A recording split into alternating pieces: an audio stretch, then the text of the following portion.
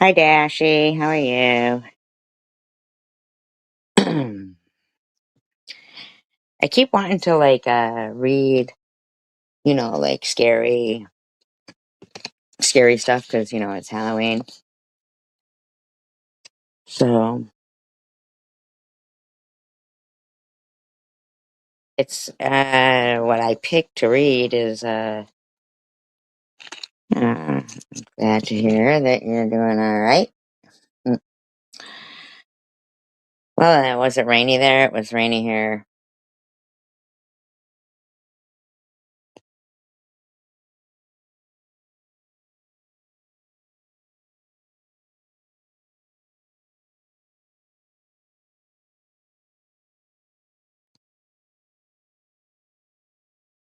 I picked a short story by Stephen King. It's only 16 pages. I don't know.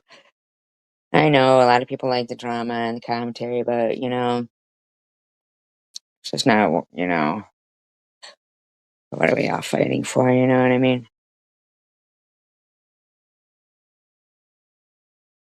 It's just no good anymore. It's just, I want to, what is that saying? Be the change you want to see or something like that. I get it. The scary stories or trivia or things like that aren't quite as, you know, aren't quite what everybody wants to see or hear, but I just, I don't know,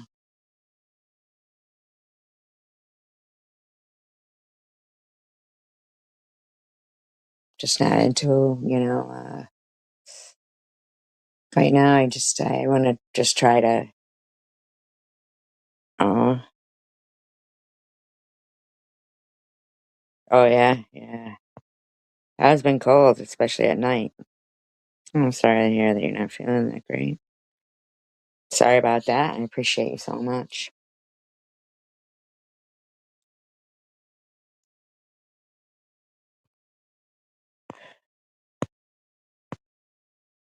But I do know that, the commentary is fun, but the fighting isn't. And I don't know.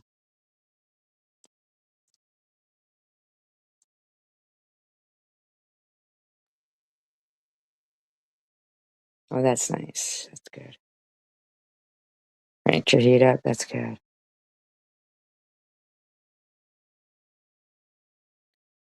Well, I mean, I get it that there's,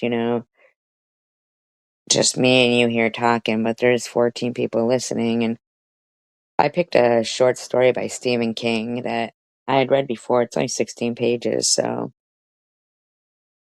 I don't know how you feel about listening to a short story. I've read it before. It's a good one. It's about a guy who is stranded on an island, and it's just what happens to him. There's nobody else there. It doesn't have any it's just all rocks and stuff, So it's called Survivor type. How ironic, right? What do you think about that, Dash? Huh? You all right with the story tonight?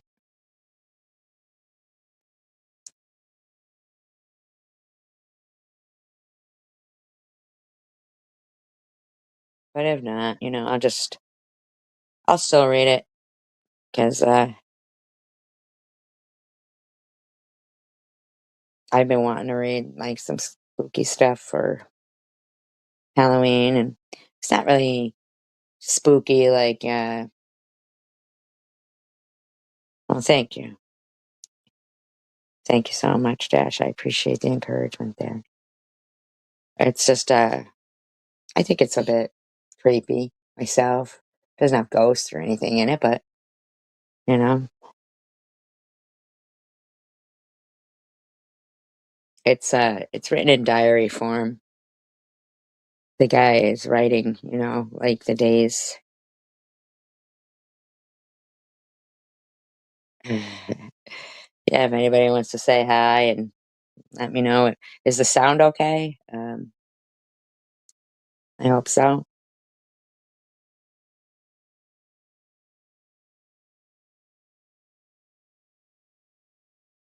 So it's written in diary form. And the guy is keeping track of how many days he's there and trying to survive.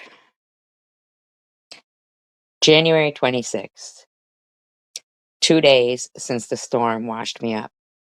I paced the island off this morning, some island. It is 190 paces wide at its thickest point and 267 paces long from tip to tip. So far as I can tell, there is nothing on it to eat. My name is Richard Pine.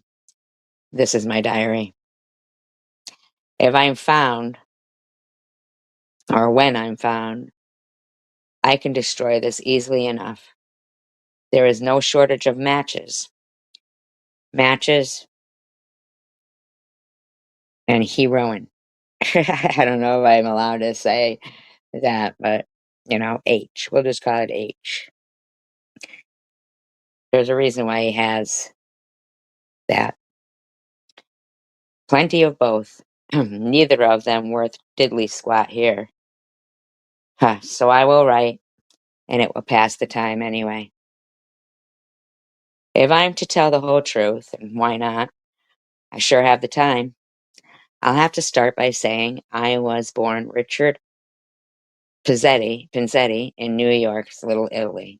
My father was an old world guinea. I wanted to be a surgeon. My father would laugh and call me crazy and tell me to get him another glass of wine.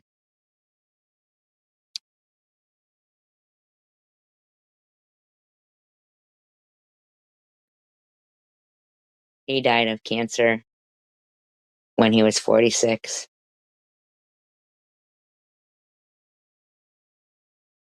I was glad. I played football in high school. I was the best football player my school ever produced. Quarterback. I made all city my last 2 years. I hated football.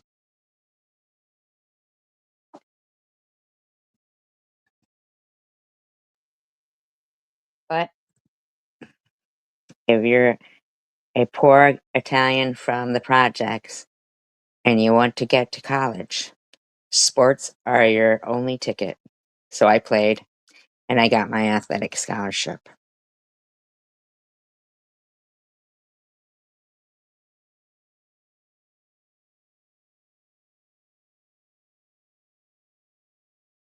Damn, it's hard to move it. Okay.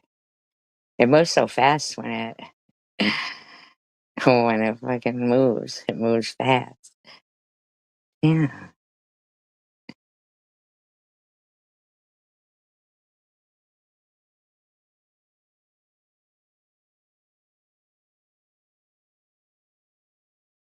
In college, I only played ball until my grades were good enough to get a full academic scholarship. Pre-med. My father died 6 weeks before graduation. Good deal.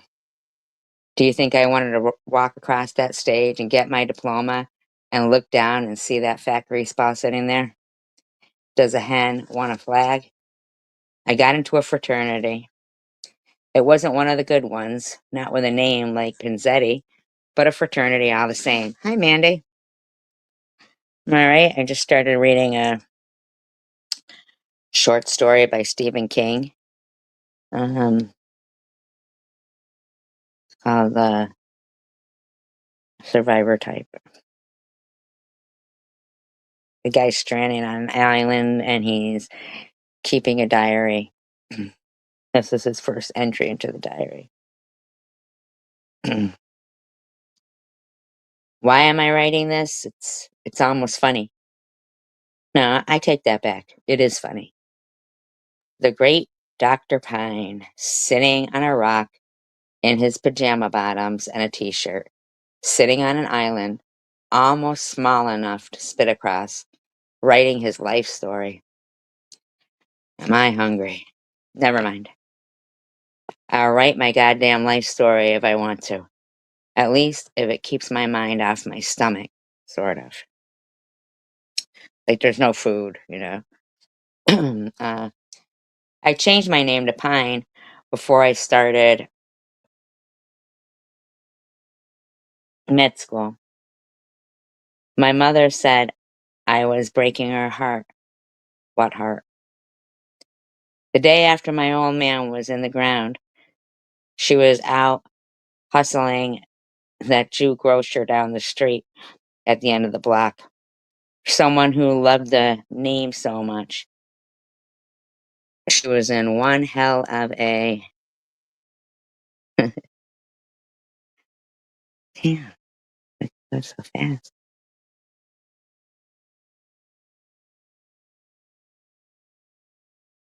Hurry to change her name to Steinbrummer. Surgery was all I ever wanted, ever since high school. Even then, I was wrapping my hands before every game and working them afterwards. If you want to be a surgeon, you have to take care of your hands. Some of the kids used to rag me about it, call me chicken shit. I never fought them.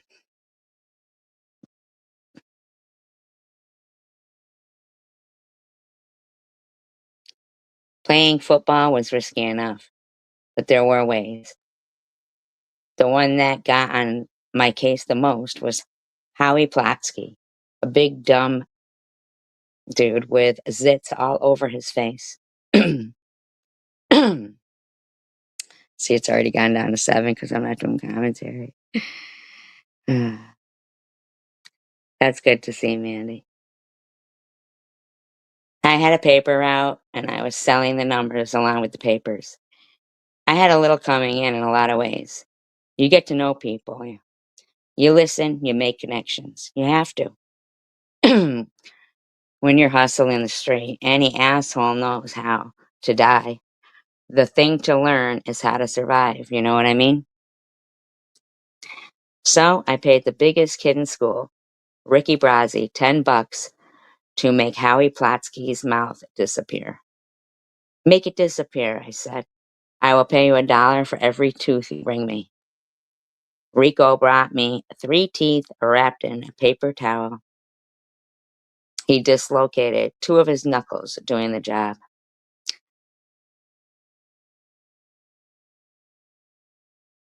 So you see the kind of trouble I could have gotten into.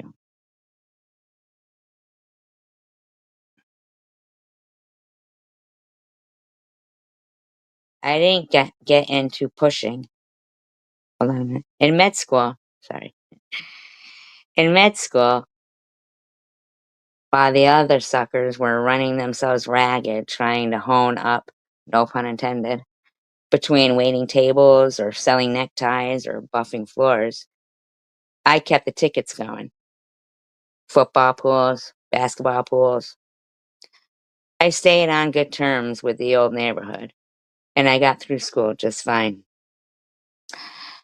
I didn't get into pushing until I was doing my residency. I was working in one of the biggest hospitals in New York City. At first, it was just prescription blanks. I'd sell a tablet of 100 blanks to some guy in the neighborhood.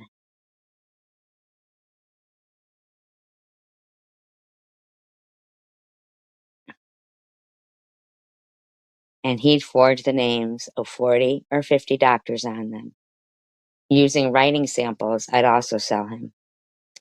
The guy would turn around and peddle the blanks on the street for $20 or $10 a piece, $28 a piece. The speed freaks and the nodders loved it. And after a while, I found out just how much of a balls up the hospital drug room was in. Nobody knew what was coming in or going out. There were people l lugging the goodies out by the double handfuls. Not me. I was always careful.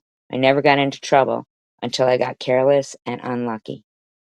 But I'm going to land on my feet. I always do. I can't write anymore. My wrist's tired and the pencil's dull. I don't know why I'm bothering anyway. Somebody'll probably pick me up soon. Oh, it is. What are you gonna have for breakfast today, Mandy? I love the bacon in England, the slab bacon. Oh my god, it's so good.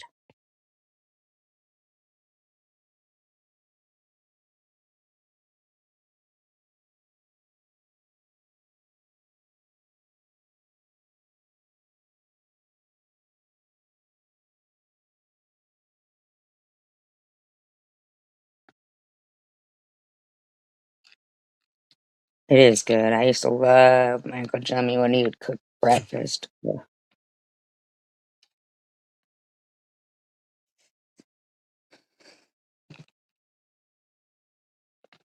Oh, bacon sandwich. Yeah.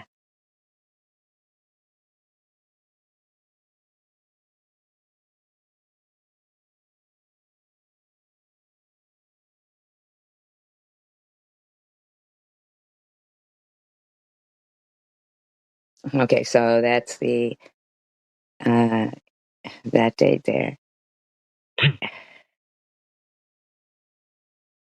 Okay.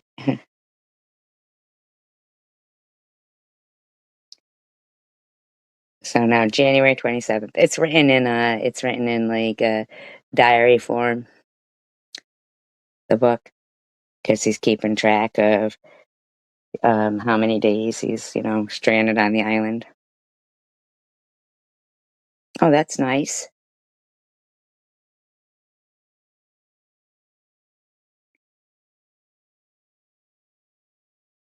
January 27th. The boat drifted away last night and sank in about 10 feet of water off the north side of the island. Who gives a crap? The bottom was like Swiss cheese after coming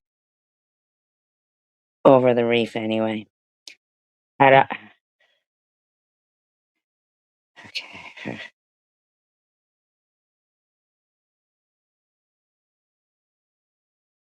Hold on a minute, please.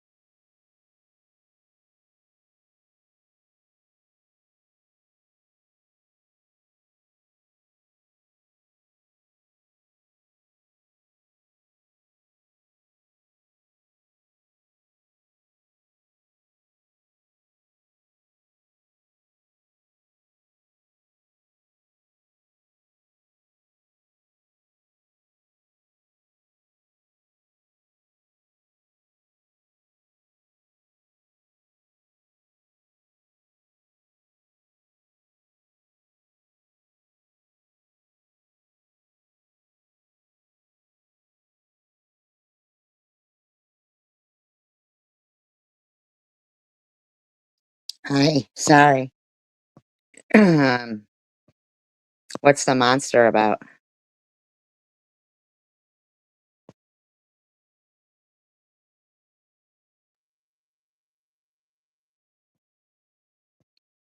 No, is it a movie or a series?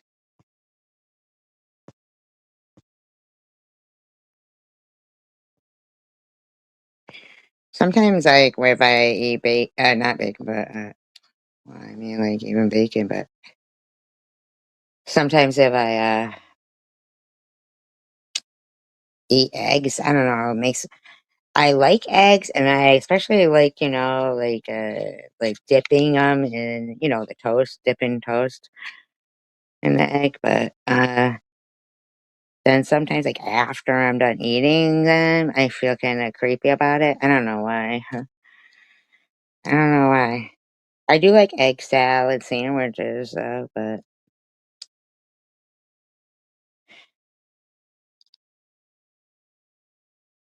my favorite is,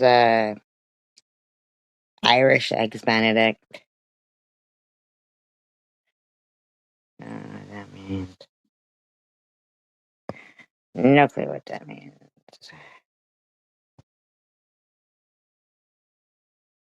Oh, I like a BLT.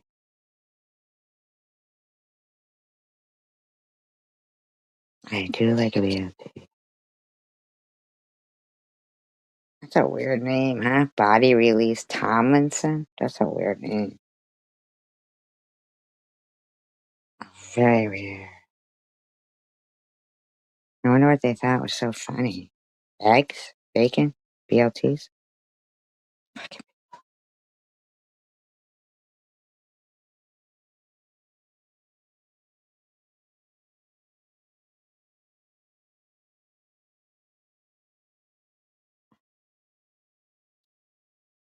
Yeah, I heard it wasn't that good though. The the monster thing.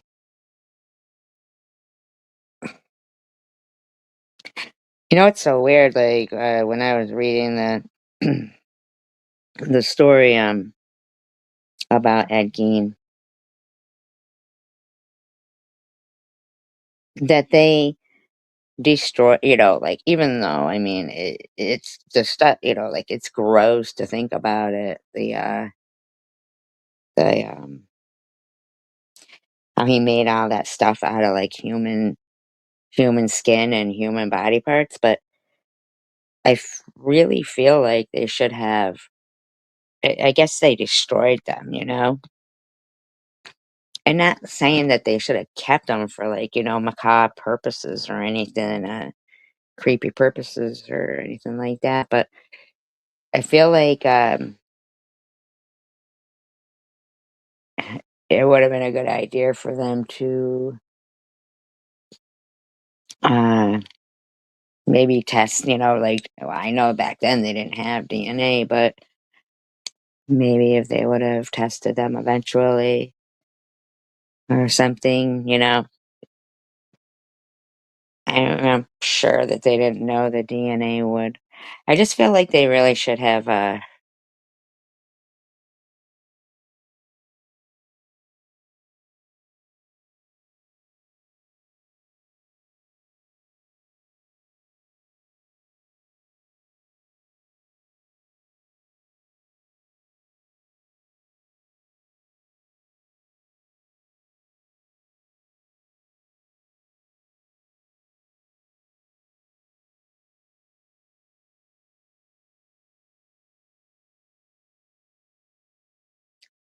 don't know, tried to figure out who the people were.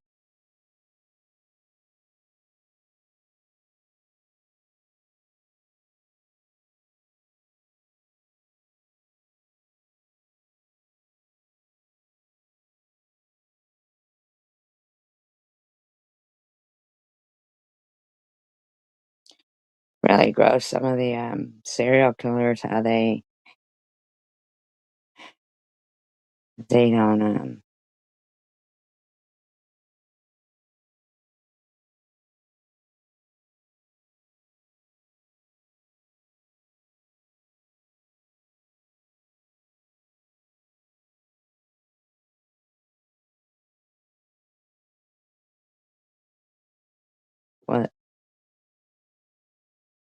They always blame the mother.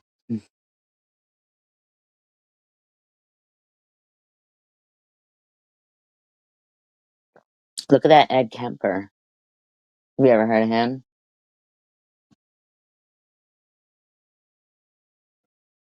Ed Kemper? Look him up. I'll finish reading that later.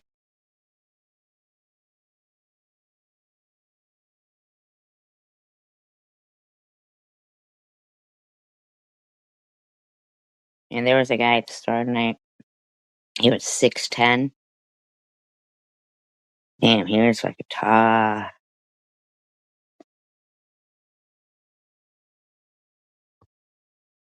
Oh, God, these are fucking weirdos, man.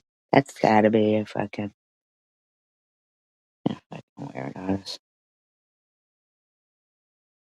Stupid Dave man. Here's a page.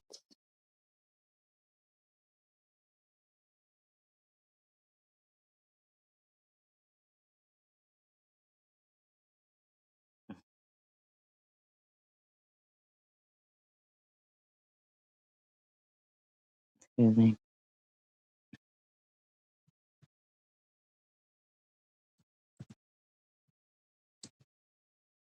Well, it's like fucking weirdos, you know. You try to do stuff with no drama in it, and like purposely they'll send trolls in and stuff acting silly so that um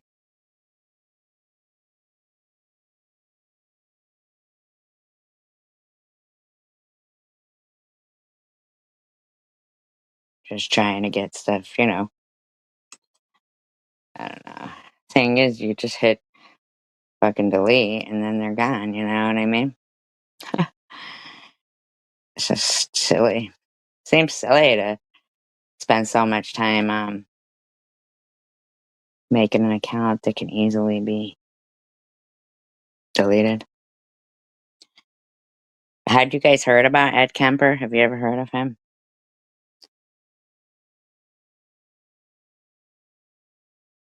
It just always fucking amazes me.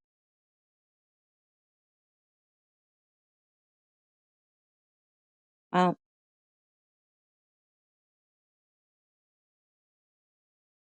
but he had already done, you know, I mean, maybe they portrayed it like that, you know, for the show or whatever it is. I feel like, I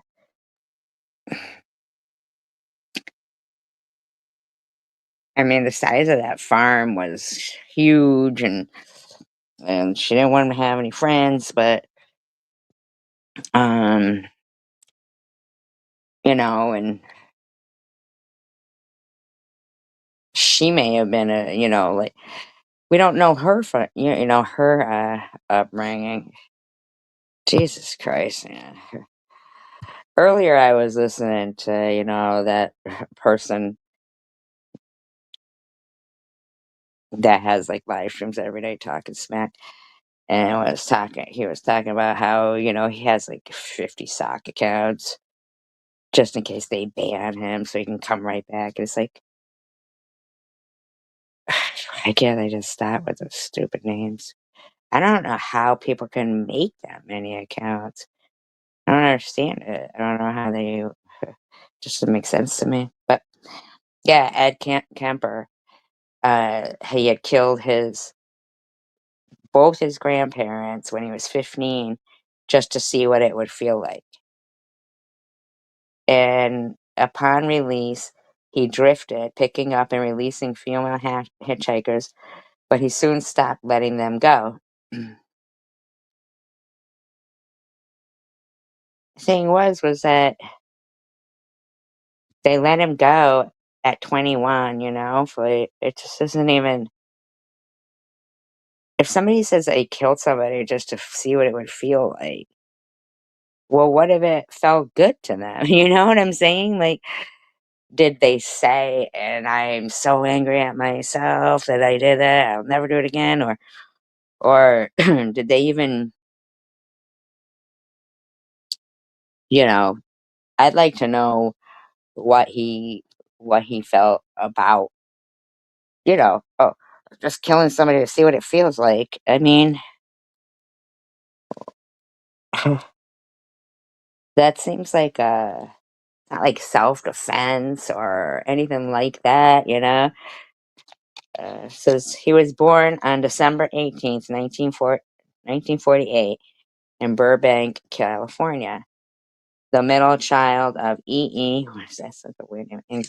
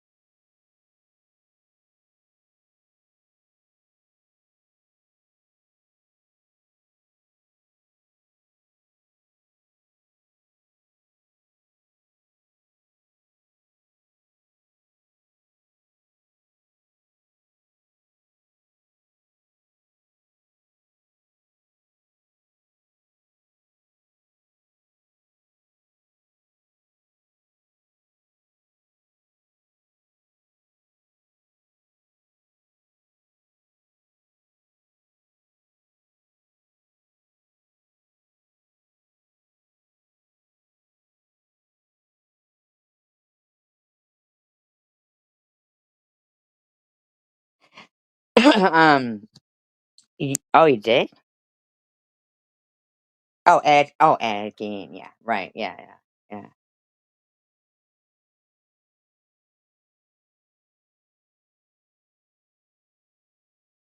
Yeah. It could have saved lives keeping him locked up. Isn't that something?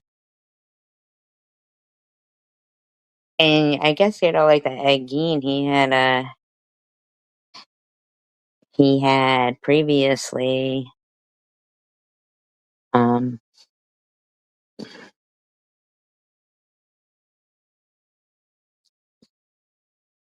previously, I don't know, his brother died in a weird way. Who knows? He may have even killed his mother and his father. Like it just seems to me, it seems like like a town like that back then. If you're digging up bodies out of the freaking cemetery, wouldn't someone have noticed that? It's just so weird to me. So strange. And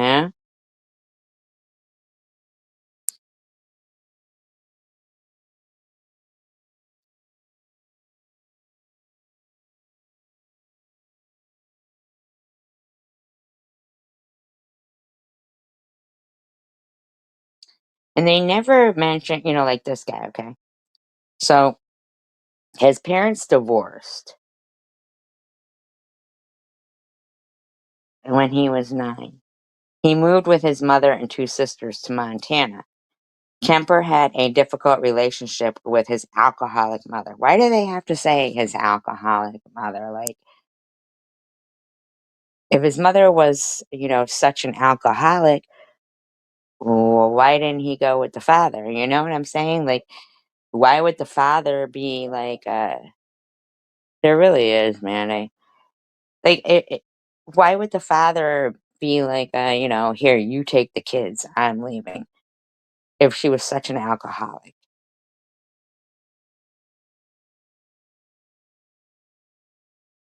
Uh, as she was very critical of him, and he blamed her for all of his problems. Well, shocker, right? When he was 10 years old, she forced him to be in the basement with his. But here's the thing, like, he was harming, like, it wasn't like he was, innocent. The kid was fucking wacky, you know?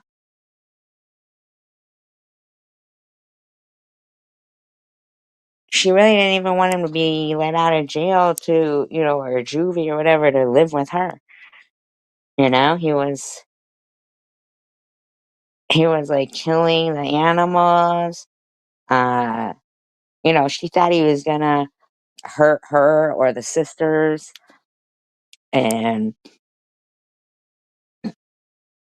so the signs of trouble began to emerge early. Right, early. I'm sure before 10, which is why, probably he probably was more mad about the father leaving than he was about, at least his mom stuck around. Like, he had a dark fantasy life, sometimes dreaming about killing his mother.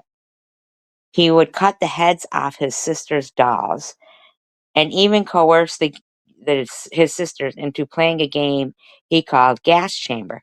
So how did he even, you know, the kid was obviously fucking, something must have fucking happened to it. He was born bad. Obviously, some people are just born bad.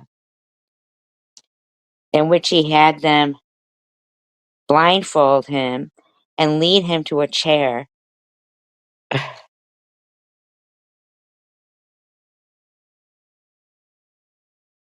where he pretended to writhe in agony as he died. You know what? That's kind of weird. It's almost like a premonition. Well, I don't even think they gave him the death penalty, though. But I mean, I wonder if back then they were. I think back then, weren't they? It's just such a weird thing that it wasn't like he was putting them in it, trying to kill them. It was more like he was the one pretending to be dying, which is so strange, like he would writhe in agony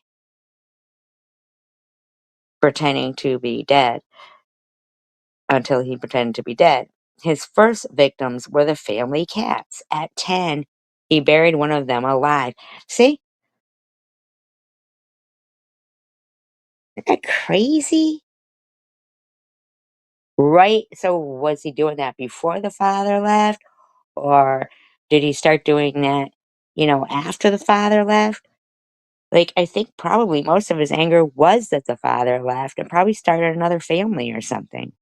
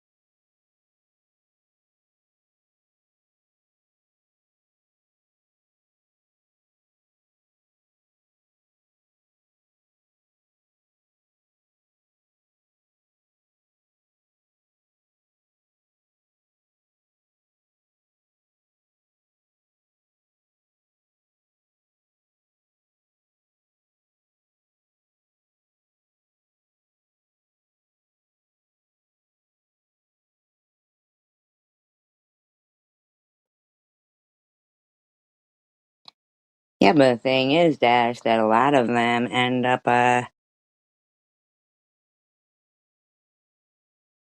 had been caught before and then they let them out.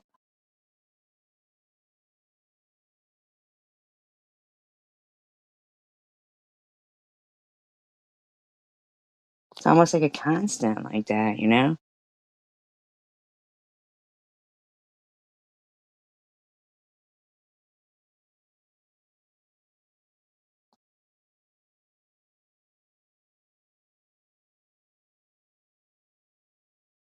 And usually when they catch them, they're, so old that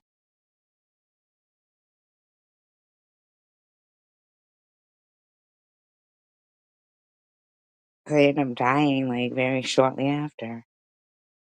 Says, so at 10 he buried one of them alive, and the second 13-year-old Kemper slaughtered with a knife. He went to live with his father for a time, but ended up back with his mother, who decided the troubled teenager, she was sent to live with his paternal grandparents in North Fork, sorry, California. So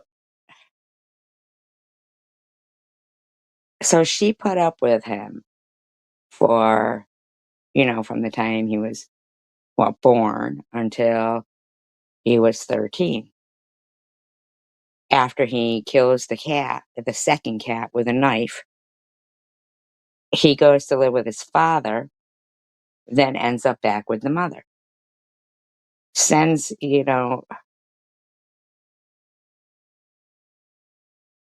sends him to live with the father's, parents. So that's 2 years in between from the time. I wonder why they never, you know what I'm saying? Like, to me, it just seems like he should have been he should have been institutionalized. Kemper hated living on his grandparents' farm. Before going to North Fork, he had already begun learning about firearms. Why?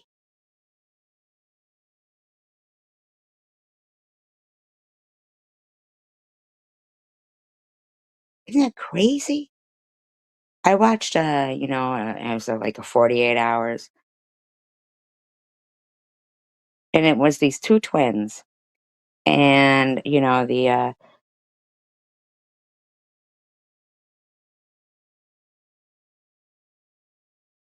who was Ian Watkins?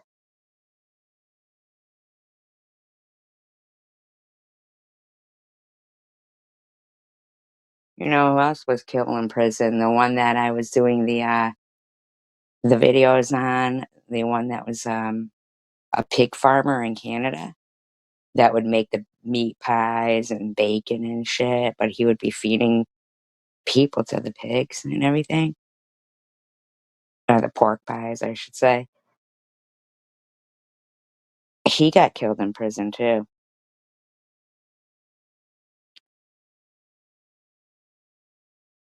Who, Ian Watkins?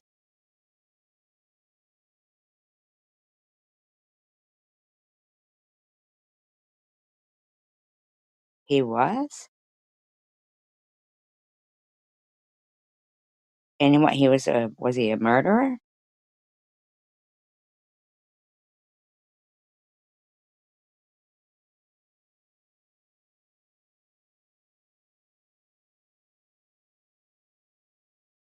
I never heard of him.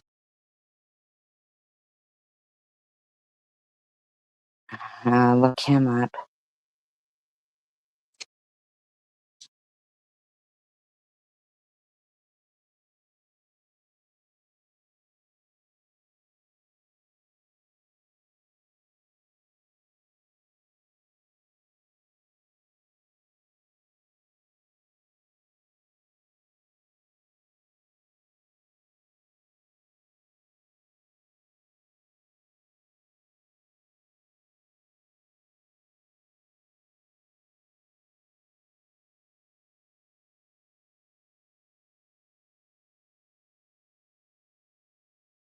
Hi, Asher Dash.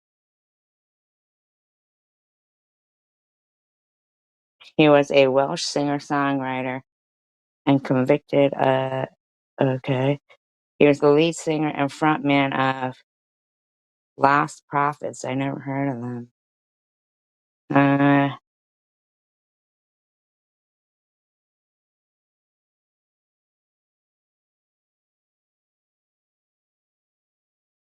he was sentenced to 29 years imprisonment in 2013 for multiple ex offenses. He pled guilty to. Oh, of course they were going to kill him in prison. Hi, Asher Dash.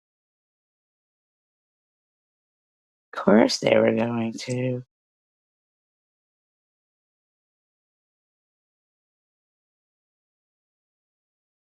He died after being attacked while imprisoned at prison on October 11th.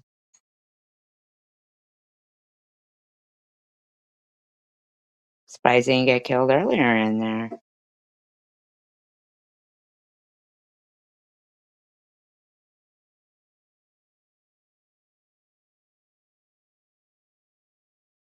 He was born 1977. His father died when he was 5, and his mother remarried a church minister 3 years later. Wow. He later moved to Pointy Pinky. What does it say? Pointy Prid? It's weird. Where he attended Hawthorne High School. I wonder how long he was doing. I wonder if something had happened to him when he was younger.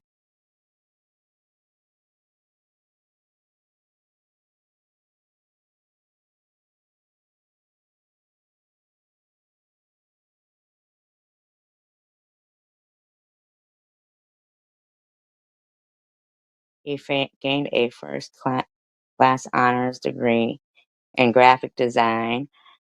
He grew up listening to mostly rock artists. As teenagers, they had mutual rock music. Um, no, sir. Oh my god, that's terrible.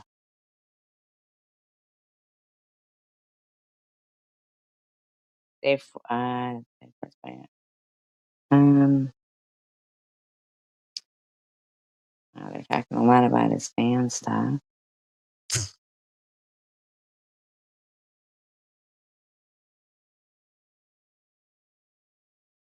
Eh, Okay. These updates. um,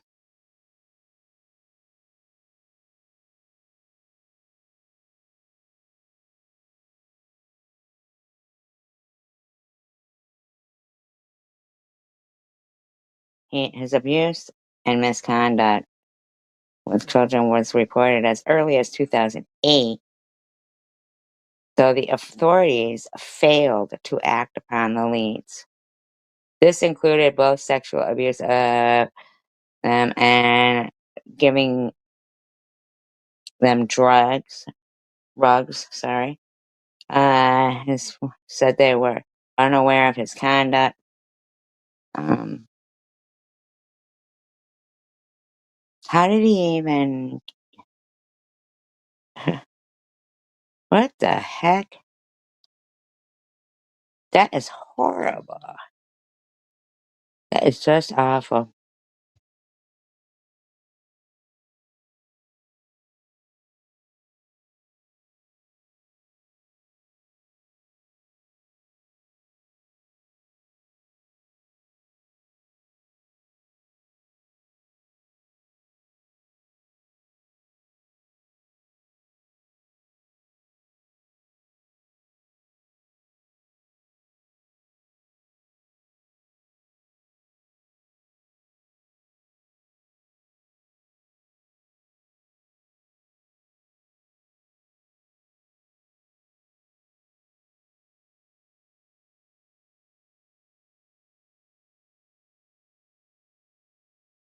Oh my god. There's something around with those women, man.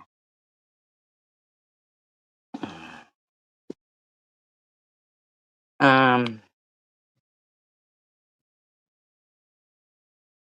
one of his girlfriends says, she was one of the 6 people who spoke to the police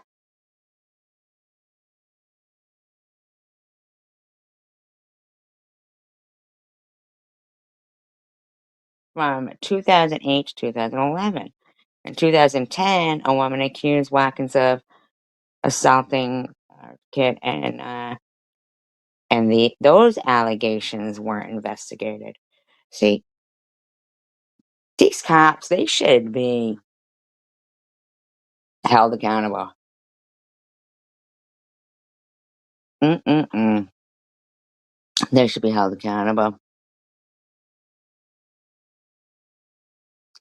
During the recording of his band's 4th album, was made aware by Watkins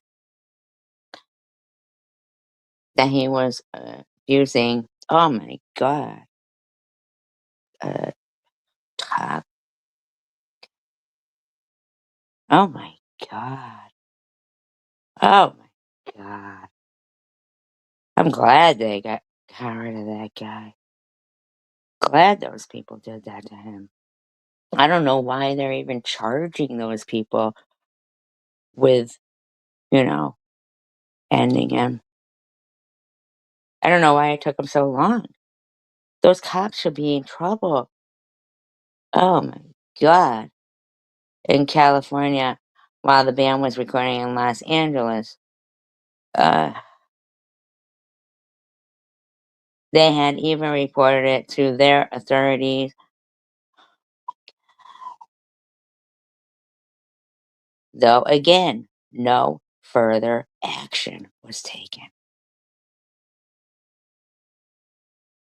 Oh my god. That is a freaking constant.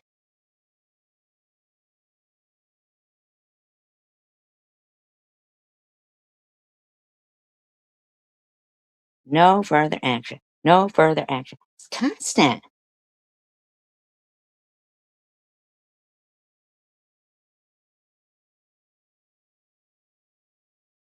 So the only reason why they ended up getting him for anything was because something had to do with, what, rug use? Yeah, rug possession. Unbelievable.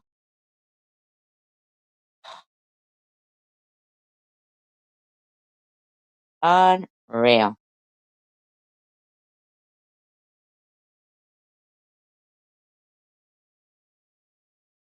Yeah, as if they didn't already know.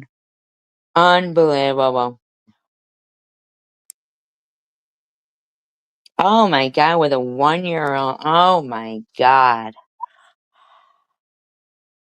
Oh god. You were right after that. About looking the guy up, huh? Oh my god.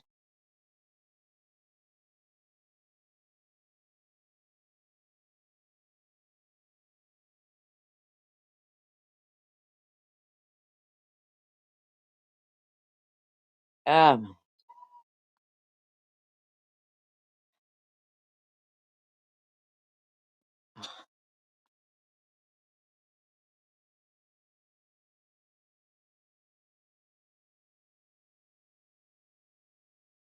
oh, he was videoing himself doing that.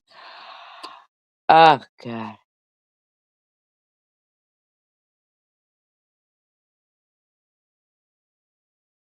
So he would have been eligible for parole in 6 years. He would have been eligible for parole in 6 years.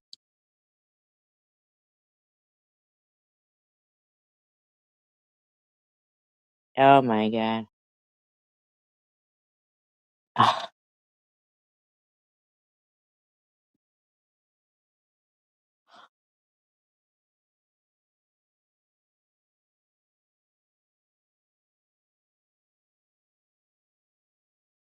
I can't even believe the consequences of the force's failings were arguably that a predatory pedo offended over an extended amount of time. The evidence obtained in this investigation suggests that South Wales police were faced with a litany of reports about his behavior, yet in some instances did not carry out even rudimentary investigation. Holy fuck. Oh, so they accept it and have regrets. Oh my god. Found that police had failed a number of times.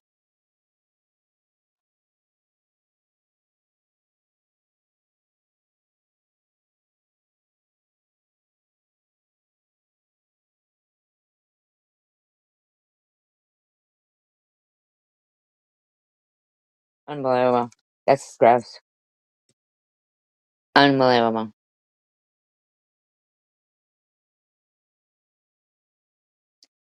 So, is he out again? Uh, Watkins was transferred where he had been incarcerated while on remand to begin serving his sentence, to be closer to his mother. Why the fuck? What the fuck?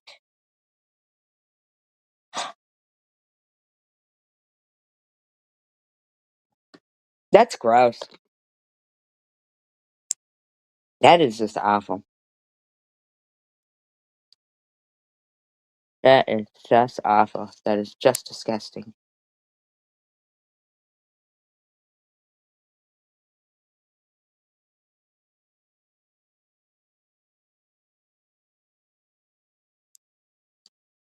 So gross. So gross.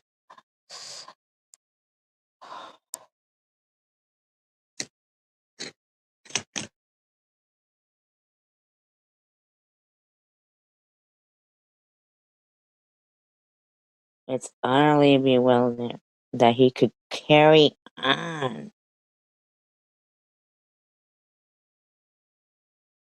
harassing the girl's mother from jail. Wow. In March 2018, he was found with a mobile phone and he was using it to contact a girlfriend. He refused to give names, citing fear of violent retribution. Oh my god.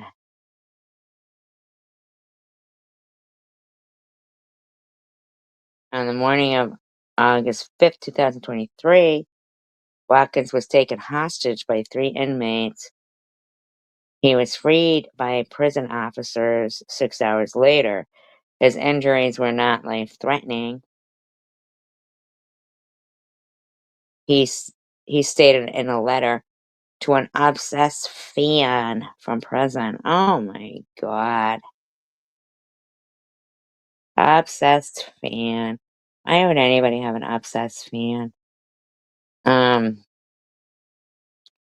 on the morning of October 11th, he died at age 48 after being attacked.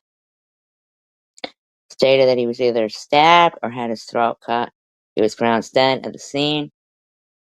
Uh, they charged the two men, aged 25 and 43, with murder at the time of his death. The 43-year-old suspect was serving a 24-year prison term for abduction and RIP, and the 25-year-old was serving a life sentence with a minimum of 27 years for the murder of a man mistaken for a drug.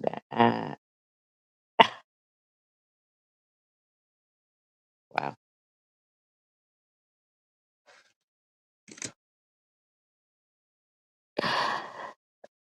I just. mm, mm, mm.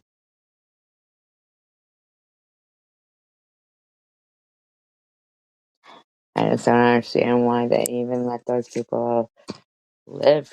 He should have just been murdered immediately. They should have just, but they don't even have the death penalty, I don't think, in England at all, right? They don't have the death penalty at all in England anymore, at least. I think they probably used to, of course, because they used to behead people. Remember? Good.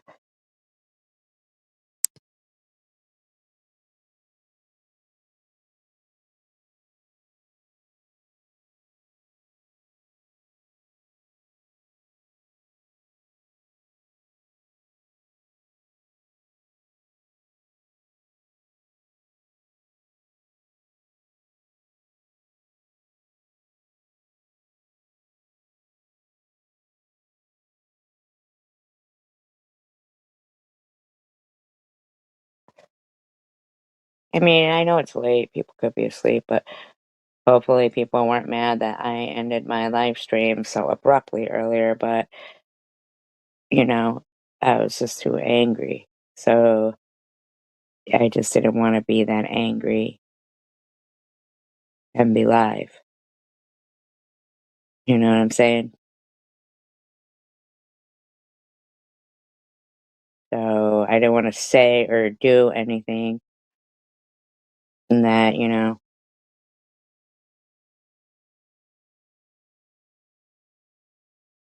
was said out of rage. I didn't want to.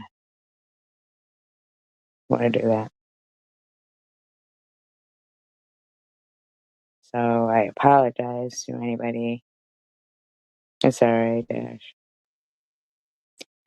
But I apologize to anybody who, was, you know,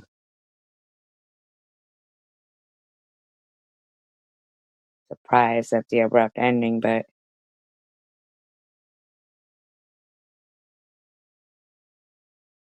it's not the type of person,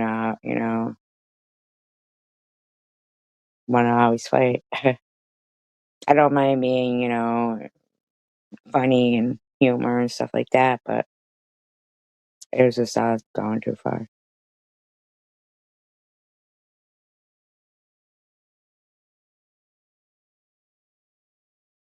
I apologize for not, saying bye at the time or whatever, but I knew I was so angry.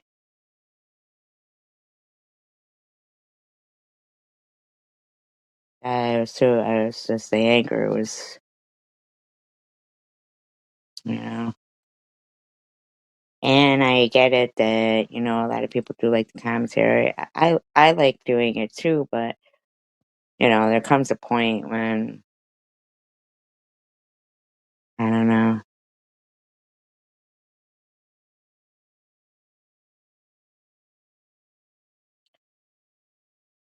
but I don't want to, like some people will, leave the platform to, you know,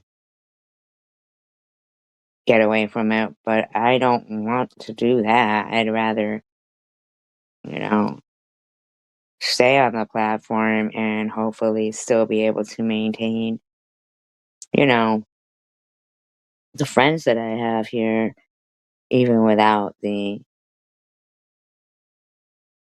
I'm not saying that I won't ever do commentary again. I'm sure that there's even, uh, I'm sure there's stuff to do commentary on, but it was just off the chain today, everything. And,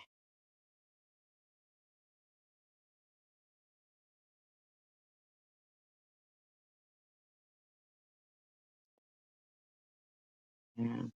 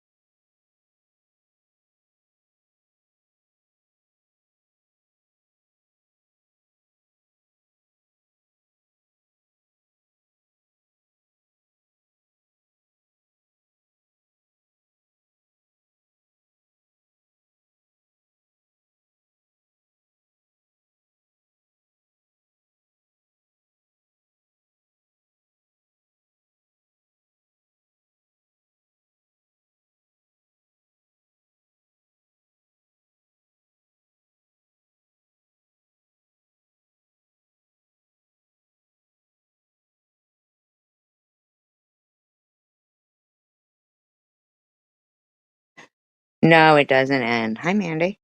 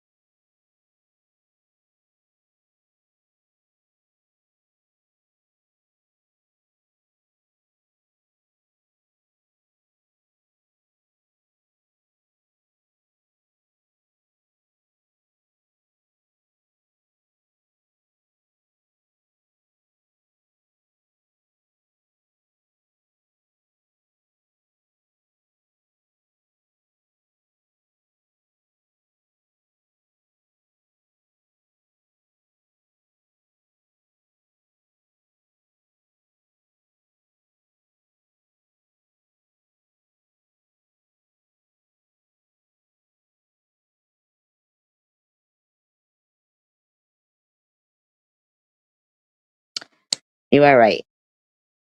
You are right. You are right. Mm.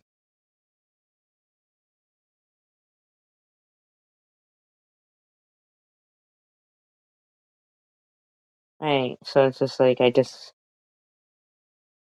at this point, kind of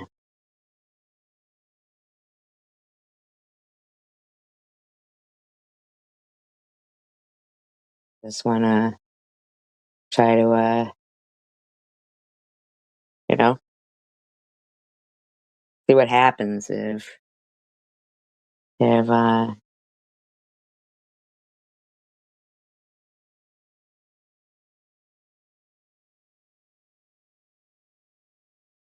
if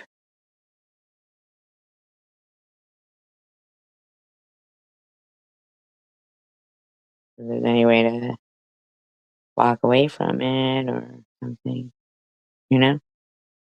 Uh, Not walk away from the channel, just, away from the whole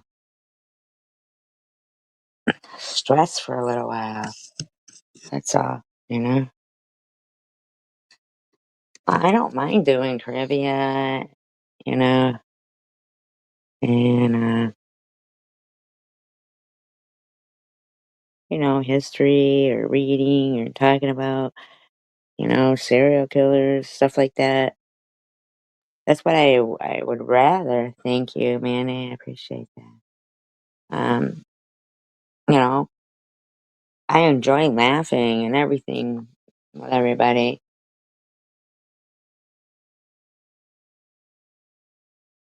Don't get me wrong, I mean, if things were to carry on the way they were, I would, do commentary, but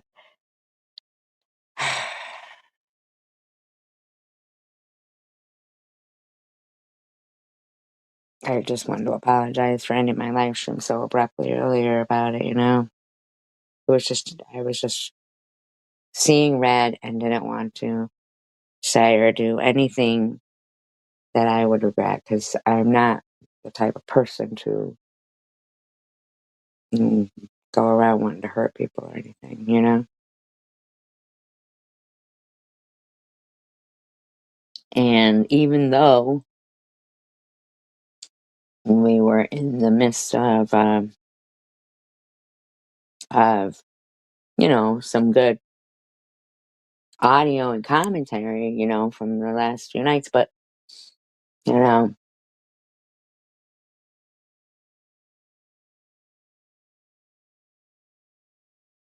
all the stuff is still on those channels. You just gotta, you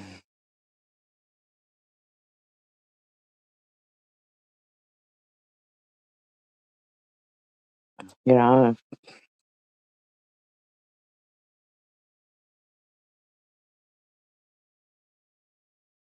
I like they took it down themselves, so it's like it's there for anybody to see, and I get it. I am kind of funny when I'm doing commentary, but I'm kind of funny when I'm doing trivia and stuff too. Like, but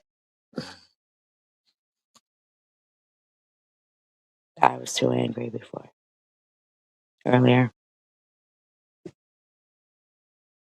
so I do hope people understand why.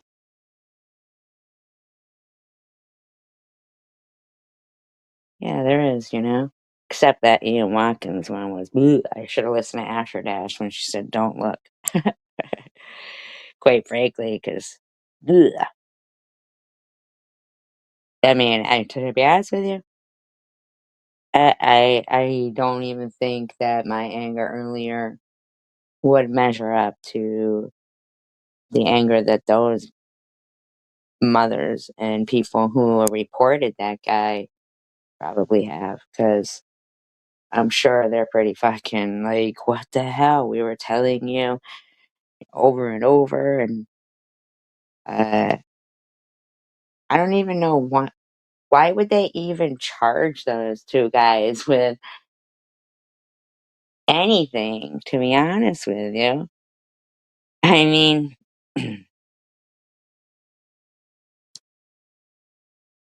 could you imagine if the guy got out? Of course he was gonna do the same thing. If he was still, having a phone with nasty stuff on and still sending letters to, still doing nasty things inside jail, I guarantee you by the time, say he spent it in jail and then so if he's 10 years younger than me, right?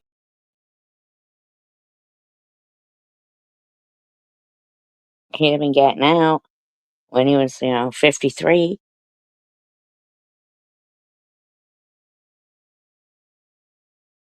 and probably still. Somebody like that, they should just automatically I think the only thing that really would to me, in my opinion, uh, would be ask any of those family if they wanted to take the guy out. They should just let them take him out. They were clearly, in my opinion, if they were like, "No, I don't wanna do that, blah, blah, blah, my kid's doing it," and hopefully, you know, I would hope that well, because you just don't even know, like, the actual, like, if there's, physical just the fact of the matter of now, did they destroy all those videos? I certainly hope they did.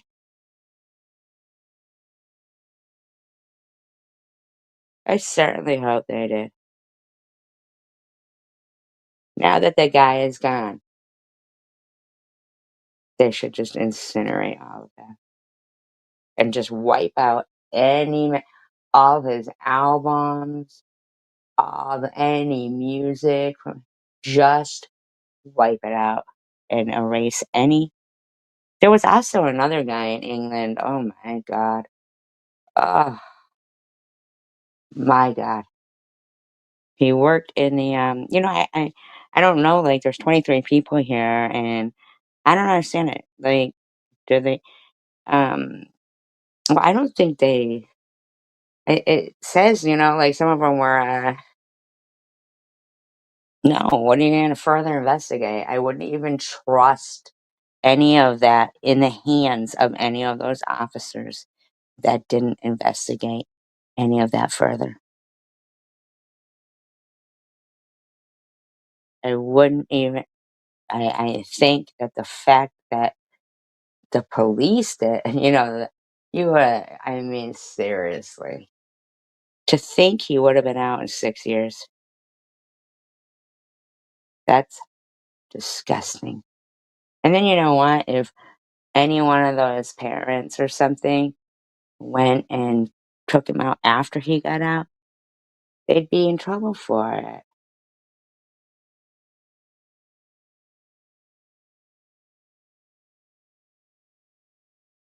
Yeah, he could have been selling that shit online. I mean, I bet you, mm,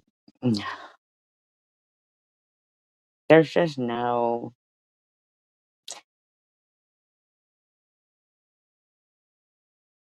that's just sick. That's just like this, Ed Kemper, you know? Somebody at 10 years old is killing cats. Um, eh, what was the point of even letting the guy out so that more people get killed? They even let him go to the police academy. Oh, but the one that I was talking about in England, uh, the one I was talking about in England was, he worked for the hospital and he had, I think he was like a janitor or something. So he had a card to access to all of the, places in the hospital, including the morgue. Oh my god. Oh,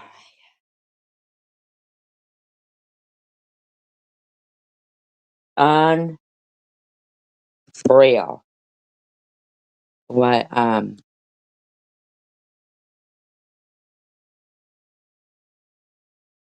what he was doing was just unreal. Oh, is that his name, Andy? Unfucking believable what he was doing. Unbelievable. And these people, when they found, when the cops arrested him, uh, just imagine. And it was on like video. The guy was filming it too.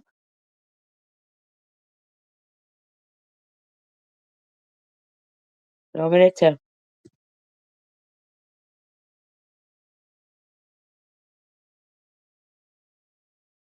That's so gross.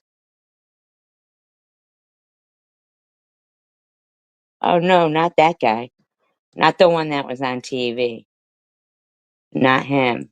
Um,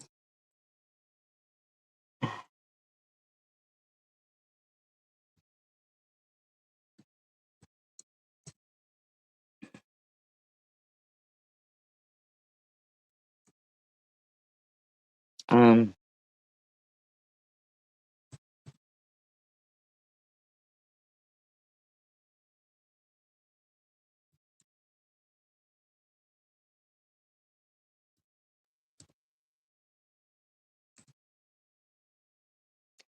yeah, okay.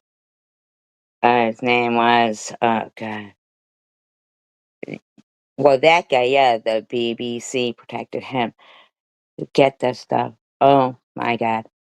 British hospitals where a worker had sex with 100 corpses failed to protect those it cared for. He was an electrician, later convicted of 2 murders that went undetected for 15 years. A British government ordered inquiry found serious failings at hospitals where an electrician who was later convicted of murder had been able to have sex with more than 100 corpses over a 15-year period without ever being detected. His name was David Fuller. Manny, David Fuller.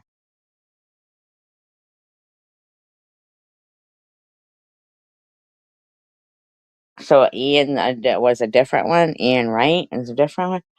Uh, David Fuller's necrophilia was uncovered in 2020 when police used DNA to tie him to the 1987 slayings. Holy crap. Of 2 women, and also discovered millions of images of sexual abuse in his home. The images included videos of him having sex with the bodies of women and girls in the mortuaries of 2 hospitals where he worked. No, in England. In England. The offenses that he committed were David Fuller, were truly shocking, the 308-page inquiry report said. However, the failures of management, governance, regulation, and process it, I just can't even. Southeast England it was. Uh, this is not solely the story of a rogue electrician. He was 69. He's serving a life sentence with no chance of release. Why at all give him any food or anywhere to sleep? Just kill him.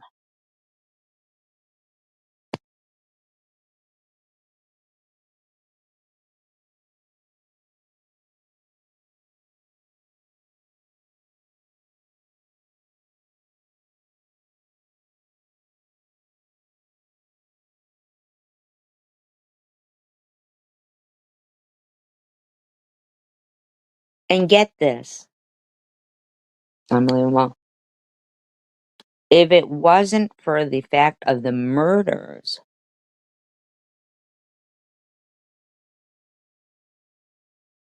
that he had committed in 1987, so that means he got away with that for 13 years, right?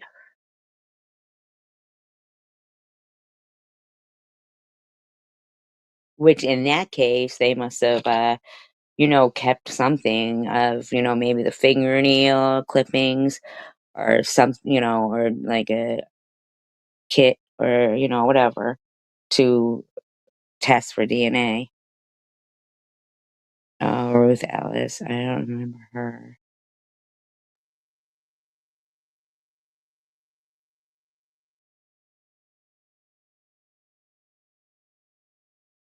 But if he had not, like, if the murder thing, and the DNA hadn't led them to him, he would have only gotten 12 years. He would have only gotten 12 years.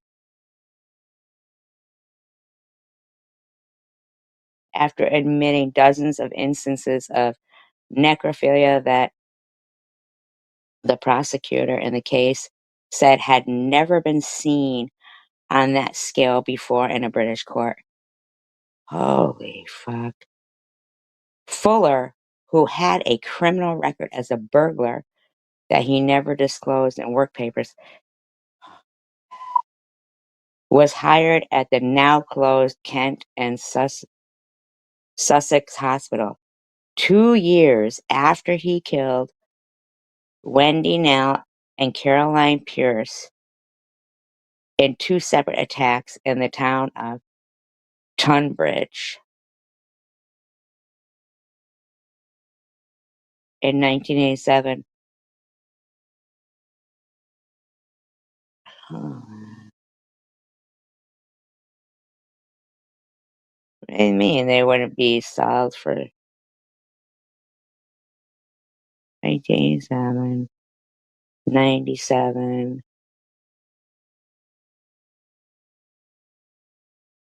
Somebody has to do their math right, because it says they wouldn't be solved for 33 years. That's not even 33 years. It's not 33 years. It doesn't even add up. After he moved on to work at the Tunbridge Hospital in Penbury, he committed, oh my God, 140 violations against the bodies of at least 101 girls and women aged 9 to 100 between 2005. Okay, hold up. No, no, no. So it wasn't 2000, it was 2020. So they're right. 33 years. 33 years. Can you imagine how cocky these people get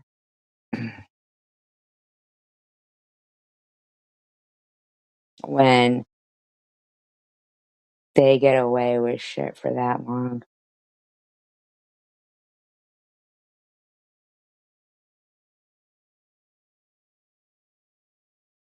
15 years he'd been doing it. The inquiry found, oh, so gross.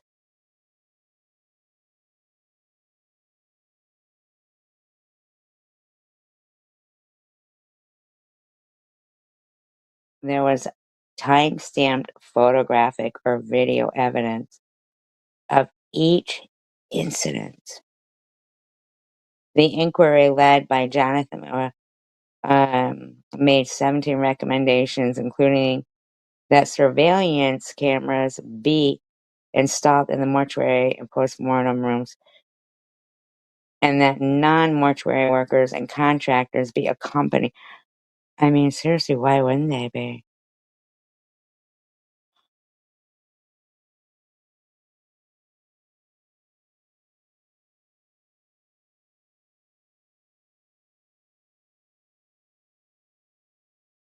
Oh, I know, right?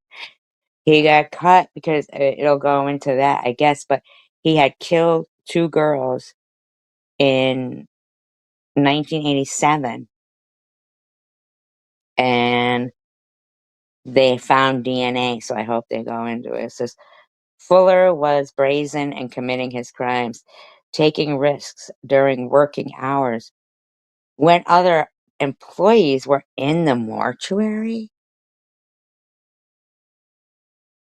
The inquiry said it could not determine how he had been able to carry out the abuse during working hours without being caught. Come on, man. It remains hard to believe not only that he took the risk of offending during normal mortuary working hours, but that this was unnoticed by the mortuary staff, who we are told were actually present. Come on. Oh my God, there's more to it than that. Oh my God. Mm-mm. There's something sick there. I mean, really. That's that's I wonder if he was paying them or something. Like, he would occasionally have to perform maintenance in the refrigeration system in the mortuary, routinely entered the department as many as 444 times in 1 year. Come on. Come on. What the fuck? Who would fucking think what what staff member, what, like, administrator of the hospital would be like, "Oh, wow, like, the refrigeration system is breaking down and needs, maintenance, sometimes more than 2 times a day?" Come on, man. I'm telling ya, that's something sick there. I bet you if they looked further into that, unfortunately, I bet you that they were selling that stuff on the dark web. Uh, that is sick. Somebody was getting that's sick. There's no way that somebody I would be interested to know who was running that hospital and letting that guy do that.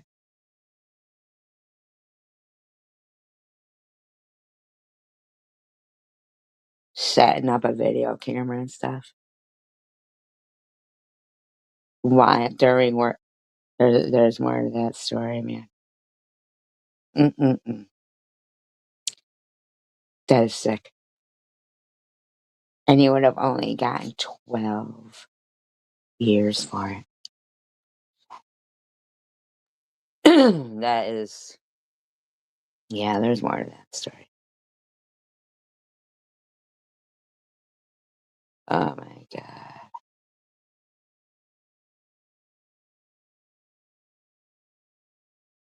He entered the department as many as 444 times in 1 year without being properly questioned. Fuller said he selected his victims by viewing a logbook. He avoided those who died of an infection. That's what I'm saying. I I would think so, right? Or something like COVID-19. Family members of the victims who were interviewed by the inquiry but not identified said they were stunned when they learned what had happened to their loved ones and discussed how difficult it had been to carry on afterwards. I bet, man. Um, let's say that's just it's unbelievable. One widower said he couldn't bring himself to tell his family members about it. Oh my god. uh,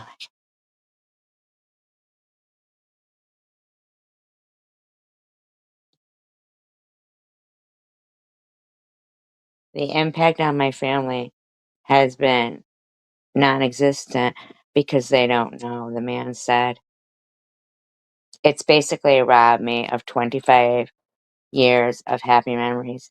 Anything that reminds me of my wife also reminds me of what David Fuller did to her. Many questioned how Fuller was able to get away with it when surveillance cameras are so prevalent throughout Britain.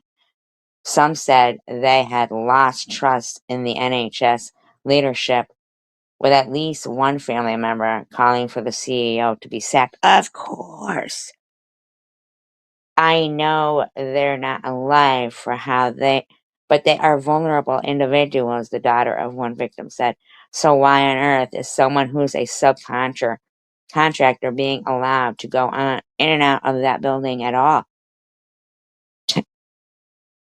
many times a day without having some kind of supervisor? I find that an absolute disgraceful trust loss there. I wonder if they, um, and that's it. That's all. Oh, come on. I gotta find more about this shit. That's it. I mean, that is so sick. I am in shock. I'm just in shock. I'm in shock. I wanna know who the CEO was. Did they prosecute him? Why would they have to call for him to be fired? Why wouldn't he have been fired? Oh my god. Oh, there's gotta be other people involved in that. Absolutely. Absolutely. Absolutely. Oh my god. All those family members should have to, oh my god, I can't even. In 2021, he was convicted of the murders of Wendy, now 25, Carolyn Pierce, whom he strangled and SA'd after breaking into their houses months apart in 1987 and Royal Turnbridge, Wells, Kent, and what became known as the Betsit murders. The killer's DNA had been known since a cold case review in 2007. What the His DNA was known since 2007. What the fuck?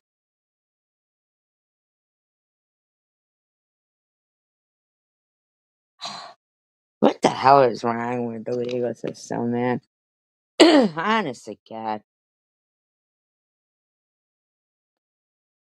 Honestly. I am just I'm just in utter shock and disbelief.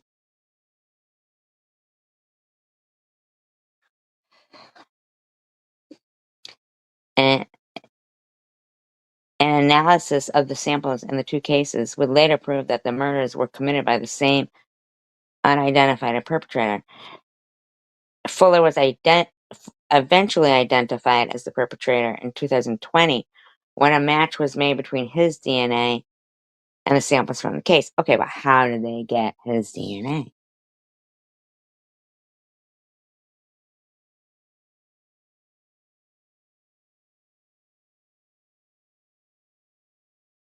Yeah, how did they get his DNA?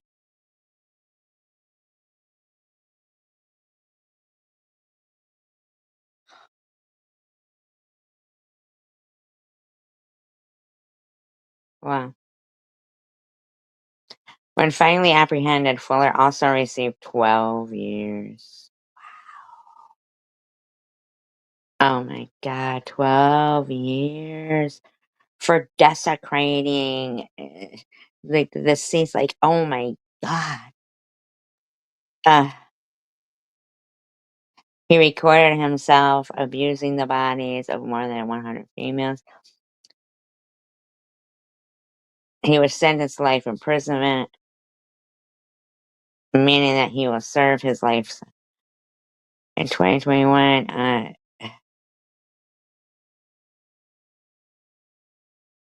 pleaded guilty to the charges on November 3rd. Uh, I just can't even believe that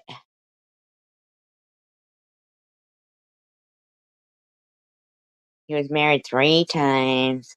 He previously worked with the with the Ministry of Defense.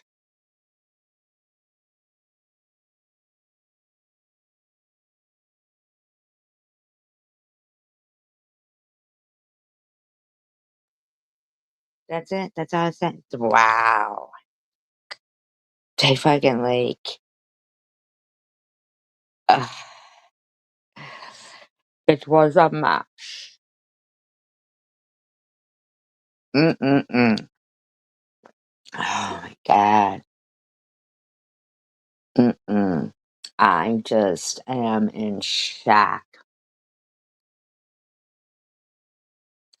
Why is keep him still alive? Get rid of him, man. It just is, I don't understand why. I'm gonna look up the Bedsit murders. I just don't understand how did they get his DNA in the first place? Um,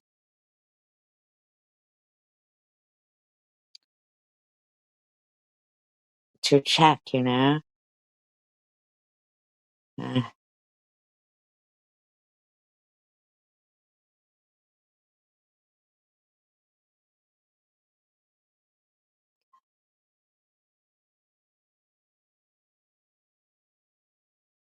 Uh, this guy's only, my god, they just don't give enough time to these people at all. Not at all. It's so gross.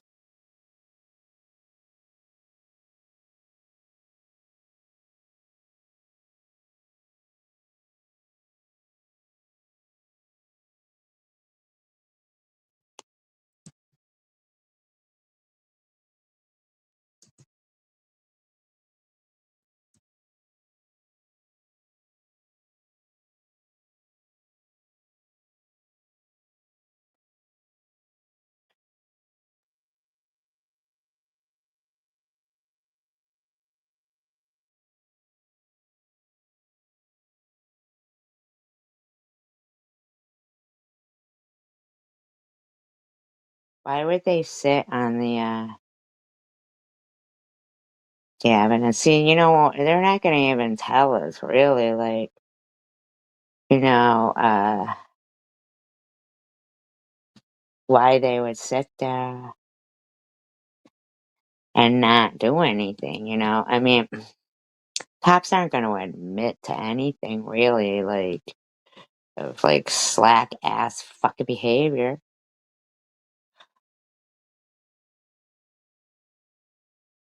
Mhm.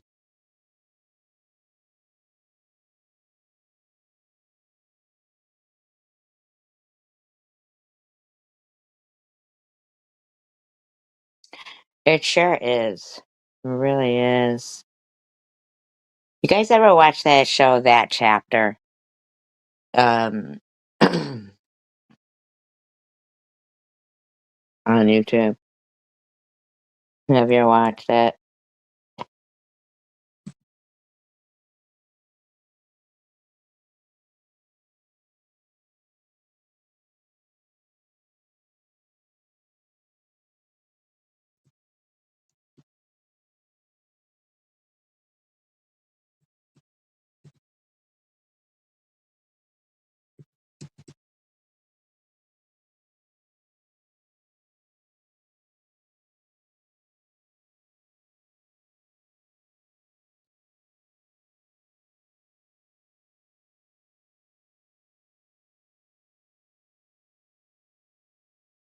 At all?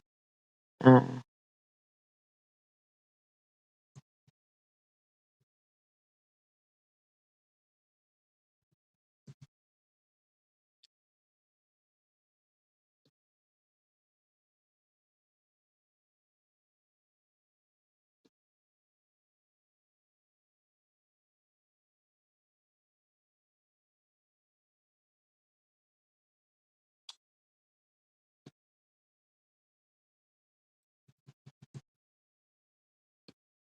I want to find it for you guys. Because,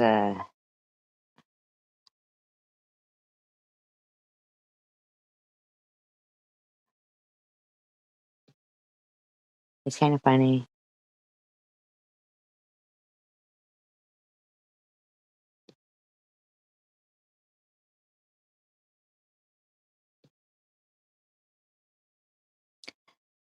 He is kind of funny. He's like Irish.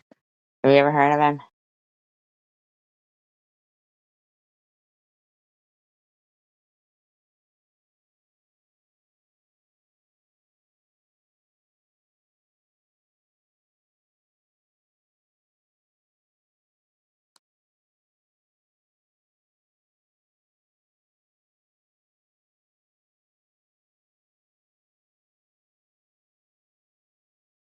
But he's got so many fucking, uh,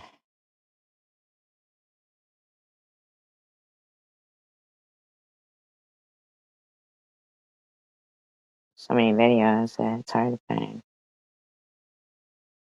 what you want.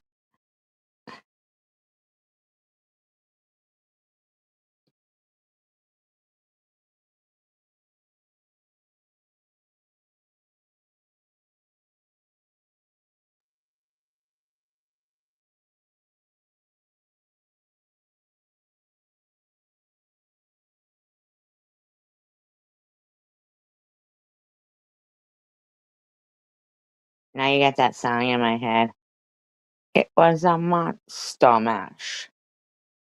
The monster mash.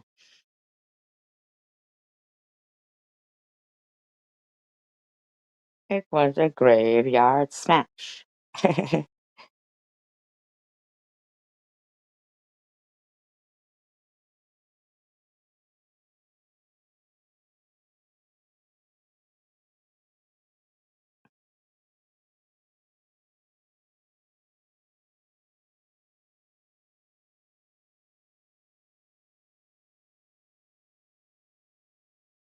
What? I know what I want, but very, very hard. He's got so many videos. Oh, well, I'll just fucking. We'll just pick one.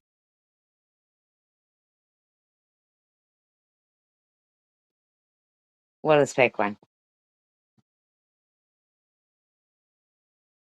This is my favourite dentist hack to clean my retainer. If you wear a retainer every night like I do, you know how hard it is to keep it truly fresh.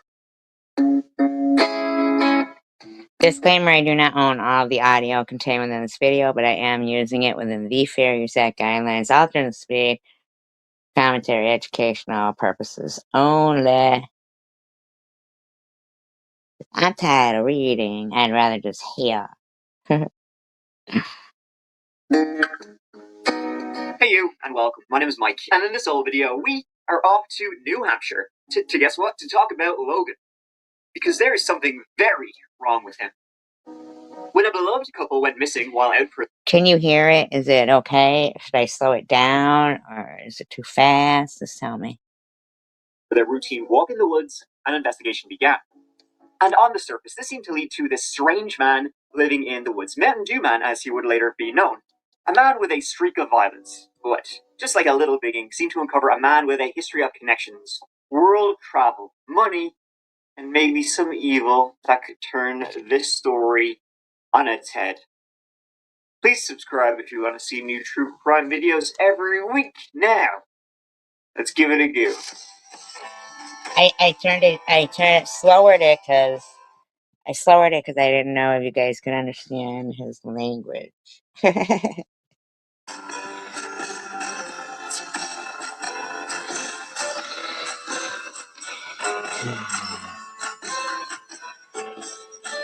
So this story Oops. takes us to the city of Concord, New Hampshire. I live near there. The city of Concord lies in southern New Hampshire. It's the capital of the state, and it has a population of a little over 40,000 people. It's a compact, cozy little New England city. It's got the historical charm, the quality of life, and the beautiful scenery pretty close by. On the eastern side of the city, You cross the Merrimack River and you keep on trucking, lies this area called Alton Woods. New Hampshire's kind of boring, though. There's a lot of these apartment buildings. It's leafy. It's perfectly situated between the bustling city and the tempting countryside. And that was where an older couple, they were in their mid-60s. Stephen and Wendy, she went by Wendy, Reed, that's where they lived. Stephen, in 2022, was 67 years old. A local Concord, born and raised. No, if they don't get caught, we don't know about He it, right? later attended the University of Notre Dame, and after receiving full scholarships to a number of law schools, Stephen decided no. He wanted to dedicate his life to those around him, and so instead of heading off and getting working as a lawyer or whatever, he instead decided to join the Peace Corps. He worked in West Africa for a number of years before returning to the US to work at the headquarters in DC. And it was then that Steve met the love of his life, Wendy. Wendy, 66 years old in 2022, was born in Togo and traveled a lot as a youth as part of the national basketball team. She eventually landed in the US after earning scholarships, and while studying in DC, she met Steve. They were in fact introduced by a mutual friend who knew He's not drunk, he's just slowed down. that Stephen could speak a West African language that she spoke, and so kind of took off from there. Wendy, the outgoing extrovert, Steve, the quieter introvert. And they married in 1984 and will later have 2 children together. Steve would go on to work with a number of NGOs. Can you understand it when I speed it up? Can you understand it? Because he sounds like drunk. It would slow down.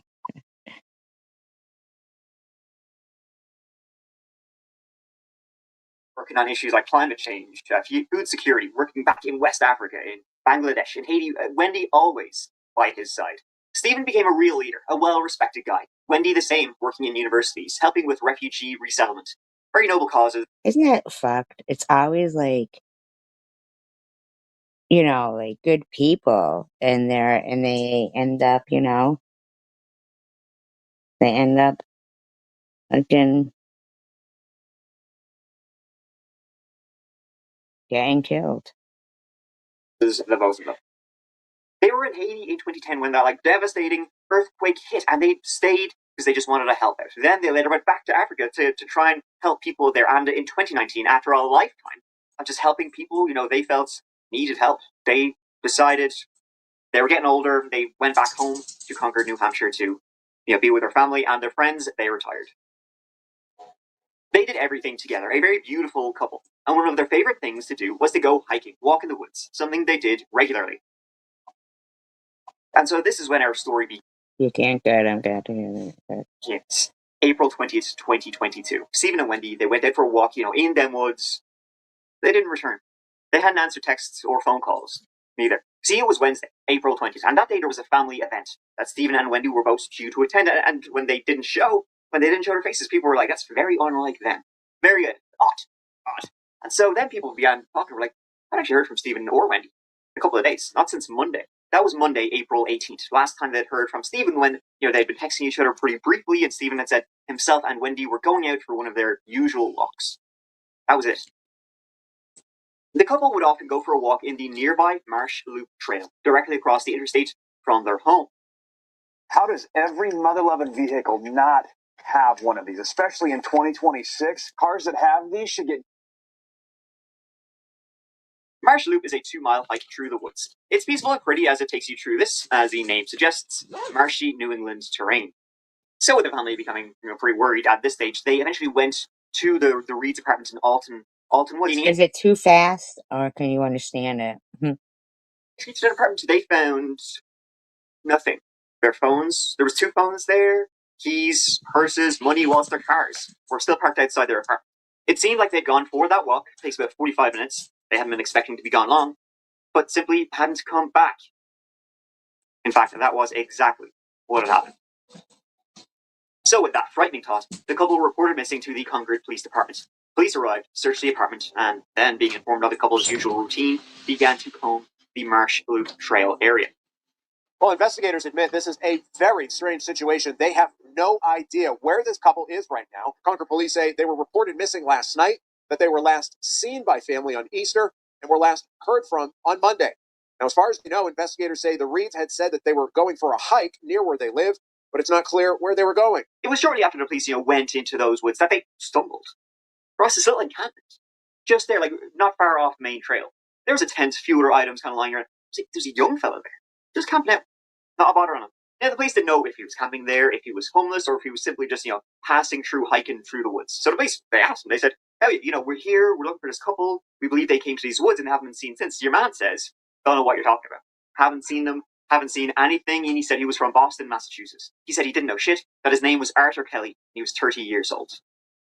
Now, interestingly, when the police ran this name, just to be sure, it came up blank.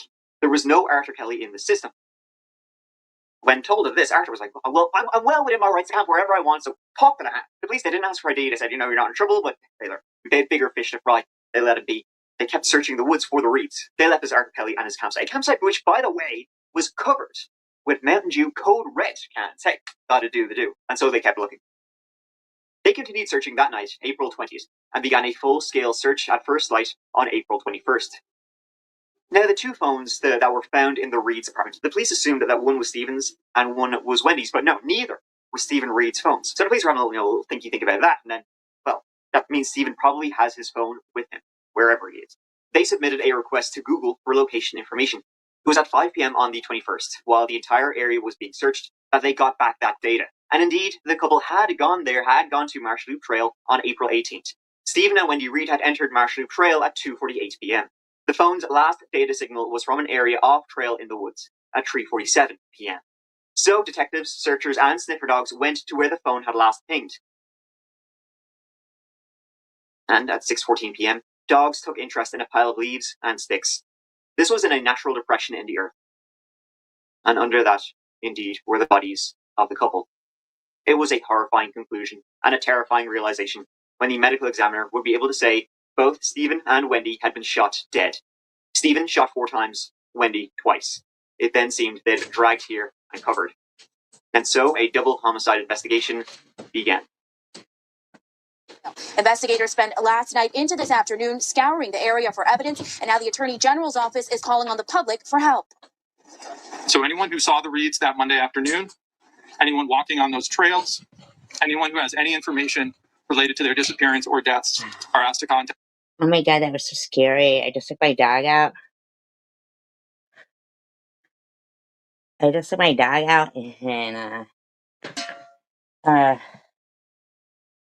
there must have been like an animal out there that, I didn't see, in the backyard. I don't know, like me, I don't know if it was like a possum or what, I didn't see it. But, that, like fucking Roscoe went, and it was like there was going to be a fight between the two. Oh my God. But he scared it away or something. Yeah, I'm out of breath because I thought he was going to get attacked or something because I didn't know what kind of an animal it was. Like, if it was a fox, I think like a fox would have fought him or something, maybe. I don't know, Earlier tonight, I think I saw a coyote. Oh my God.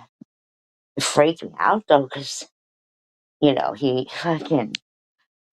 Because he goes at, I had to go outside with a flashlight because all of a sudden, he ran after, because he went, normally if there's nothing outside, he just goes to the bathroom, but this time he went down the thing and then must have seen something to the side of the house, and then they started scrapping kind of, but I don't think scrapping. I think that I don't know, it was probably just a possum, maybe, I don't know. But he started chasing it, but I couldn't see it because I didn't have a flashlight. So I ran and got a flashlight, and then, so now I'm behind of what happened to the story. Well, I didn't see the coyote, like, around here. It was actually, like, more towards, like, the city part, and this huge, you could tell it wasn't no dog. It was huge. I don't know, it was coyote, maybe a wolf. I don't think we have wolves around here, though.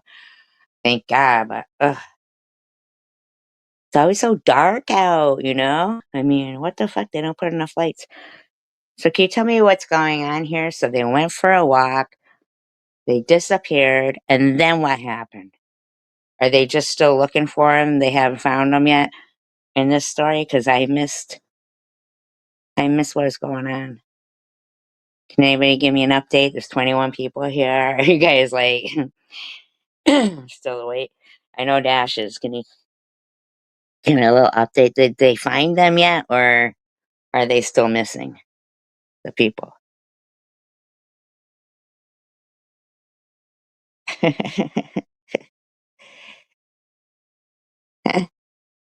The people in the story. Was anybody listening? Can anybody tell me? Really?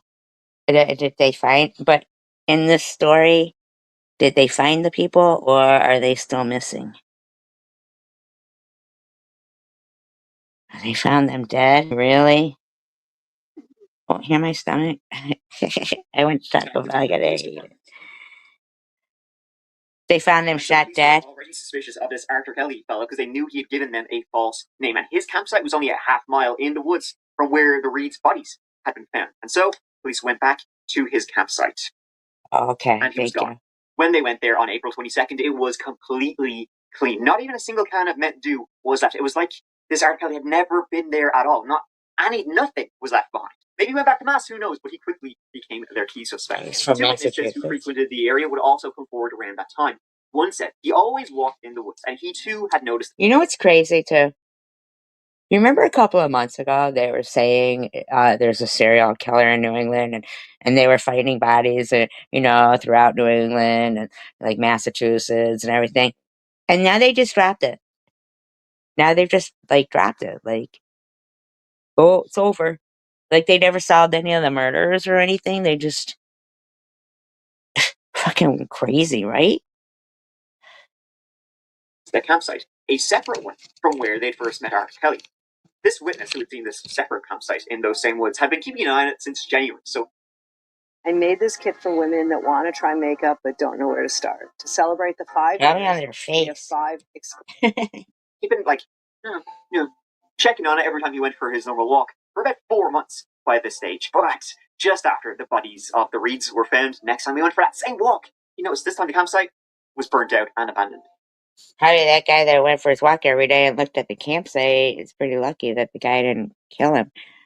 They don't know why he killed them or nothing, right? Yeah. Police, when they were told of this, they didn't initially think it was related until they went and checked it out. And Mountain Dew Code Red cans were found there too.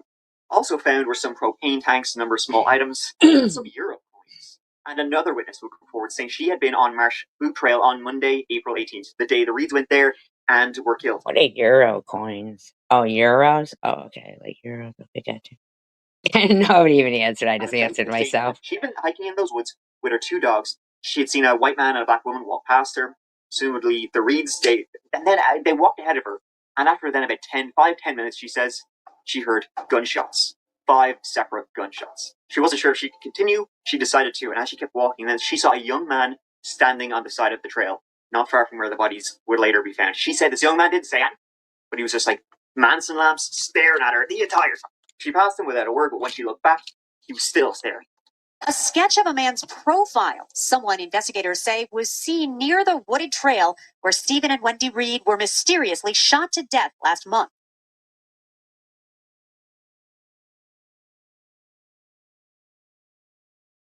Is someone that investigators believe may have information about these crimes as either a witness or a suspect. The police were now on the hunt to find this Mountain Dew man, as he would be known. Over the following weeks, more locals would come forward saying they too had seen this Mountain Dew man. They all thought he was. So if they found like cans of Mountain Dew, can't they take fucking DNA off the cans of the Mountain Dew? And fingerprints, too. I mean, you would think they could find out, like, who he really was by... Definitely, because if he had, like, a prior... Obviously, I would think he did have a prior record if he's, like, like... I'm trying to be off the grid and in the woods, living, you know? He was homeless. He was seen multiple times between November 2021 and April 2022. Clean shaven, neatly dressed, but unfriendly to people. Often would only give a curt nod when past, if even that. More likely to get a sarcastic reply. One person even said they'd heard him yelling and screaming to himself. And it would all say he wasn't seen again after the murders. Police then went to a nearby Walmart to see if they could find where those propane tanks had been purchased, and indeed he had been shopping at that Walmart. This do man. A young man will come in, buy propane tank. What a fucking waste of time, because, I mean... I say it's a waste of time to go to Walmart to see, you know, who... But obviously, the guy was there for 6 months in the woods.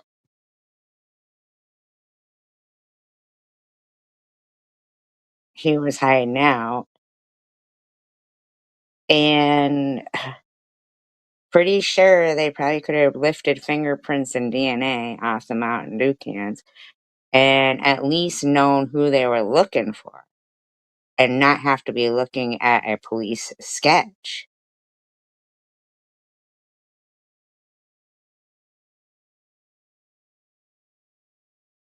Go off into the woods. No one knew anything about him, though. He rarely spoke. He ever spoke, to be honest with you. So nobody. He was always kind of wearing like hoods, masks, and not seen again after the bodies were found. The police had no idea who he was and continued to search through the burnt out. Come on, how the fuck can he even see? His fucking mask is up to his forehead. Hoping to learn his identity. And at one point, they did find a spent shell casing matching those at the crime scene. So they're pretty sure the same guy had camped at both campsites. It wasn't until September that a real break in the case came, if you can believe that. So they were just trying to find out who this guy was, get his identity, but they didn't even know where to begin, other than the fact that he looked. What the fuck? What am I, the smartest fucking person on the New Hampshire police force, and I'm not even on it?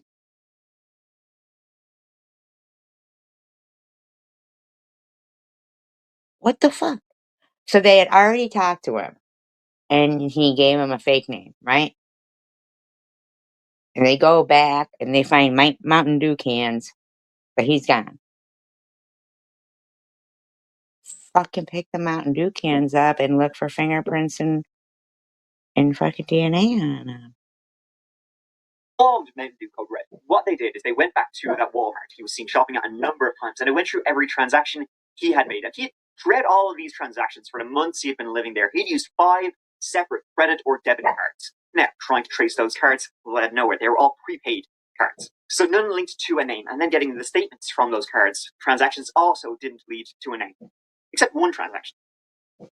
There had been a purchase from bulksupplements.com. Several vitamins were ordered to be delivered to a Walgreens near the woods. ID needed to be presented to collect the order.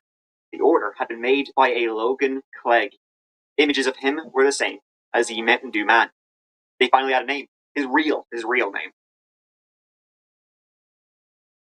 They hadn't come across it before, and in the system it brought up Logan Clegg, DOB, January 24th, 1996, and he had been arrested twice before. See? They would have had his fingerprints. Unbelievable. Salt Lake City for shoplifting in August 2020. Hands out. Pull your hands out of your pocket for me, kid. Pull your hands out of your pocket, dude. Let's go. Pull your hands out. Don't be dumb. Remember, don't be dumb. Yeah. Nice. Switch this. Open up your fist. Open up your fist. You're gonna go into handcuffs right now because you wouldn't follow our commands to keep your hands out of your pockets. Which makes you worry. Wouldn't follow our commands. Keep your hands out of your pocket. And escape, and it worries us. So we're gonna make sure. And that's why you pull your hands out, right? Because if we see that, that could have been super bad, bro. I got stolen, Logan. You want to blame the cops for your mistakes? Super weird. I'm blaming So he had a stolen gun?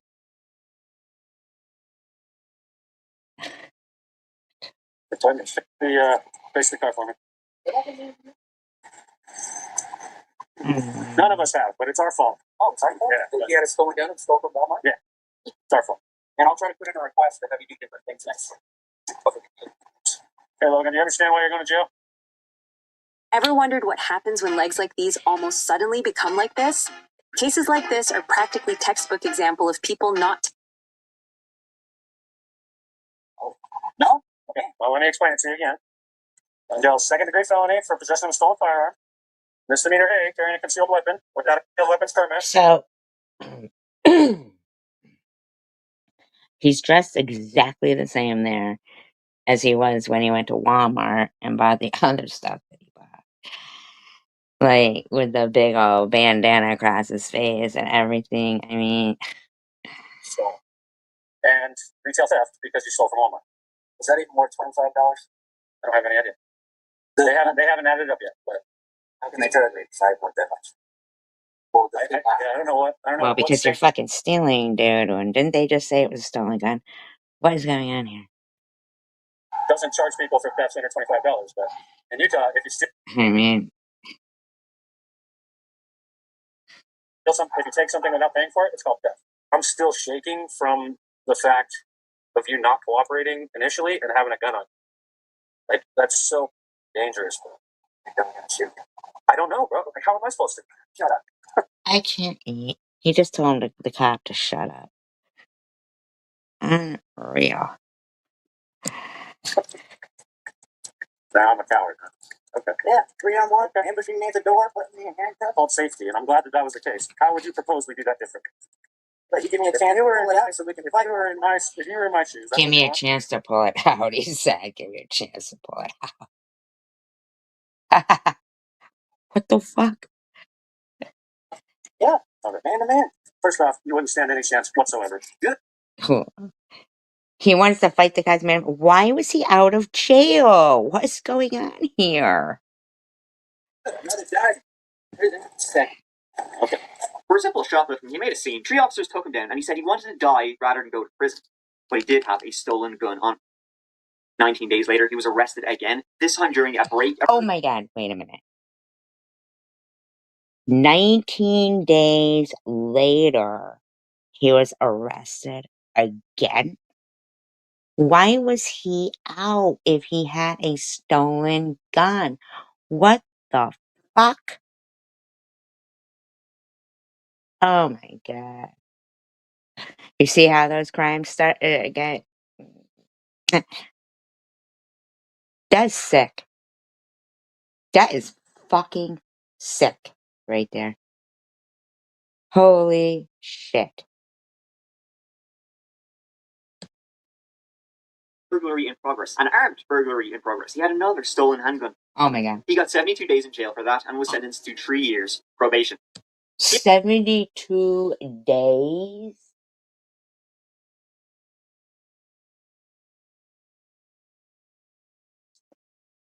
What the fuck? Are you guys still with me? It says there's 22 people here. I don't know if you guys fell asleep or what. This is how criminals end up so cocky.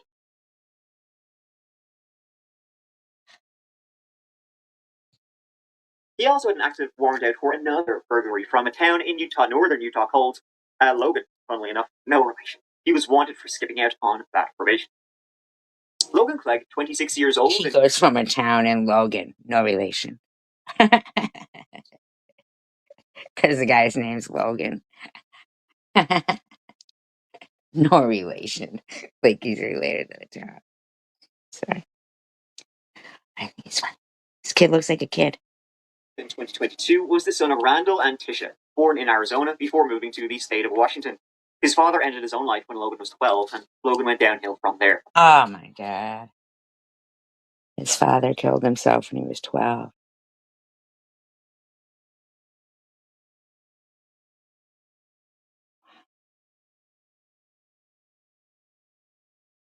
Wow. Wow. And see, this is the part of the story when, kind of goes from like young man with like mental health issues to something more. Because he had killed before.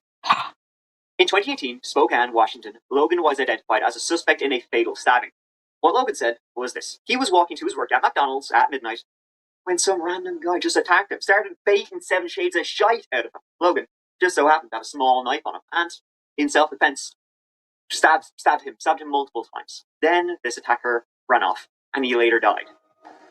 What the fuck?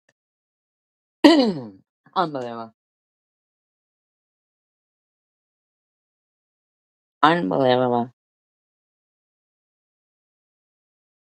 How many times did this guy have to fucking reoffend? And I mean, like, this attacker/victim was Corey Ward, 30 years old. Logan said it was in self-defense, and he refused to take a polygraph, but he was never charged. Corey Ward's family have disagreed with this, saying it was completely out of character for Corey. Corey was a very hard worker, but when not at work, he was lazy as all heck. Corey wouldn't attack or start a fight or anything. It should be noted that Corey was in his apartment, not just roaming the streets. In fact, it's thought that maybe what the fuck is going on with fucking law? I mean, like, how is it possible that this kid just keeps getting away with? So this is so crazy. Could have possibly happened is that Logan was outside Corey's apartment and was like messing with his car, you know, scratching it up, whatever. Corey looked out his apartment window, seen this, decided to run down and give this guy a knuckle sandwich. They got into a fight, and Logan, in self-defense, killed him. That Logan maybe was looking for an excuse to kill someone.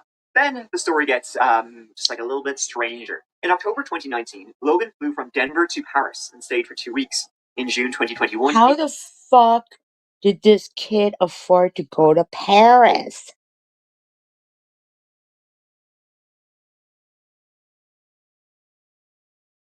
What? Oh my god.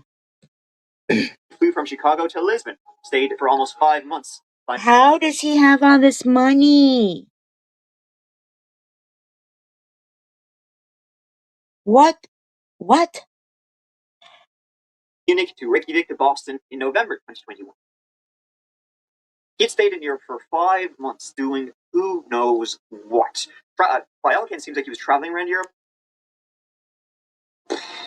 No one knows what he was doing. No one knows if he was working, where he got the money for this. Logan always grew up poor. The most he ever worked was at McDonald's, which probably wouldn't have paid terribly well to give you the ability to travel around Europe for 5 months. So Logan then... How could anybody just be like, who knows how he got the money? I mean, I'm pretty sure with enough, like, investigation and due diligence, they could probably figure it out if somebody was, you know, killed and a lot of money was stolen. Like, I mean, what the fuck? Then arrived back in America in November 2021, and he was due to fly again back to Europe. He was due to fly from Newark Airport to Reykjavik in February 2022, but he didn't show up for the flight. At that stage, he was in Concord, New Hampshire. So you have this like international man of mystery who is a killer, and no one knows what he was doing the entire time. Logan ended up in Concord, New Hampshire, when he returned to America in November 2021, and he ended up working at a McDonald's under the name Arthur Kelly. His coworkers said he was quiet, had no friends, but, you know, was a hard worker, always showed up, was never late. He worked at McDonald's from November 21 to February 22 when he left, saying he had gotten a new job, but, like, not giving any more detail than that. Now, his coworkers... I mean, really, I think somebody needs to figure out how he got that much money. Would say he had anger issues. He was, like, a pretty unpleasant guy. He was always like, flip the lid, was shouting and roaring. He was very protective over his, like, little backpack. Who knows why he had it there. And, yeah, mainly one thing they said was they wouldn't be surprised to find out he was a serial killer. It appears he had been living in the woods the whole time. So tracking this very dangerous person, where was he now? Now, you know, after the Reeds were killed, they had his name, they had his identity, but not where he was, because he wasn't in Concord. They soon learned that Arthur Kelly had purchased a bus ticket from Boston to Albany, then switched to go to Burlington, Vermont. What he did then, they didn't know, but they did soon learn that he had purchased a flight ticket to fly from New York JFK to Berlin, Germany in October. The address he had used to purchase that flight. Oh my somebody's got to be giving this kid money. A ticket was a phony address that led to a courthouse in Burlington, but he had used a real number. The number was from a burner phone, but they could still track that phone. I don't understand how this kid is purchasing. On October 11th, it was pinging from the woods just outside the city of Burlington. Following the pings, it led them to the city, and they eventually saw him at a Price Chopper, a grocery store. They followed him to a library, and that's where the police struck. You're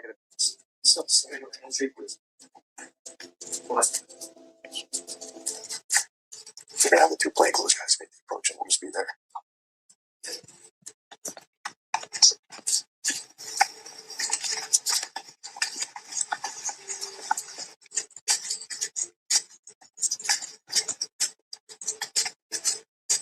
Please do not move. Cops are being all quiet in the library. You know what? Do not get it behind your back. Now, hey, police. That's right.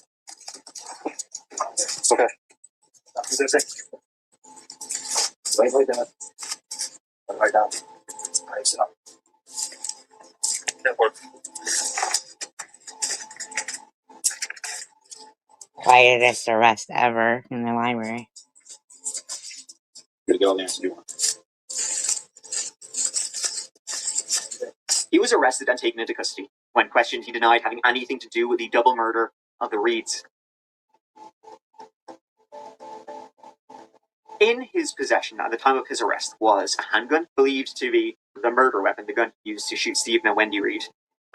He had a fake Romanian passport under the name Claude Zemo. Claude Zemo, where he got that. He had no valid identification for himself, and he had over $7,000 in cash. Who knows where? Who knows? Who knows where? Who knows? I mean, come on now. He got that money. He must have been working very hard at McDonald's. I don't think so. Seems how he hadn't worked there since February. Where he got his money, nobody knows. It's like a born. That's what I'm saying, Dash. Like,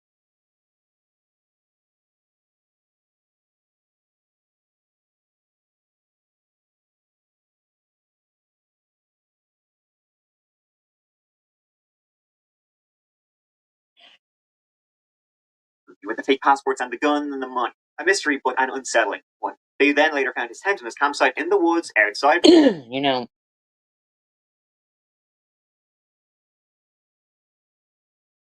like who would go around with $7,000 worth of cash on them that he could steal from? You know what I'm saying? It just doesn't make sense. My stomach. Burlington, just like it was in Concord, and their phone chargers, food, other items, Mountain Dew Code Red, of course, lots of it. Logan Clegg pleaded not guilty to the charges, which were 2 counts of second-degree murder. Logan's trial began. Where's his mother during all this? In 2023. The prosecution had, well, pretty much everything I laid out for you. Investigators conducted an interview with him on October 12th of 2022. During the interview, he claimed he was not in Concord on April 18th of 2022. He claimed that he had left Concord in February or March. He claimed he didn't use a tent while in Concord. He claimed that he didn't stay in the wooded area near Alton Woods or the wooded area along the Marsh Loop Trail. He even denied knowing the name Arthur Kelly. He denied having a gun. And you will learn that despite being confronted with the information that investigators had learned over the months-long investigation, the defendant continued to try to conceal his murders. His defense.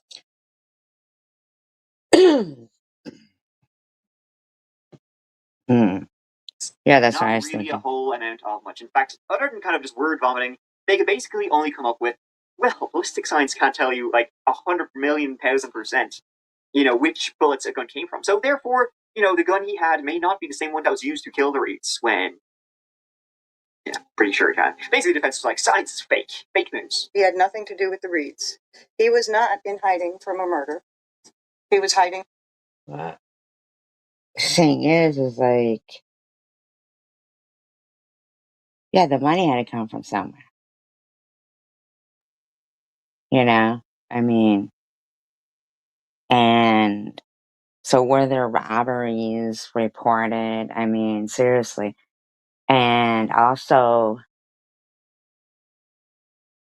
why wouldn't they have tested those Mountain Dew cans for DNA and fingerprints? And why did they keep fucking letting him out of jail in the first place? And how is he, you know, like, so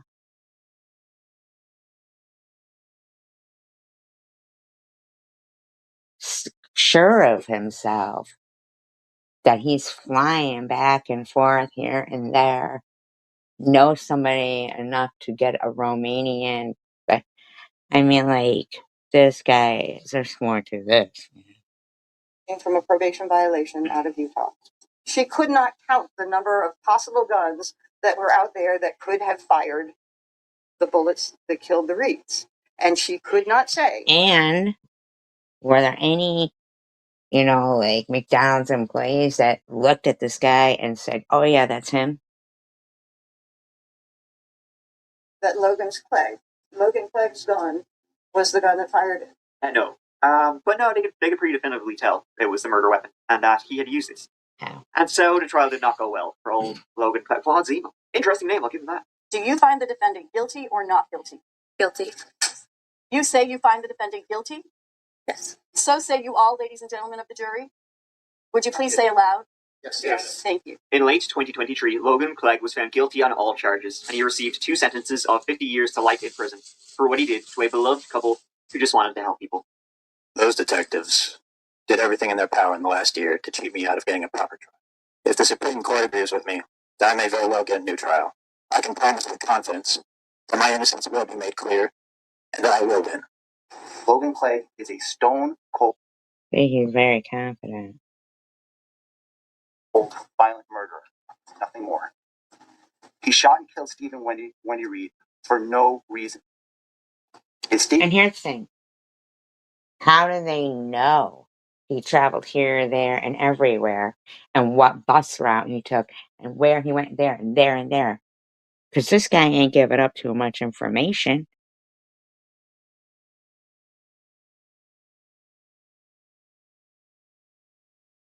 Of where the money came from, nobody knows, right? So here he is, like, fucking just flying everywhere, what, in his own name? They just said he had no ID in his name.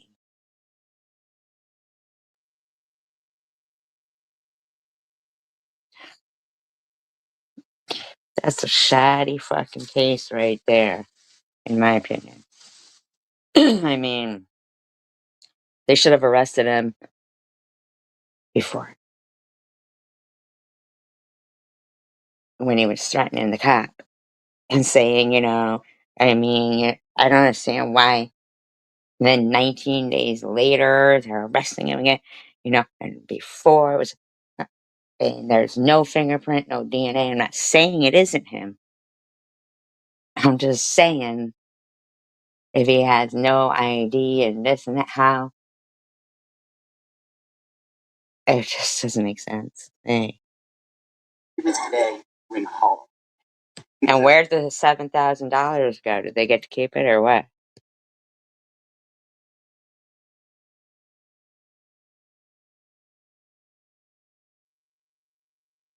nothing less than a sentence that fully reflects the magnitude of his crimes.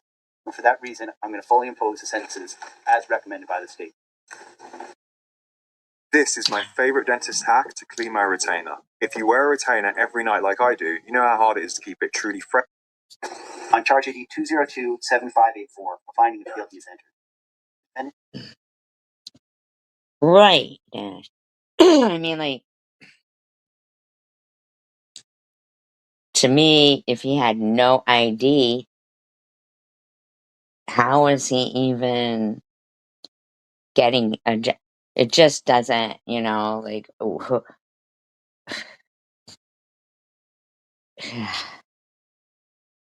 real story of Logan Clegg is a bizarre mystery. He killed 3 people, one of which is like dubious as to what exactly is true. Now, as I said, charges were never pressed against him, but it just seems to be very... Yeah, why were charges never pressed against him for that?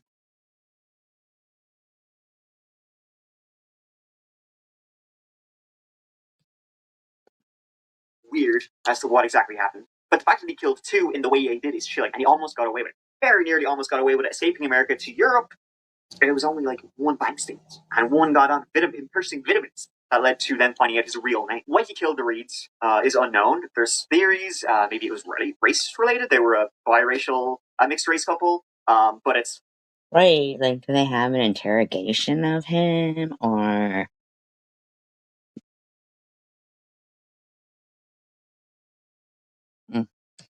There's never any proof that Logan would have cared about that.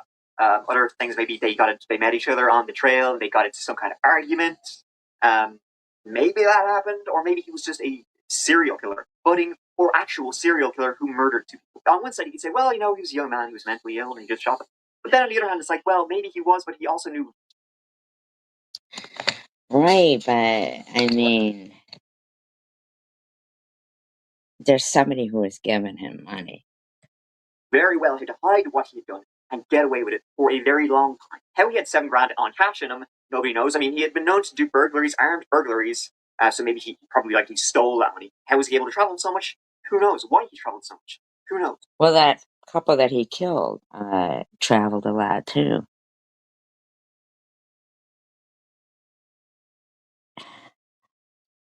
What he was doing when he traveled. Again, did he kill other people out there? And then what's... Maybe Logan has like a lot of similarities to other serial killers. Namely, how he was able to go on the run, how he camped out in the woods, he was able to hide his identity. That don't even look like the same guy.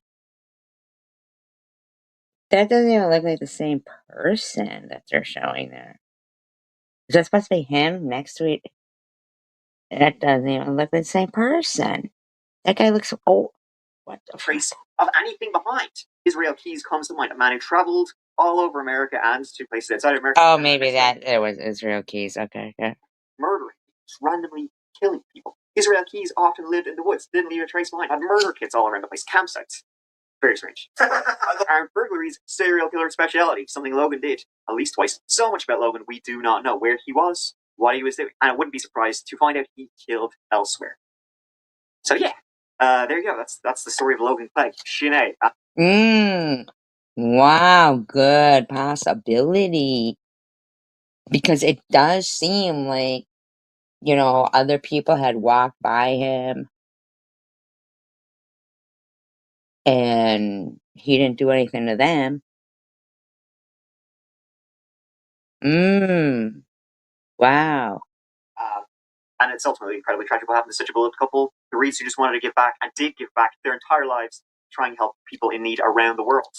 So, Logan Clegg, monster. Yeah.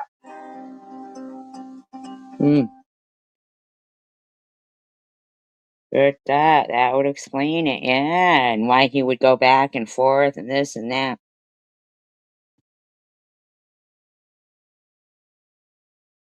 Guys, you want to hear another one? Dash?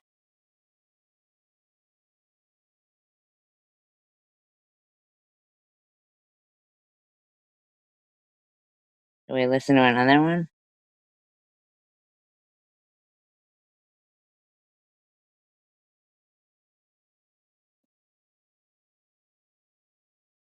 Big savings on top-rated pieces end tonight at Raymore Flanagan's anniversary sale. Prefer to spread out your payments into a flexible... Hey you, and welcome. My name is Mike. And in this old video, when a woman was rummaging around in her basement, she decided to have a go at a freezer a friend had just moved in last week. She shouldn't have looked in that freezer. I mean, she should have, but for her own nightmares, it wasn't the best idea. See, a fella in Ohio, he was up to some devilment, and he wasn't up to it alone. See, this story, it's a love story. And by love, I mean shit. It's very disturbing. And by love, I mean shit. And by love, I mean shit. Give it a go.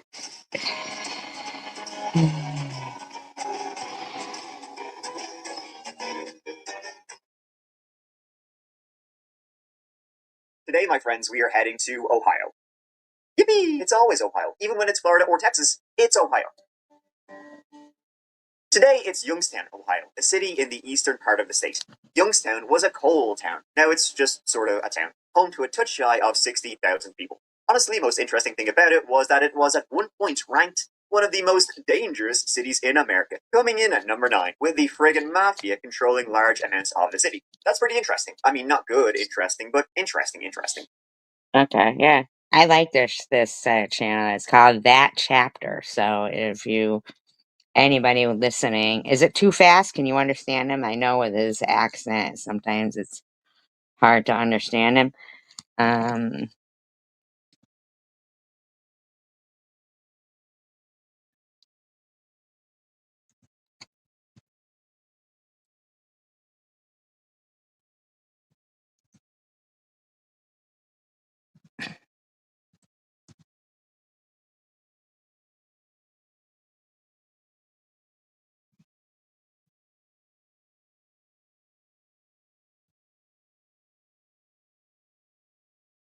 Because I know he does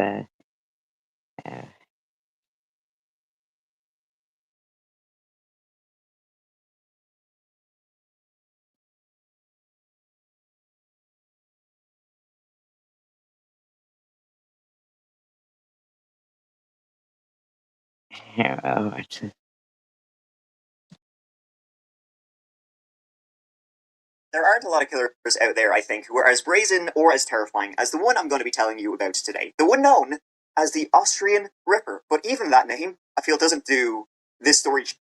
Okay, I don't want an Austrian one.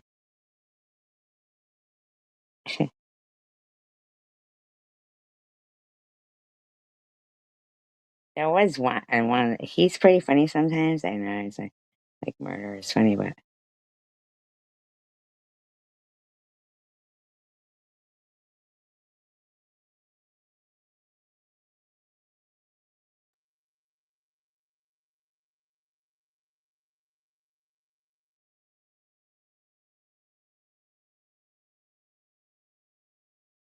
oh, the New England one, the New England serial killer one, the one I told you, just like all of a sudden now they don't even talk about it. But there's more than one way to win with Sin.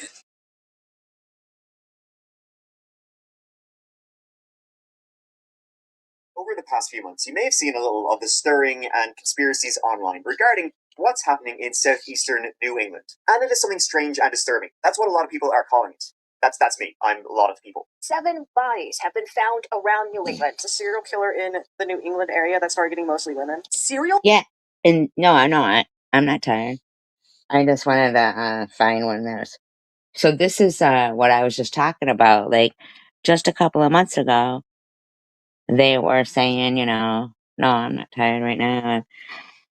I don't mind watching this with you if you want to watch another one.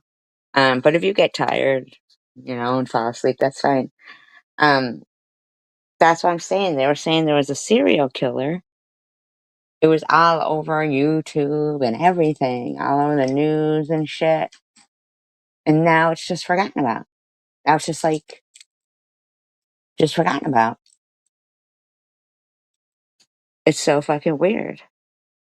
Hi, in my treehouse kitchen of good. I'm just starting this episode of That Chapter. I don't know if you ever watched it, but hopefully you guys can understand the guy because he's Irish. But Dash said that he sounds all right. And they were saying, months ago, just a couple of months ago, saying there was a serial killer in New England. Like even a couple of bodies found in Springfield, and now it's just forgotten about. And I don't even know if any of the murders of the people that they found have even been solved, or are they just like, oh, good, he stopped killing people, or if he's moved, it doesn't even. It's so weird. So I thought we'd watch this one. It's nice to see you, Dash. I hope you're doing well. I mean, Treehouse Kitchen. Well, both of you. Killer speculation. Bodies of 2 men were found in these woods in Salem. Human remains, mostly female, have been found in New Haven, Connecticut, Norwalk, Groton, and Killingly, Foster, Rhode Island, Framingham, Plymouth. See, that's all around. That's like far and wide, male, female. That seems like multiple killers to me. Some of the bodies are unidentified remains. A serial killer might be striking in New England. Oh, you just got over the flu. Do you get the flu shot? Because I never do, but I don't get the flu either. Hey, well, my name is Mike, and here's something you've probably heard. There's a serial killer standing right behind you, which is technically possible if you're in a public area, but it's highly... There's a serial killer standing right behind you. Which, that's what I'm saying. Like, consistently, there could be. That fucked up. You just might not, or somebody walks up and ruins their plan, or you're even fucking chatting with them in the grocery store and you don't even know, and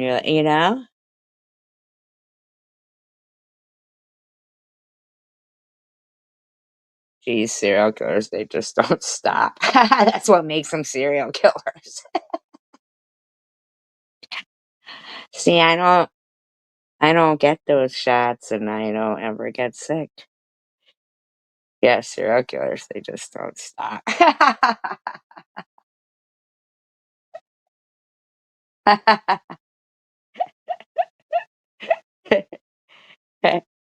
Asher Dash.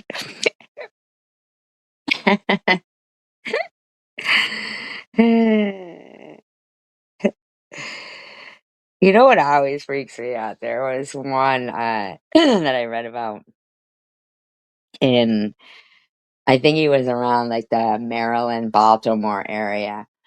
And he ran like a, ugh, I don't even like to think about it. Oh my God. Ooh, it really freaks me out to think about it. He ran a barbecue, like, below somebody would call it like a roach coach or whatever, like a stand where he's selling barbecue stuff. Ugh, he was really like serving people. And I don't know why I thought about it the other day. Yeah, like a food truck. Yeah, food truck. Yeah. And I thought about it the other day, um, thinking, oh my God, could you just imagine if there's like a food truck that you go to, like, oh, I got 3 burgers. That's what he said too. Like the burgers were real, popular. But oh my God. And after that, I mean, like, would you even want to like admit it to yourself that, you know, how much maybe like you might have gotten there because you just loved I'm like, oh my God, there might be something wrong with me. Oh my God. Those burgers were the best burgers ever. What am I gonna do now? I'm gonna have to kill people myself. Right? I mean, like, what the fuck? Oh my God. And I think to myself, well, because you guys know how much I love bacon and stuff, and we know people have fed pigs to people. I mean pigs. uh I read something, yeah, that exactly. So, because I read a story one time where these people were at a wedding. I think it was like in the Philippines or something, and something had happened that pissed off the uncle of the bride or something like that. So they were like, "Hey, let's go smoke." Just guest at the wedding. I think he might have maybe brushed up the wrong way against the bride, or maybe touched her, but I don't know. So they kill him out there in the woods, chop him up, and they barbecued him, like chopped him up like into cubes, and barbecued him, seasoned, spiced him, everything, put little toothpicks in him, and went around the fucking wedding, like, and I know me. I'd see these little beef cubes coming around, you know, if they're still smoking fresh off the grill. I'd be like, yeah, all right, you know, like, oh my god. Okay, Hash. He died, you know, somebody killed him, Robert Pickton. Yeah, he did. He did. And he would give like pork pies and stuff to the police. So they liked him. They loved him. I did a couple of videos on him. They liked him. Yeah, somebody killed him. They put a broomstick through his face.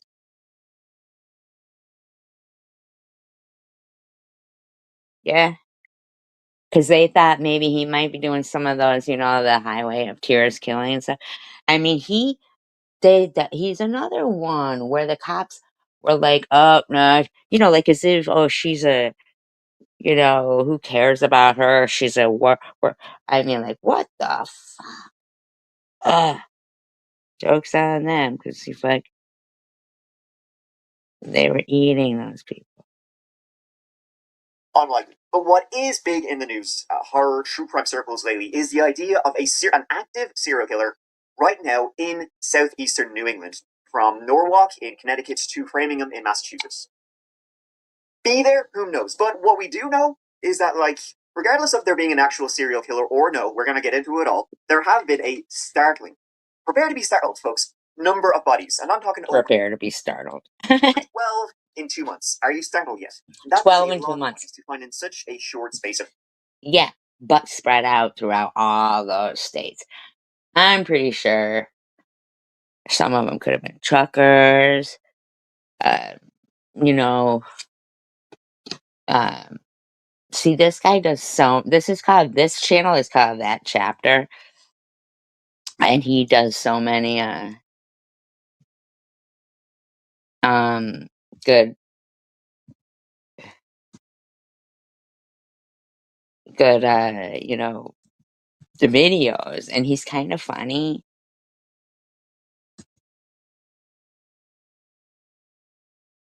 I mean, he is pretty funny. Oh, here, where the Robert Pickerton or Pickton. You wanted a Robert Pickton one? He did one on him too.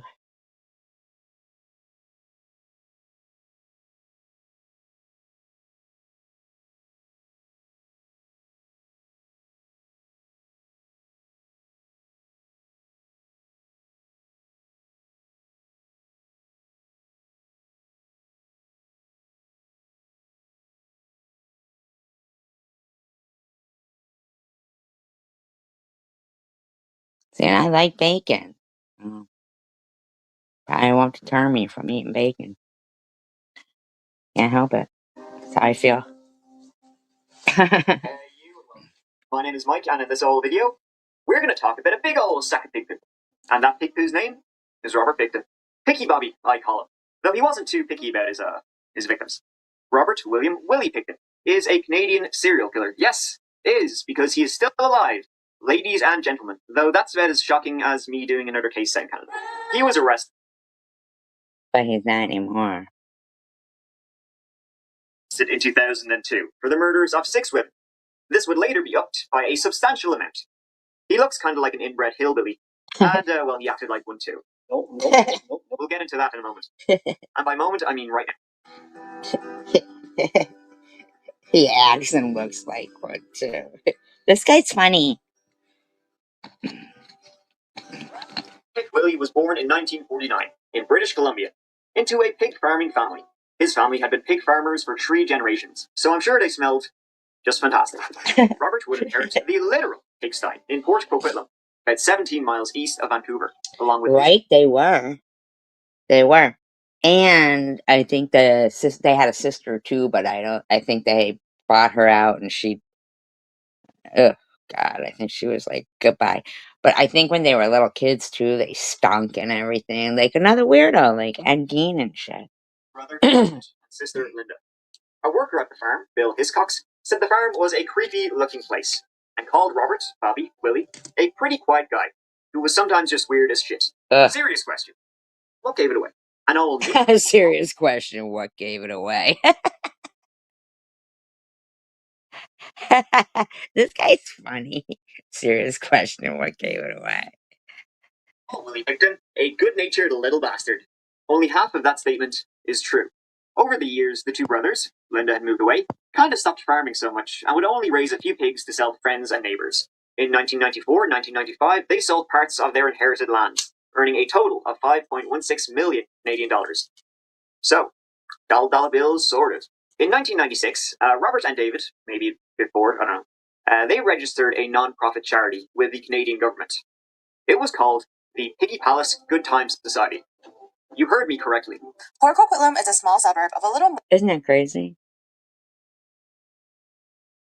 A non-profit called Piggy Palace. They got 5-something million. Oh my god.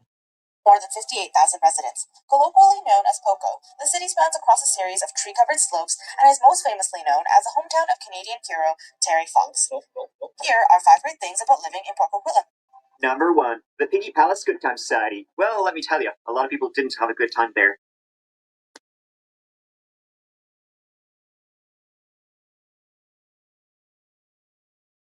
That was the number one good thing to, you know, like... Wow. Willie did, and as Willie too. So they advertised their soirees in the papers, very classy affairs. And by that I mean just mega piss-ups, raves in the slaughterhouse, sex workers, Hell's Angels, sometimes up to 2,000 people would go there.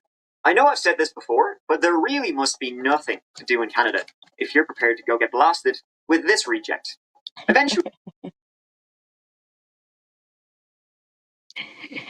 Soirees. You're prepared to go get blasted with this reject. The city cracked down, arguing that the brothers were unlawfully selling liquor at an unlicensed establishment. And so the, what was it called again? Oh yeah, the totally trustworthy sounding Piggy Palace Good Time Society would eventually be shut down around the... Can you believe they were fucking a non-profit too? Year 2000, much to the disappointment of just everybody everywhere was crying their eyes out. So before we get into... Everybody everywhere was crying their eyes out. Whoever thought somebody could make murder funny. What we're going to get into. Robert and his brother Dave, they didn't just look like shit. They were actual pieces of shit too. In 1997, Robert was charged with the attempted murder of a sex worker named Wendy Estetter. He tried to stab her, so that's fair, yeah. But the case... So 3 years after they let him go. Can you believe that? This woman looks like she had a really rough fucking life, man. Wow. What a shame. And they let him go. They let him go. This was dropped because prosecutors felt that Wendy, who was a drug addict, was too unstable to give an accurate testimony. Isn't that awful? Isn't that awful? No, what did they say? Wendy something. What did they say? Because I'd like to look into that, because what a fucking shame. So that's fair, yeah. But the case was dropped because prosecutor was charged with the attempted murder of a sex worker named Wendy Estetter. He tried to stab her. Estetter? Wendy Estetter? My God, that poor woman. I think she had ran and she was like holding her like intestines in or something. And they fucking said she was too mentally unstable. So that's fair, yeah. But the case was dropped because prosecutors felt that Wendy, who was a drug addict, was too unstable to give an accurate testimony. She's making it up. Women, what? Even though both Wendy and Willie had actually suffered a stabbing during the encounter. She had taken the knife from Robert and stabbed him. Wendy was in handcuffs at the time, so Robert is just... What a shame. Yeah, and she was in handcuffs. A big bitch. So they were both treated in the same hospital. Wendy had handcuffs on. And the key to those handcuffs was in Robert Pickton's pocket. It's Bowen. Do you drink? Oh, no. Nope. Can you imagine that? He had unbelievable. I don't smoke. I don't use drugs. That's really the fucking guy that's so blood status. I turn around. I didn't take the knife away from her. I did not take the knife away. I aimed it to her and I knifed it twice. I did that. I admit I did that. That's one thing I did. Shouldn't have done. We've never taken Oh, any this other drugs. fucking guy's hands are like fucking black dirty, man. Ugh. Take back to your trailer. Not since this incident. It is. But before that, Oh my god, like the front, like the back of his hands are like flesh colored, but the fucking palms of his hands are completely black dirty. He's so dirty. Oh my god. So even with all of this, prosecutors were like, Oh my god. He was afraid of water? Is that true? He was afraid of water?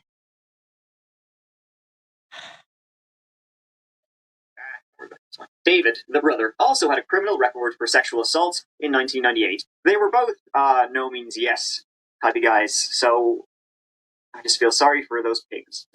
Now, over the course Really? A fear of water?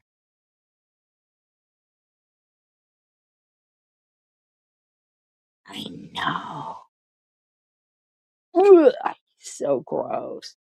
His brother looked like, even though he was a piece of shit too, but at least he looked a little cleaner. of the next few years, the guy who worked there paid his costs. Why he worked there, I don't know. Get another job. He started to notice that women kept going in, but they never left. Huh. Weird. In 1998, a detective learned of a call made to a police tip phone line saying Willie should be investigated in the case of women's disappearances in the area, primarily from Vancouver's downtown east side, where a lot of sex workers were. Look at that place. Holy fuck. That's how it looked in 97? Wow. Oh my god, could you imagine? It's like, oh my god. How do they allow? Like, no, I'm saying Vancouver, downtown Vancouver. How, just like, Kensington, how do they allow a place to become like that? It's so sad. Like for the people who live there or had businesses there. Oh my god. However, the detective struggled to attract resources and attention to the Pictons. Not only that, but between 1998 and 19... The way those people were standing, they look like the people do in Kensington. I'll bet you in 97 that shit was going around too, whatever it is that makes them all like just stand weird and have their head hanging down or something. 1999, more people alerted the police. You should probably look into him. I think he's 90. So, oh my god, so many times they kept fucking telling them all, you should look into him. You should look into him. People are going missing. People are going missing. You should look into him. Look into him. And not every case we've looked at tonight, the cops are just so lax. In England, here, Canada, everywhere. The cops are fucking lax.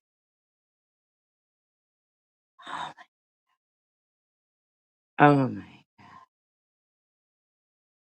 up to no good. And the police were like, oh well. In 1999, for example, the police received a tip that Robert kept human flesh in freezers. Though a warrant was secured, no search was carried out. Oh my god. Oh my god. Why would they even secure a warrant and never search? Oh my god. Human flesh in freezers at a pig farm. They secure a warrant and never go. Why? Somebody had to fucking put the kibosh on that, I bet ya. That is fucking weird. That is fucking weird. That was probably just annoying her. I think human flesh and pig flesh are really similar. Not that I'd know. And so what was going on at the farm kept on going on. Unbelievable. Eventually, in early 2002, the police finally did actually execute a search warrant on the Picton's pig farm. They found weapons, maybe just a little bit more. They found personal belongings of a missing woman on the farm, that of Lillian O'Dare, and a second court order was obtained to continue searching. The following day, Willie was charged with weapons offences. Both the Pictons were later released, though Robert was kept under surveillance. So the police kept snooping around the farm. What did they find? I saw one where, and maybe it was that woman that got away from him. I'm not sure, but I saw something where, yeah, oh my God. From him, oh my God. I saw one, I don't know if maybe it was the one that got away from him, or if she had gotten away from a different serial killer, but she ended up getting killed anyway by a different serial killer. Isn't that fucked up? That's how many are around. Unreal.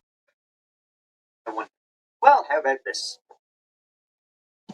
They would eventually find the remains of some victims, such as skulls cut in half and stuffed with human hands and feet, DNA from 33 women, bloody clothing belonging to a victim, and a jawbone and teeth belonging to one victim. They also found a .22 revolver with a big old fucking dildo attached to the barrel.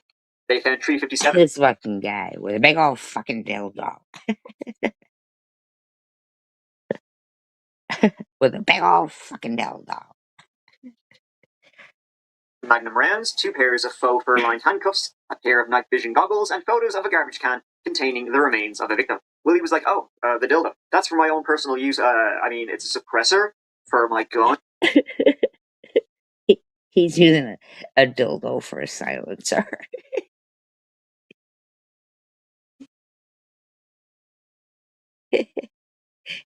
Hi, Dash.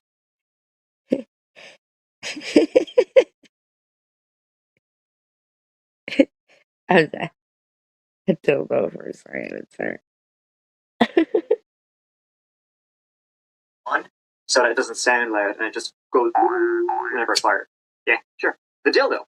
It had DNA of both him and the victim on it. So they also found a syringe with 3 millimeters of blue liquid inside and Spanish fly aphrodisiac. I actually had to Google what Spanish fly was. I'd never heard of it in my life. Apparently, I had to Google what a dirty Sanchez was. I'm never using that name in one of my stories again. horny water. It's horny water that is made from crushed up beetles. Ugh. Drink it and you get horny. It is. It's made from crushed up beetles. Ugh. Oh my God. Oh my God. What are they doing? Fucking like, you know, the Latinos or the Mexicans or wherever Dirty Sanchez and Spanish Fly is from.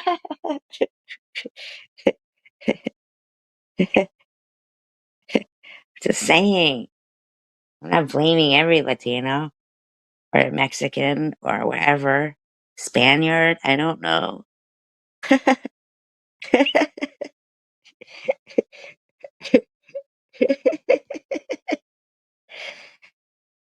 Well, yeah. I like a Dirty Sanchez with a Spanish Fly chaser. Beetlejuice. It's just sugar water. So Robert was quickly arrested. He would eventually be held responsible for the deaths of Serena Abbotsway, Mona Wilson, Jacqueline McDonald, Diane Rock, Heather Bottomley, Andrea Josbury, Brenda Wolfe, Georgina Pappen. And not all of them look like, they're prostitutes, right? Then, I mean, holy shit. What a shame. Patricia Johnson, Helen Hallmark, Jennifer Furminger, Heather Chinnock, Tanya Hulk, Sherry Irving, Inga Hall, Cara Ellis, Andrea Borhaven, Deborah Lynn Jones, Marnie Frey, Tiffany Drew, Carrie Koski, Sarah DeVries, Cynthia Felix, Angela Wow. Jardin, Wendy Crawford, Diane Melnick, and Jane Doe. Yeah, all had gone Wow. missing between 1997 and 2001. Robert Pickton pled not guilty. Interesting, because he was happy to share his story with an undercover cop while in jail. Oh my God, they're eating bacon. Oh, sorry, I'm just kidding. I'm just kidding. Okay, Dash. They're not eating bacon. He's eating, though. He's fucking just shoving food in his mouth. What a fucking idiot, this guy. Why are they feeding him?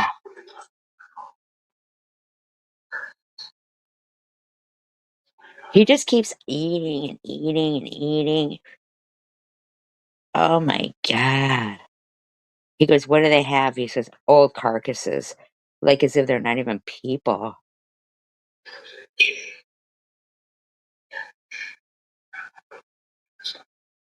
The guy goes, come on, buddy, that's nothing. DNA, that's nothing.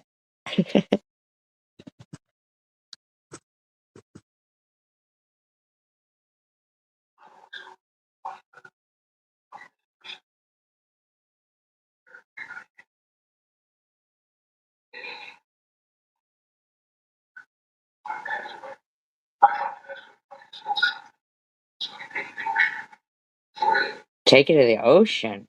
This cop is saying that? Holy shit. I'd be I never would even think of that. Like, I think that cop needs to be looked into.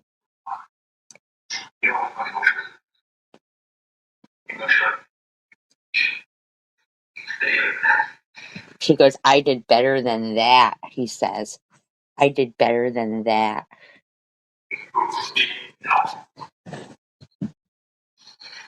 He's gonna go over and sit next to the guy with his fucking plate of food.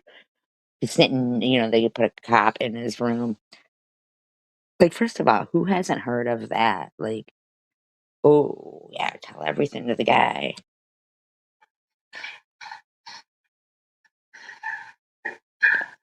A rendering plant.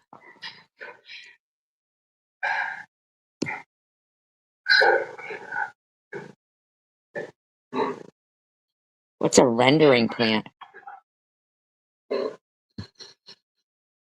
He said, but I was getting too sloppy at the end. Sloppy? You've been sloppy your whole life. I cannot believe that cop said take him to the... Yes, that's why I heard too. He wanted even 50. He's pissed about that. Wow.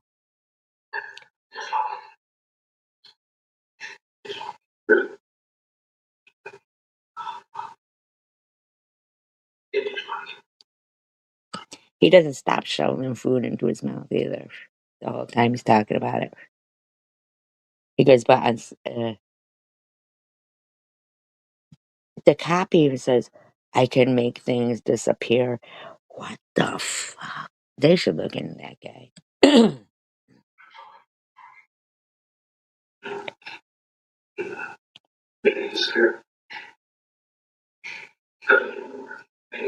He goes, I was going to do one more. I wanted an even 50. Oh my God. Are you being a research assistant for me, Treehouse? I love that.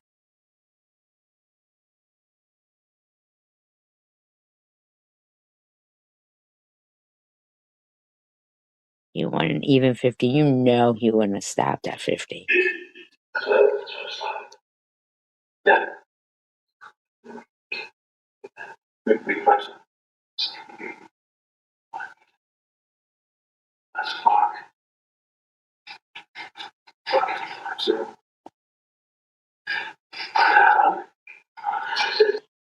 Thanks for giving people the idea of bringing bodies to the ocean, though, buddy. I mean, seriously, officer? Oh, that's nice. Those are good. They come in a can? Yeah, come in a can.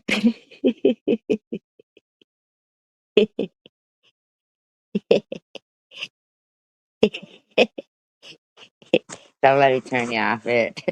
It's good stuff. The mango ones are good.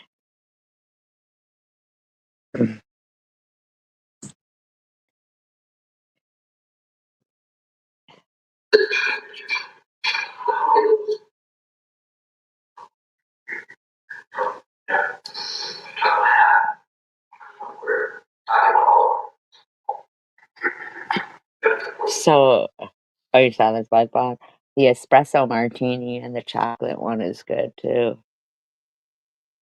Yeah, they're good. The chocolate. Don't get the. See, sometimes things are too citrusy, but the espresso martini and the chocolate one is good. He goes, they got 48 on the list. The list has they only got half of the people in there.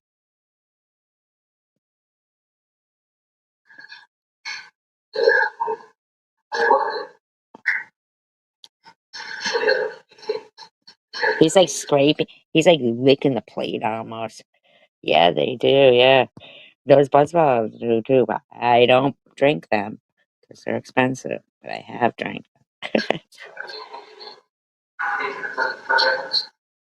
He actually says, I think I'm nailed to the cross. I think I'm nailed to the cross. Can you believe he used that reference? Oh my gosh.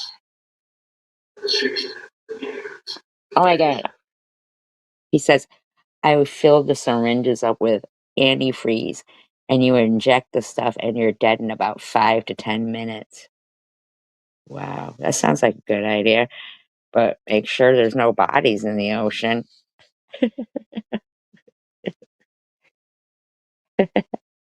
I can't believe that cop said that.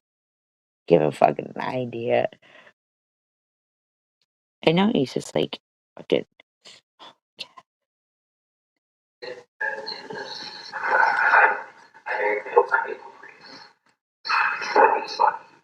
He just took his pants off. He's getting in bed now. He's full. He's gonna sleep good. What a fucking asshole this guy is.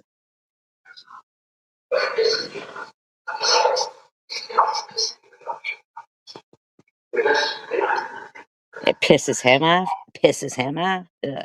He's got black underwear on. What the fuck? Black socks. Wicked pale legs.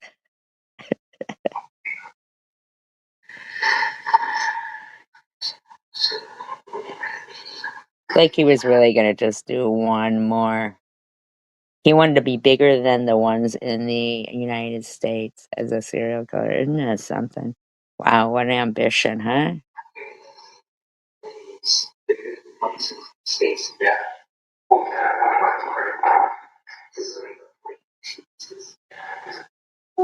There were so many charges that had to be split up. The first, trial would be for 6 victims, and then there would be a second one for the 20 others.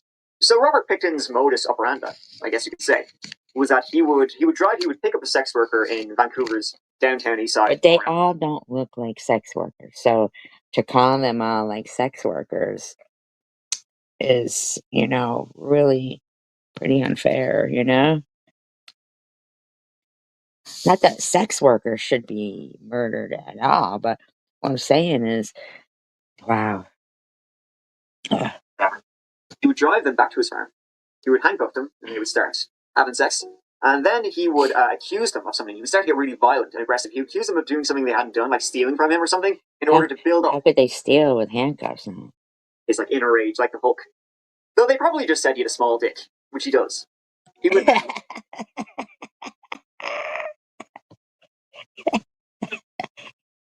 Which he does. rape them, kill them by strangling them, bleed and gut them, run them through a wood chipper, and then feed their remains to his pigs. Or another claim is that the victims were ground, the resulting mince mixed with the pork mince from the farm, and the packages given to friends and family. This guy fucking sucks. His trial began in January 2006. The trial would go on for quite a long. He made them into mincemeat pies. Ugh. time. And remember, this is just a trial for 6 victims, not the other 20. And in December 2007, the jury would return its verdict. Now, we talked a lot about how messed up Robert Pickton is, but this is another pretty messed up part when the jury returned its verdict of not guilty on 6 counts of first-degree murder. But they did say They said he was not guilty. Guilty on 6 counts of second-degree murder. So, alright, thanks, I guess. Right. Willie was sentenced to life with no possibility of parole for 25 years, the maximum punishment for second-degree murder, and equal to the sentence which would have been imposed for a first-degree murder conviction. So, alright. Oh my god, it's the same sentence for first degree or second degree. In 2010, the prosecution for the other 20 women, 2-0, would be discontinued. So he would never actually have to go to court or trial or case or charges against the 20 other women that were found in the farm. Fair enough. So that's kind of it. Not really, though, because in 2016, Robert Pickton, he done released a book, y'all.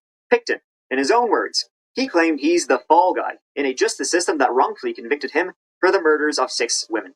The book, which was selling for $14.95 on Amazon, was published in the United States by a retired California construction worker named Michael Childress, whose name appears on the cover. Michael was given a copy of the manuscript by a former cellmate of Willie's, a child sex offender. Oh my god. Right, but it's the same sentence. Who hoped to use the profits to pay for his own legal How could they not prove he planned it if he wanted to get 50? You know, that sounds like a plan to me. fees. Wait, what did he say? Apparently, the book was just hoped to use the profits to pay for his given a copy of the manuscript by a former cellmate of Willie's, a child sex offender who hoped to use the profits to pay for his own legal fees. Apparently, the book was just big shit, actually. Terrible writing, awful prose, and it was soon taken down because everybody was just like, what the shit? Another man is listed as the author, but the book is the work and the words of Robert William Pickton. So this Michael Childress, did he get... Who the fuck is that guy, Michael Childress? Canada's deadliest serial killer, a former pig farmer who's in a maximum security prison in BC. He was convicted of killing 6 women, but confessed to killing 49. The back cover calls him the Fall Guy, and indeed, in 144 rambling pages, Pickton does proclaim his innocence. So how did Pickton get a book published? CTV is reporting Pickton had the manuscript smuggled out of prison by a former cellmate who gave it to a friend, who apparently used a self-publishing website. From there, it's an easy jump to online booksellers, both in the US and Canada. British Columbia then introduced legislation to prevent criminals from profiting from their crimes through sales of books and other memorabilia. In 2018, Robert Pickton was transferred from British Columbia to the Port Cartier Maximum Security Prison in Quebec. Actually, Luca Magnotta, he's also there, so I wonder if they're pals. In 2019, Robert Pickton had to leave prison very briefly for medical reasons. So that's good. I mean, not the fact that he left prison, it was only for 4 hours to go to a hospital. What's good is that he's in trouble, so happy days. So whatever happened to Dave Pickton, Robert's brother, right? He lived with Robert on that pig farm. It's unlikely he would be out of the loop, right? Well, Dave was never charged in connection with his brother's long-running murder spree. He never testified at Robert Pickton's trial, and he denies any knowledge of what his brother was up to, which is believable. But by 2012, he had been seen a bit frequently in Vancouver's downtown east side, the same neighborhood where Willie picked up his victims. Posters were actually put up saying beware of this fella. Though from what I could find, he has now started a charity in Ghana, helping poor people there. The Pickton Foundation. What? He has a fucking foundation helping poor people? Oh, yeah, right. Nation ladies and gentlemen. Ain't to be proud of. Oh, wait.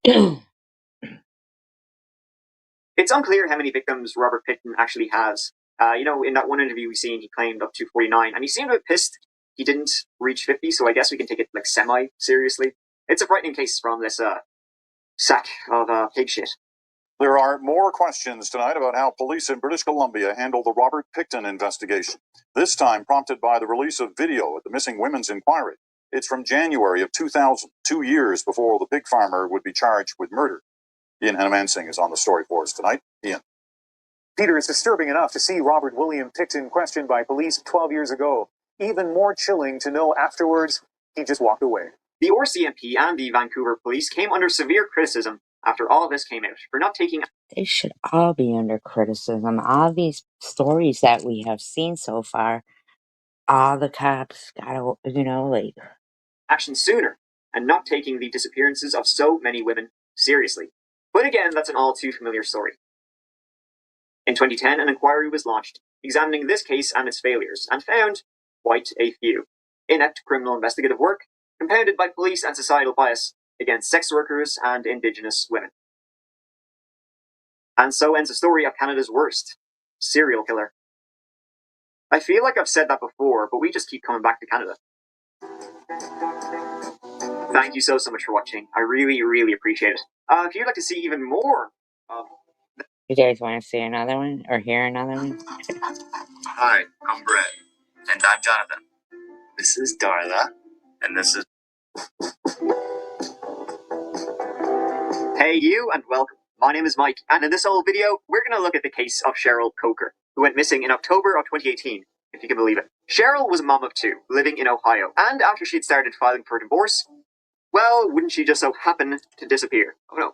And on the day she went missing, there is, we have some very, suspicious surveillance footage. But after that, things would go quiet for a long time. But not too long. Let's have a go.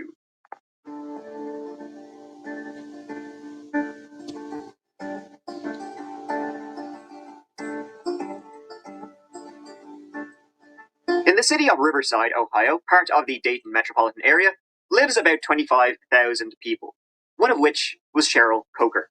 Cheryl was the youngest of 4 children, described as a lovely, friendly person who could make you happy by just giving you a big old grin. Cheryl was married once. It was a short-lived marriage, and out of that marriage, 3 times said marriage, came her first daughter, Marissa. After this divorce, Cheryl, bills to pay, she ended up getting a job at General Motors, working the line with the lads, and it was there that she met Bill Coker, and they hit it off pretty fast. Now, old Bill was a quiet guy, quite the opposite of bubbly, talkative Cheryl. In July 1999, Bill and Cheryl got married. Bill adopted Cheryl's daughter, Marissa, and Cheryl and Bill would go on to have a child together in 2003, Michaela. And so the years went by for this happy little family. Or so it seemed. Bill and Cheryl would eventually become grandparents to Marissa's own daughter, while Bill and Cheryl's, also their own daughter, Michaela, growed up. And so this is when things take a turn. Not for the better. At about 7 a.m. on the 2nd of October 2018, 46-year-old Cheryl Coker dropped her daughter Michaela off at high school. This was part of her normal routine. She would drop her daughter off at school in the morning, then go home for a bit, and then head off to work herself. However, after she dropped her daughter off at high school, she kind of vanished. No one knows where she went, or do they? Because she did go home, her phone did at least, and after that, nobody knows.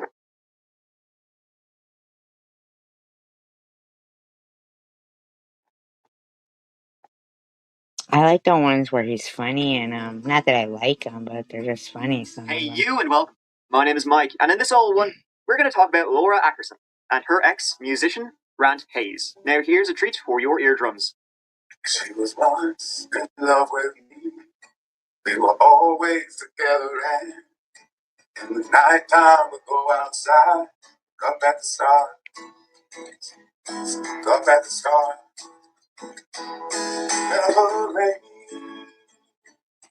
Last we were all wrapped up. Grant Hayes had been in a relationship with Laura Ackerson. They would have 2 kids together, and this would then develop into a nasty custody battle. And then Grant married Amanda Hayes, who, as much as, Grant didn't like Laura, Amanda really didn't like her. So let's have a go. How does every mother-loving vehicle not have one of these, especially in 2026? Cars that have these.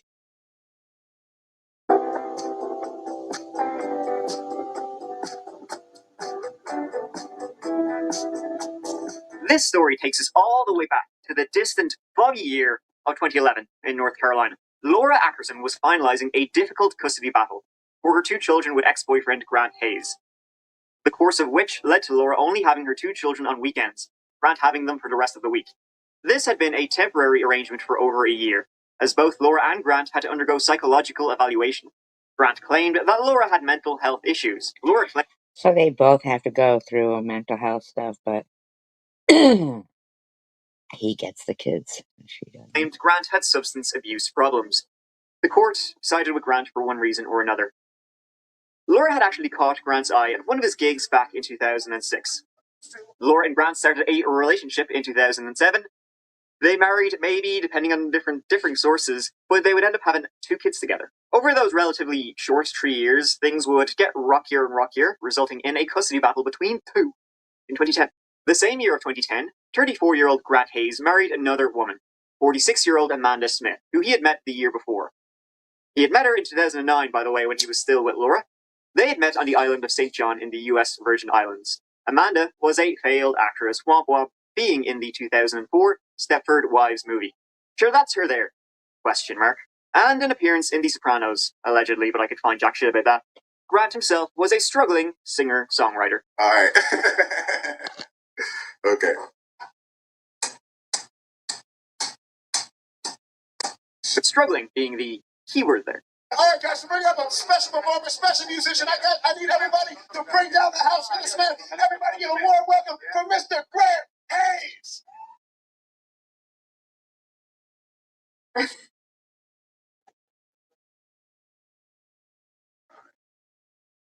So this is really great to be here with you. Grant Hayes, singer, songwriter, musician, and artist. Yes. Pleasure and an honor. Thank you. Now, Grant had some unusual beliefs, thought to be drug-induced. He was mad for the synthetic hallucinogens. Who was? Not me, that is. Say no to drugs, kids. I did say earlier that Laura claimed, during the custody battle that he had substance abuse issues, and if these beliefs, are true, then she was right. For example, when Laura and Grant were, together, he attempted to indoctrinate her into believing he was a time traveler, and that beings from other planets followed him around and he would shoot the shit with them, as you do. He would shoot the shit with them. Can you believe they gave him the kids? He also claimed that those beings were the same people who ran the United States. Reptilians. Up to no good as usual. He erroneously Reptilians up to no good as usual. Believed the world would end on December 31st, 2012. Simple mistake to make.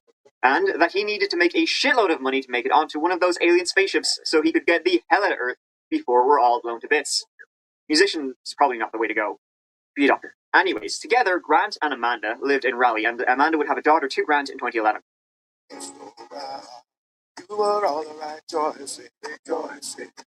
Amanda didn't like Laura for obvious reasons, probably because Laura wasn't too keen on the whole reptilian shite. And also the fact that, I guess this is probably more important, that Laura, being in a custody battle with her husband Grant, and Amanda would get, Grant's side of the story. His side of the story being that Laura's crazy. She's the crazy one. However, come 2011, 27-year-old Laura Ackerson was pretty confident that at the very least she would share custody of her kids, get them more than just on weekends. And she was also planning on starting not one, but 2 businesses related to the old droid graphic design. On the 12th of July 2011, Laura got an email from Grant. At this time, Laura lived in Kinston, Grant in Raleigh. The email was asking her if she wanted to visit her kids. Now, this was a Wednesday, and the kind of results of the custody hearing, or the outcome of the custody hearing, wouldn't be for another month in August. But Laura was like, hey, maybe the writing's on the wall. She was pretty confident she would get her kids, so she was like, hey, okay, I'll go visit them. It's the middle of the week, which was usually when she didn't get to see them. The next day, the 13th of July, she left Kinston and began her drive to Raleigh to see her children, a journey of about an hour and a half. She texted Grant at 4:12 p.m., saying, I'm leaving the Wilson area now. Where will you be in an hour and a half? She then called him about 45 minutes later. Can't believe they gave him the kid. And that was the last thing we know. That night at 9 p.m., she missed a call from her business partner. It was the first red flag. As the next few days rolled over, no one heard anything from her. She was reported missing on the 15th of July, 2 days after she had last been heard from. It continues to deepen into the disappearance of a young mother whose car was located in Raleigh yesterday. Laura Jean Ackerson is from Kinston, but was last seen here a week ago. Her car turned up at an apartment complex in North Raleigh early Wednesday morning. Friends and family are growing more and more concerned that something has happened to her. Amanda Lamb was in Kinston today and joined us now with how people are reacting to this disappearance. Amanda? David, people I talked to say Laura Jean Ackerson would never leave her 2 sons. They also say she had lost touch with a lot of family members and friends in recent years. partially because of her relationship with the father of her boys, a relationship that in recent months had turned volatile, they say. She was last seen on July 13th and was reported missing on July 15th after she failed to pick up her children from their father, Grant Hayes, in Raleigh. Family and friends say Ackerson and What a piece of shit they get. Hayes, who is an aspiring musician, had a volatile relationship and were fighting over the custody of their children. Ackerson's car was found in the Camden Crest Apartments on Summit Manor Lane early Wednesday morning. Raleigh police are examining it for clues. They say so far there's no evidence of foul play in Ackerson's disappearance. So with her reported missing, the police went to Grant and Amanda's on the 20th of July because they knew, she'd gone there to see her kids. Another thing was that a few months prior to her disappearance, she had said to her lawyer, the lawyer, representing her in a custody battle, that she was worried for her safety. So the police arrived at Grant's apartment on the 20th and noticed, "This is my favorite dentist hack to clean my retainer. If you wear it, you know how hard it is to keep it truly fresh."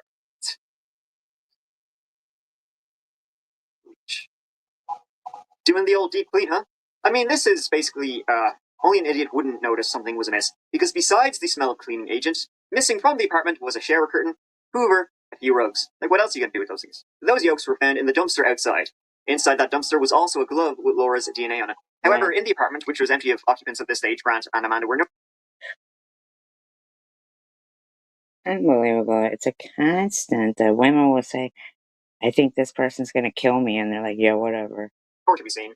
They did find a note. Written on the note was that Laura agreed to give full custody of her kids to S. Grant in exchange for $25,000. The children she had just been, through a year-long custody battle for, one which undoubtedly cost her a lot more than $25,000. So at this stage, the smell of bullshit was more overpowering than the smell of bleach. Written in the apartment, they also found lyrics to a song called Man Killer, about the first-person killing of a woman by making her bleed and by strangulation, including the lyrics, "Give in to me, I want it all. I want your scream, I want your crawl. I'll make you bleed. I'm not..." Yeah, they don't take them seriously.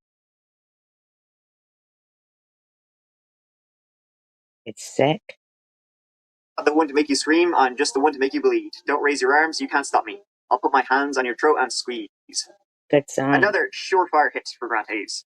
No diggity, no doubt. It was then that things became pretty clear. However, the manner in which they happened didn't. And so, the police began tracing the movements of Grant and Amanda from the 13th of July, the day Laura Ackerson vanished.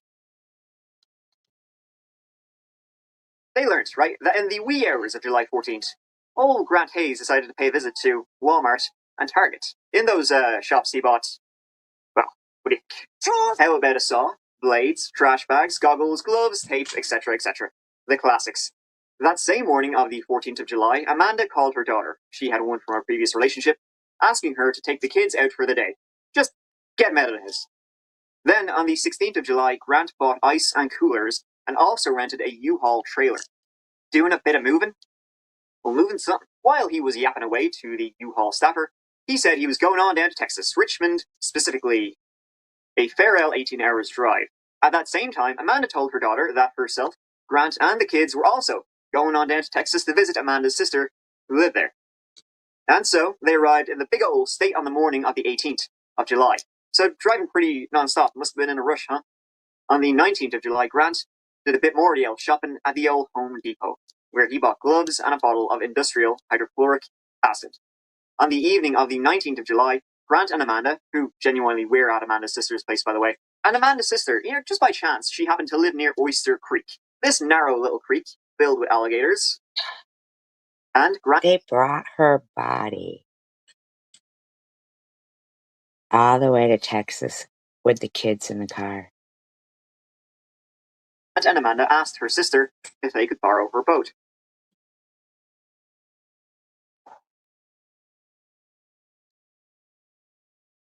Unreal. They took the boat out into the creek, and well. Wow.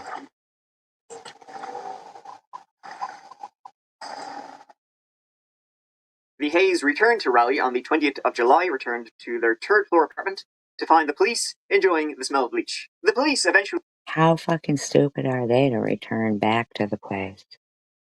Tracking all of this, on the 24th of July began searching that creek. They found decomposed and dismembered body parts, the remains of Laura Ackerson. The official cause of death was homicide by undetermined means.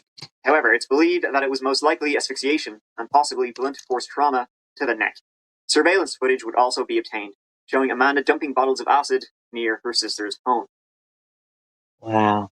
On the 25th of July, 13 days after Laura Ackerson vanished, both Grant and Amanda Hayes were charged with first-degree murder. Raleigh police arrived in Fort Bend County, Texas yesterday. It appears their conversations with Amanda Hayes' sisters living in Richmond, Texas, led them to a creek across from her house. Raleigh detectives believe that the creek helped. Why would anybody live across the street from a creek filled with alligators? Some answers in the disappearance of Laura Jean Ackerson. It's believed that the actual homicide occurred in North Carolina, where the suspects evidently purchased some ice chest, dismembered the body, placed it in an ice chest, acquired a U-Haul trailer, put the ice chest in the trailer, and transported her through several states to Fort Bend County, where they tossed her remains into Oyster Creek. Now, Sheriff Brady says detectives have recovered several ice chests on the property owned by Amanda Hayes' sister, but at this point, there's no indication. What a fucking asshole leaves the fucking shit there at her sister's house. That Hayes' sister knew what the couple was doing. Brady says that Grant and Amanda Hayes visited her sister in Richmond, Texas last Monday and Tuesday and then returned here to North Carolina. Right? He says based on his information, Grant Hayes used a boat in order to dump the remains in that creek. He says Amanda Hayes was present when the remains were put in the creek. Brady says the body was severed into multiple pieces. At this point, he says dive teams have recovered 3 sections of the body amounting to about 60% of the remains. How fucking ridiculous is that to be like, oh, their mother might get some, maybe they would have shared custody 50-50. Now nobody gets the kids. Unbelievable. Sheriff says that this is the most gruesome scene that he has ever seen in his more than 30 years. Expedience has lifted Gym Monster 2 to the next level.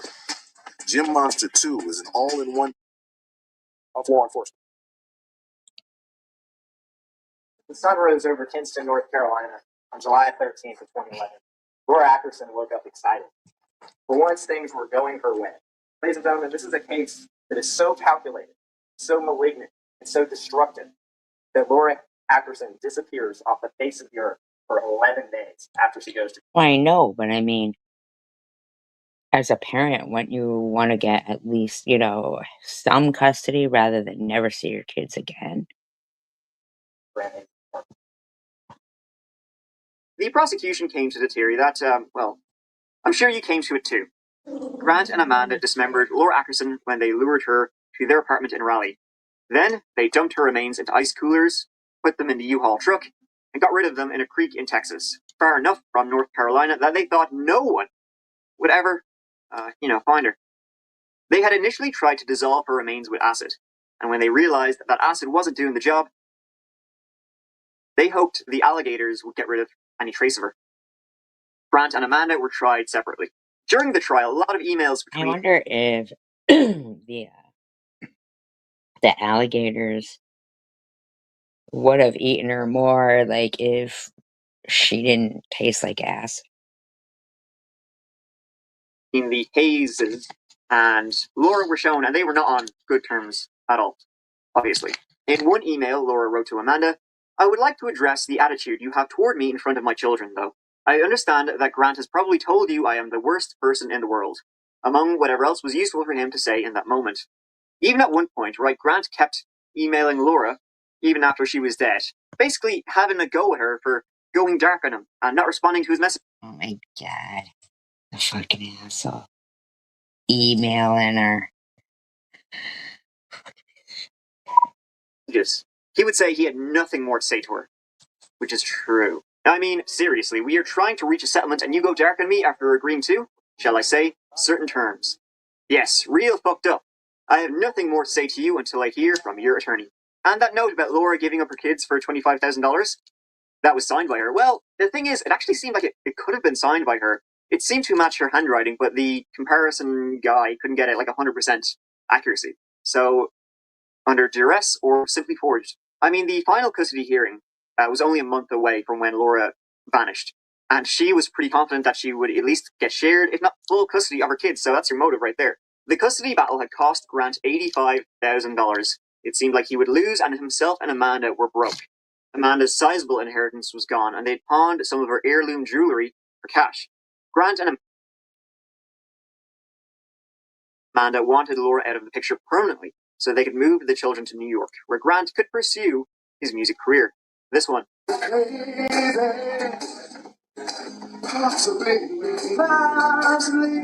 So all that, combined with the note, seemed to indicate a pretty well thought out, premeditated plan to get rid of her. Kind of.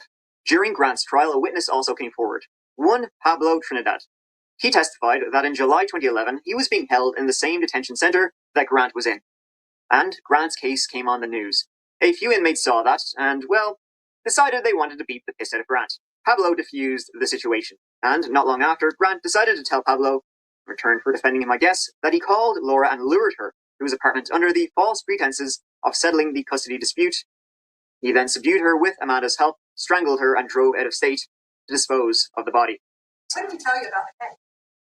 He told me that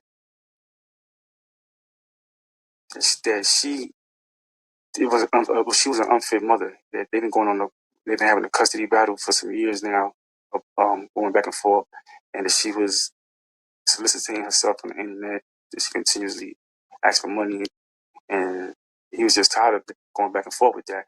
So he said that he placed the call to her and lured her to his apartment, and that's when him and his wife subdued her and strangled her. Later on, after that, that's when they dismembered the body, and afterwards, they took it on a road trip and out of state, out of town, and got rid of the body. And he called under the false pretenses that him and her was going to resolve the ongoing custody battle they had, and that's why she came over there to talk to him about to get the custody thing they had going on resolved. Here's why your knee pain keeps coming back, and the easiest way to fix it without pills, shots, or surgery. I'm going to show you. Grant pled not guilty. His defense was going with, well, the usual. It was Amanda who, she was sick of that shit, and she just killed her, and he just helped his dear wife cover it up.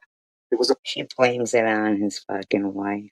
Amanda's plan, because Amanda was responsible for killing Laura. Well, Grant was found guilty, and in 2014 he was sentenced to life without parole.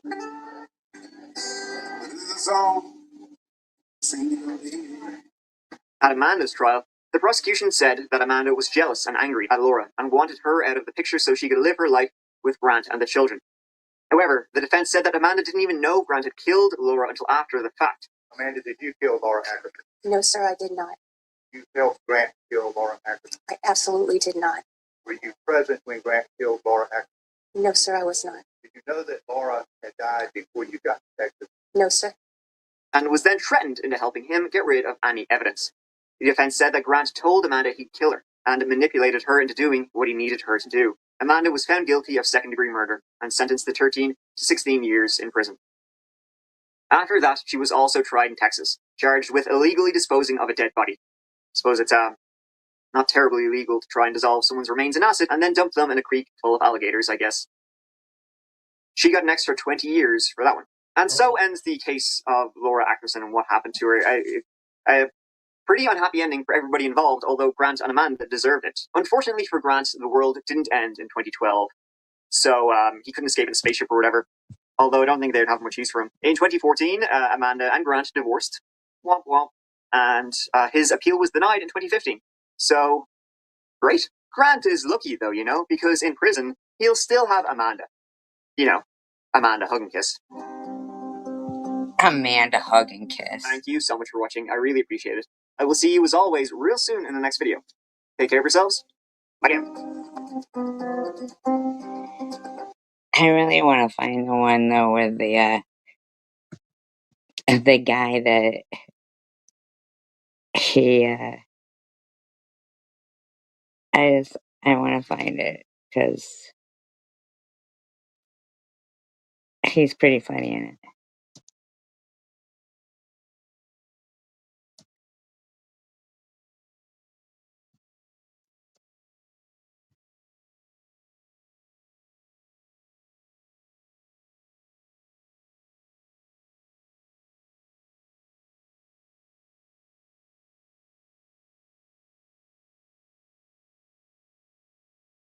Let's see if I can find it.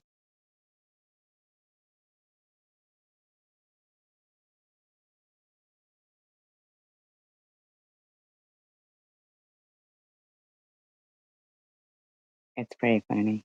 It's not that it's funny. It's just that he makes it kind of funny.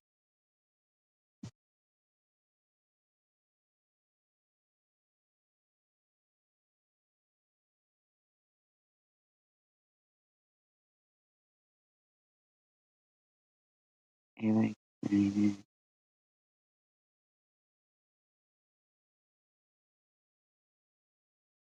Wish I could remember the guy's name, cause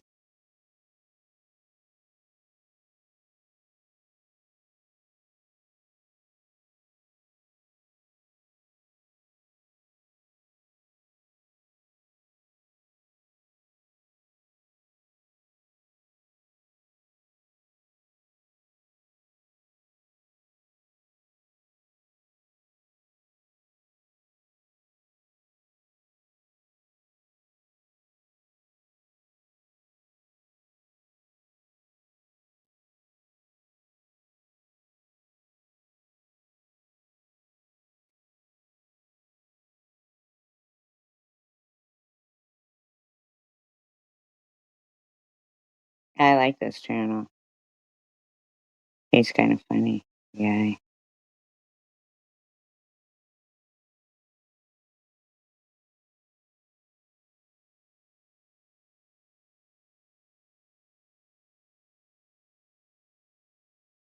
Well, I'll just pick a different one because I can't find that one.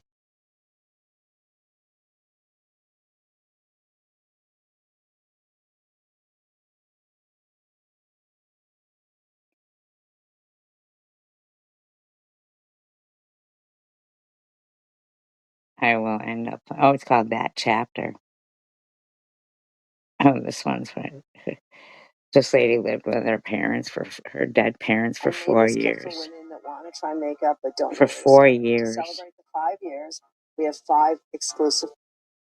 That's what he's doing. Right, okay. Yep, okay.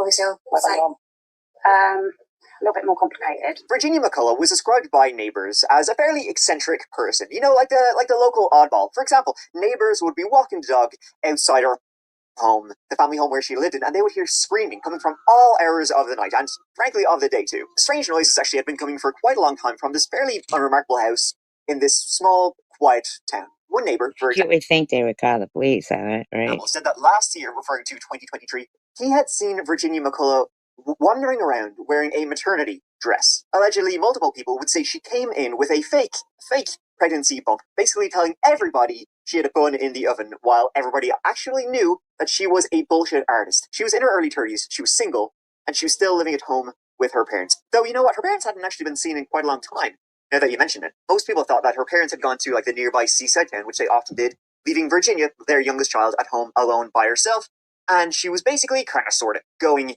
insane. The truth is, she was already insane, and the parents had been inside the home the entire time. This one.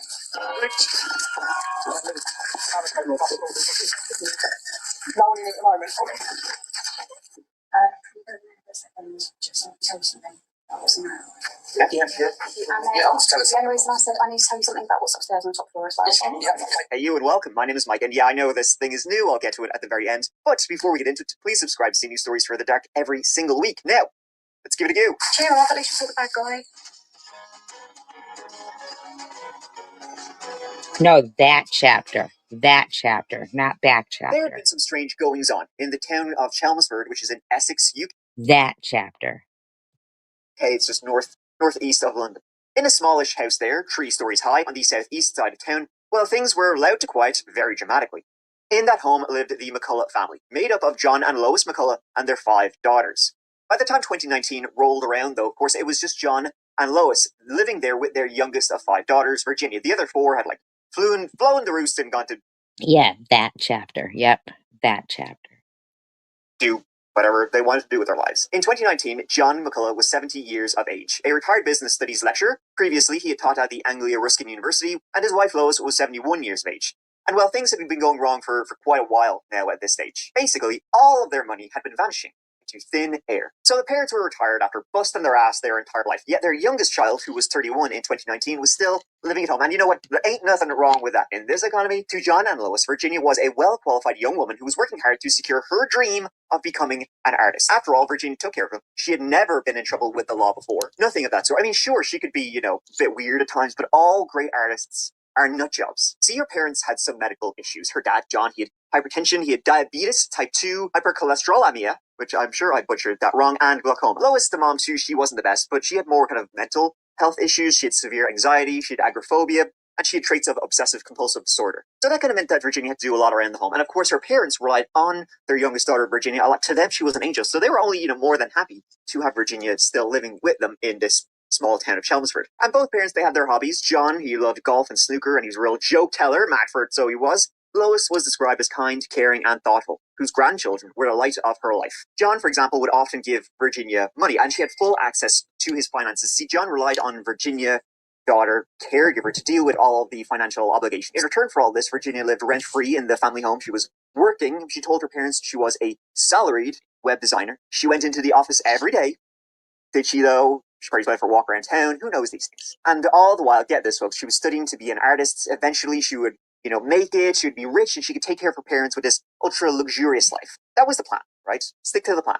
Did she? No. Now, Virginia's sisters had a very different view of her than her parents did. As is the case in a lot of families, the youngest, the baby is seen as like the angel. You would think that if the parents were not heard from for 4 years, is it too fast? He sounds fast in this one. You would think that,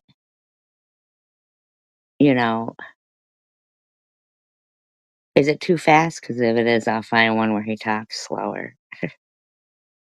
Angel, can do no wrong in the parents' eyes. And of course, they relied on her for so much. It is, right? It is a little fast. An early morning fire rips through a home. Oh, this is it, I think, right? Is it? No. This is a different one, but still a good one. If your dog sits like this, or they do this, do not give them a joint supplement. So that's paperwork that's saying you gotta give up custody of your kid? Harmony. No, just being served it. So you're gonna have to produce where all that, where your daughter's at. So we're gonna figure this out one way or another. It's not going away. It's gonna get really big real quick, and it's not gonna be good if we get on the wrong side of it. You know what I mean? New Year's Eve, 2021. While people around the world were getting ready to reel in the new year, in Manchester, New Hampshire, the weather was overcast, cold, and wet. In this city, deep in New England, police were questioning a 31-year-old man named Adam. The questions were pretty worrying because no one had seen his daughter in 2 years. And Adam... In 2 years. Isn't that crazy? Some people just like those parents, 4 years. 4 years. Yeah, just nuts. Wasn't giving them any information. This dad, Adam, was being served with a custody notice. The court was ordering him to give up custody of his 5-year-old daughter, which meant he had to release her to the authorities. That's how worried people were. The thing was, Adam had a horrifying secret, and This one now, because the other one, I changed it to a different one. He was now being made to confront the lies upon lies he had told over the past 2 years since she had last been seen. Hey you, and welcome. My name is Mike. And in this video, we are going to look at the case of Harmony Montgomery. And folks, there are people in this case who are pretty disgusting. So fair warning. Also, fair warning, this case does involve a child. And the police's race to find her. Alrighty dokie. Yeah, this one is quite a lot to get into. So let's... Their race to find her? She hadn't been seen in 2 years. Give it a go.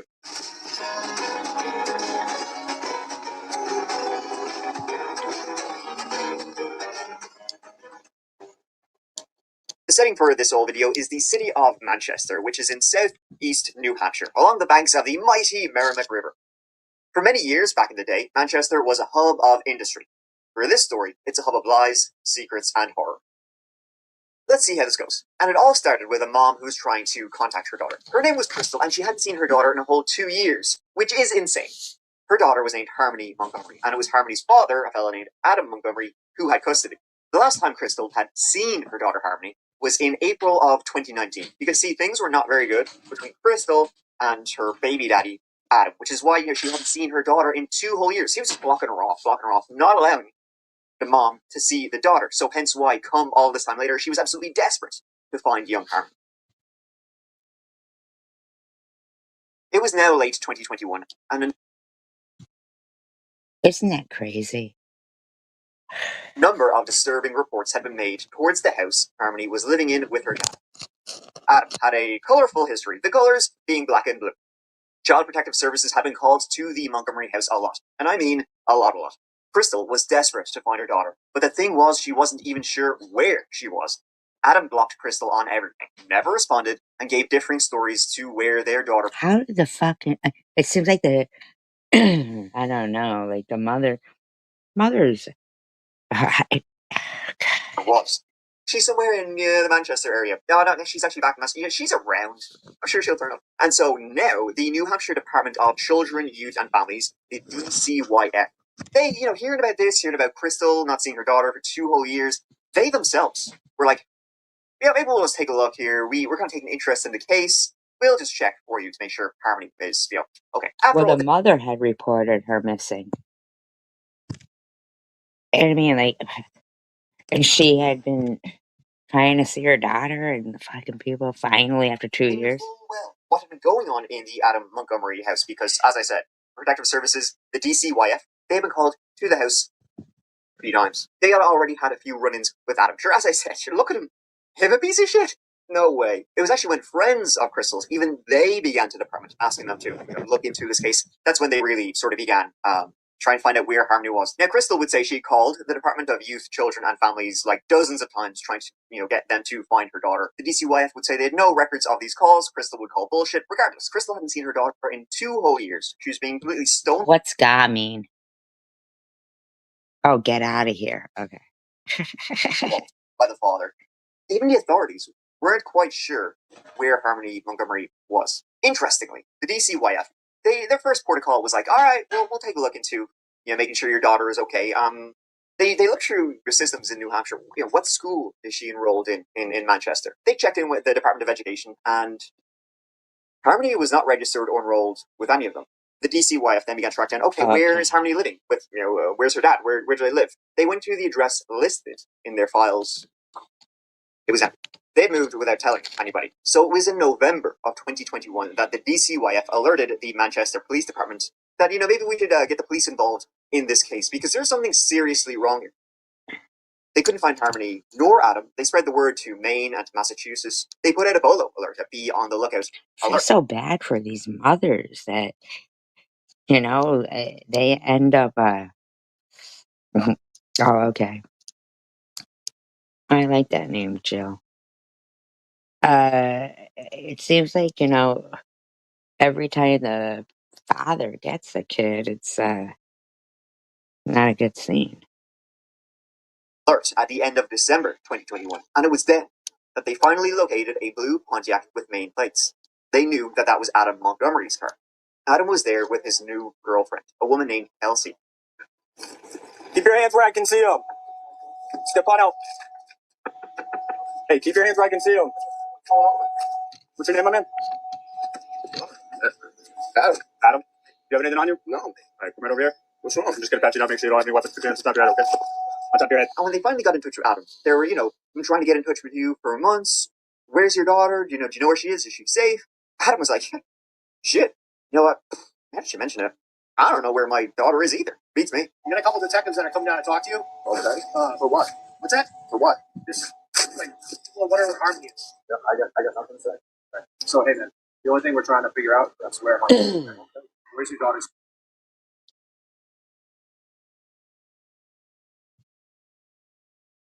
It does depend, but it's like, right. So we can check on her and make sure that she's right now. I have nothing to say about it. But that's not what I'm just asking. Okay, I have nothing to say. Why are you so concerned that I want to send her daughter? I have nothing else to say about it. I'm not Isn't that crazy?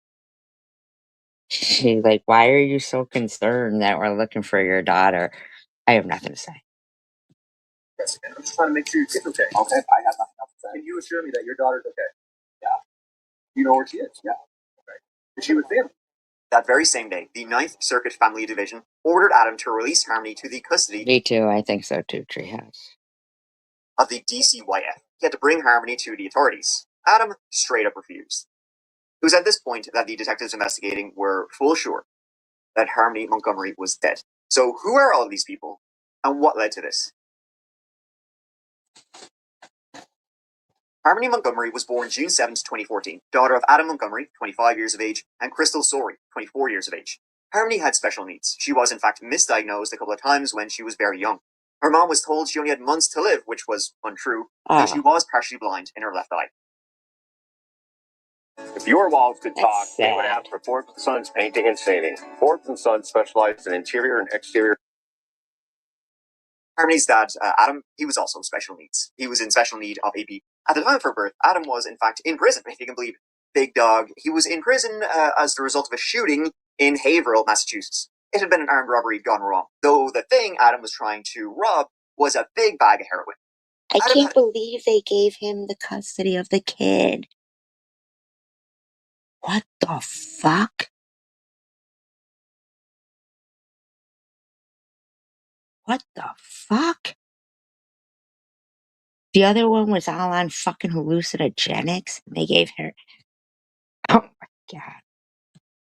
Had a good few run-ins with the law. In 2006, when he was 16, living in Bedford, Mass., he was charged with possession of a dangerous weapon on school grounds. The next year, he was charged with burglary and assault. 2 months later, criminally threatening a former girlfriend.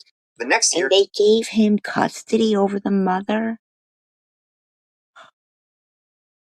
stabbing someone in the leg, also robbery. He was a drug dealer. He robbed, he assaulted, he stalked, he stole. He was in and out of jail. He was collecting convictions like they were Pokemon cards. And then when his daughter was actually born, he was in prison for shooting a guy he was trying to rob in the face. Adam was a manipulative man who just sort of hated women. He was an all-around dickhead. Don't really need to say much more about him than that. Now, Harmony's mom, Crystal, she was no saint either. She had a history of drug use, which actually got worse when Harmony was born. Long story short, the Haverhill office of the DCYF were coming and going to Crystal's house quite a lot, and baby Harmony was eventually removed from Crystal's custody and placed with a foster family. Now, Harmony was a very loving, sweet, and happy child, very social, thriving in foster care and living with a very loving family. Unfortunately, it wasn't for long, as Crystal would regain custody after a few months when she got her drug issues under control. This wouldn't last, of course. Harmony would go back to that foster family for 2 years, then back to Crystal for 10 months, then back to the foster family. Oh my god. Why didn't they just let the foster family adopt her?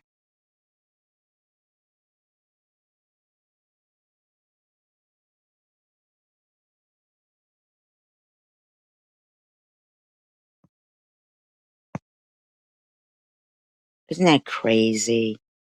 Bouncing that little kid around like that. That's a shame. Very difficult for Harmony at such a young age, having that much stability in her life. It's a zero. It's a shaky zero. She had, just constantly coming and going between her biological mom and her foster family. And her foster family were great. Very stable, loving family who just adored Harmony. And then she would be placed back with Crystal, who, wasn't a bad person, but was having serious addiction issues. And then Adam in prison for, shooting a man in the face. That'll do it. So when Adam was released from prison, he actually began visitation with his daughter too. And then, for some insane reason, the DCYF, they began the process of getting Harmony out of the foster family. And they were like, you know what? It's time to send this young gal on her way to live with one of her biological parents. Adam said, yeah, I'll take her.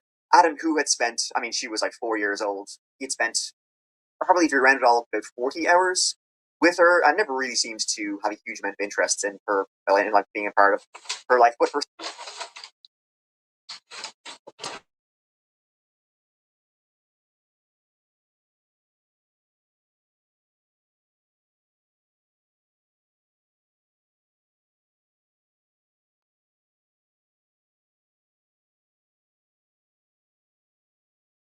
some reason, he said, yeah, I'll take her. I'm living in Manchester, New Hampshire right now.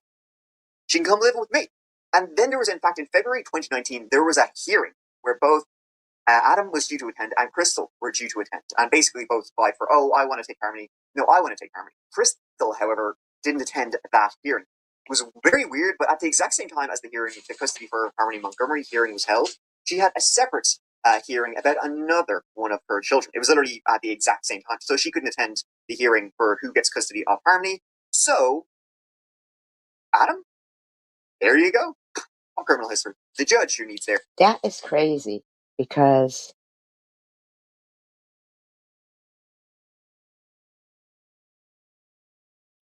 that is so sad. I mean, so you've got, first of all, why would they even like make a hearing for, the same day as another hearing as you would think that, that doesn't even make sense. And why the hell couldn't she just stay with the foster family? Their head examined, decided Adam was fit to be a parent, so he's good to go. Crystal was pretty shocked at this, as you can imagine, as were the foster family who had raised Harmony for, the vast majority of her life had been with this foster family. They were devastated, especially as she was now being taken across state lines from Haverhill, Massachusetts to Manchester, New Hampshire. Now, at this time, many people thought Adam was getting his shit together. He had just married to a woman named Kayla, and they had 2 very young children, 2 young boys. One just a couple of weeks old. So maybe they saw this, young family. Adam, of course, had his wife and his young kids attending the hearing with him, and they were like, you know what? We'll give him a chance. Not sure if I give him a chance is really the best way to look at things when you're... That's sick.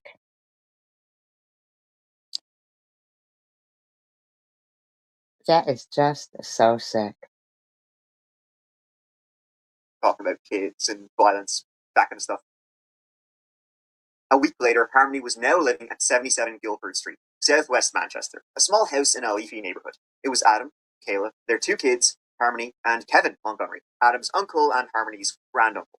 And police would be called to this small house on this quiet road about 30 times in a 3-year period. What's MLPS?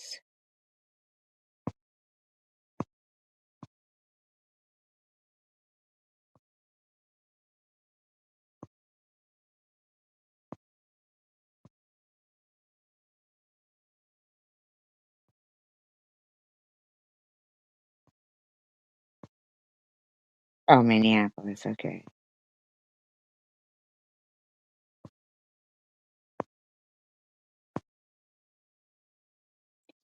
Yeah, I think consistency is stability is really important for if CPS was already being called. I feel so bad for those foster parents. Police would be called to this house that many times. They were sort of like Montgomerys were sort of like the neighbors from hell. The neighbors would report hearing shouting, roaring, smacking, hitting, trash left outside all the time. Yeah, I would say neighbors from hell, and God love any of the kids that are in the house. This is my favourite dentist hack to clean my retainer. If you wear a retainer every night like I do, you know how hard Oh, it is to keep it you truly did? fresh. Oh, I like that. I like that. You're a teacher? Taught English? That's awesome. That's awesome. Still would visit when she could, which wasn't allowed by Adam. She physically saw Harmony twice and had 2 FaceTime calls also, all very brief. The last time Crystal saw her daughter was just before Easter, April 2019. Not for lack of trying, though. Crystal would message and call Adam and his wife Kayla all the time, but she would just get stonewalled, basically just be left unread, just ghosted. And things were not good. In Norway? Wow. What do they eat in Norway? Oh, wow. Oh, that's cool. I love teachers. Teachers are great, and librarians too. In July of 2019, and Harmony had moved in with her dad in February of 2019. Kevin Montgomery, he moved out. And when Kevin did move out, he called the DCYF, saying that, he was reporting for child abuse. He said that one time he'd come in and he had seen young Harmony, 4 or 5 years old at this time, with a massive bruise around her. That is so sick. I cannot believe how badly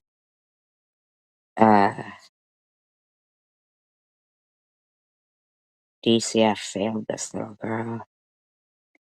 Oh, okay. Like regular stuff, man.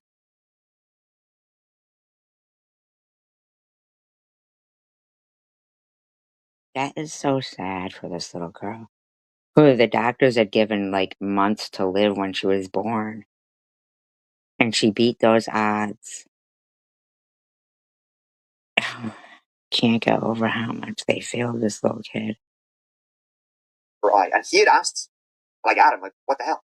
And Adam was, well, he's pretty unashamed of beating up a 5-year-old, saying, saying, quote, I bashed her around the house. So Kevin called Child Services and they visited. Oh my god.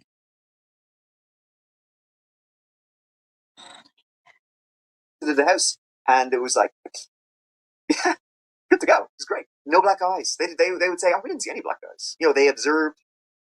They didn't interview Harmony, nor did they interview Adam. And when they did speak to Kayla, she would say, Kevin called, saying Adam is beating up the young girl. Don't listen to Kevin. He's full of shit. You know, we actually kicked Kevin out because he wasn't helping out with the bills. So we kicked him out, and he had some bad blood. So he's false reporting child abuse. And don't listen to Kevin. Child Services did call in again. Oh, that sounds good. Smoked pork ham slices, that sounds good. But then again, after that pig video we just listened to.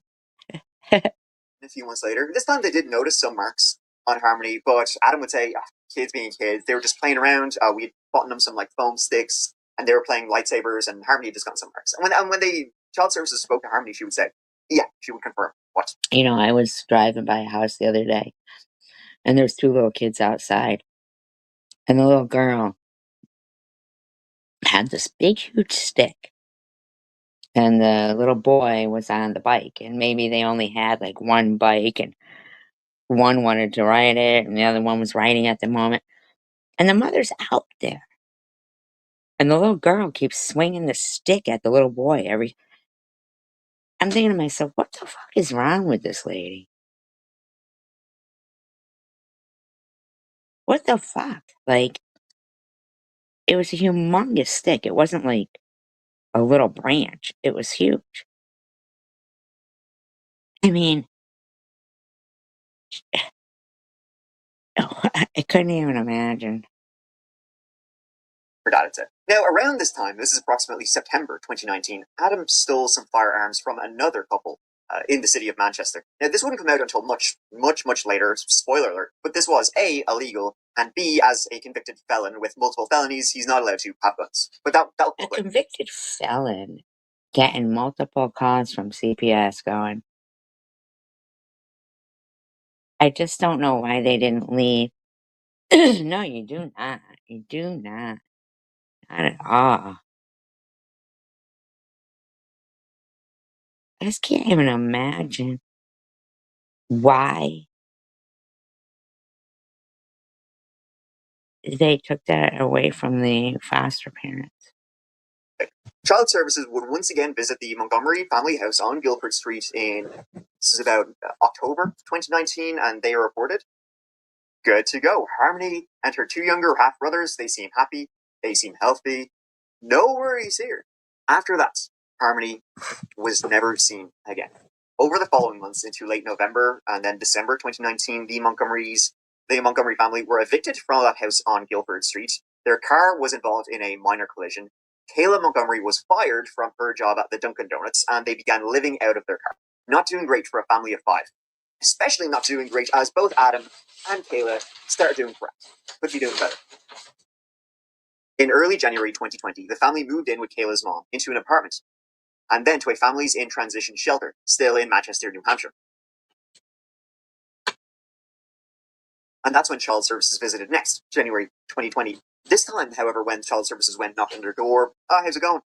Harmony was not there. And the Child Services people were still sort of concerned, because even though they went there, and every time they went there, during announced visits and unannounced visits, they'd never really seen any signs of child abuse. They did see stress in the household, you know, family of 5 living in a small apartment, financial problems. So they were still calling, and Kevin, he had been calling around saying, oh, my brother is beating up, you know, my niece, Harmony, keep an eye on him. But this time, in January 2020, Harmony wasn't there. Adam, now though, was saying, oh, Harmony, You know, she's gone back to Crystal. She's gone back to her mom back in Massachusetts. I dropped her off there, about a couple months ago, so that's why she's not living with me anymore. Now, Crystal hadn't seen her since the previous April in 2019. And Crystal was completely cut off from Adam and from Caleb. Again, not for lack of trying. Crystal would always try and contact, message. When she was blocked on Facebook, she would create new Facebook profiles. Sometimes she would go around Adam straight to Caleb. Maybe Caleb might be more receptive to giving her information about Harmony than Adam, but nothing. So Child Services then did call Crystal. They left a voicemail asking Crystal this, but for one reason or another, Crystal never called them back to confirm that Harmony was living with her. And Harmony was not living with her. And so it went to Crystal more and more desperate to contact her daughter, who she believed was living with Adam. But Adam was saying that Harmony was back living with Crystal. This went on for almost 2 years until late 2021. What the fuck? How the fuck does a fucking child protective service agency allow this to happen?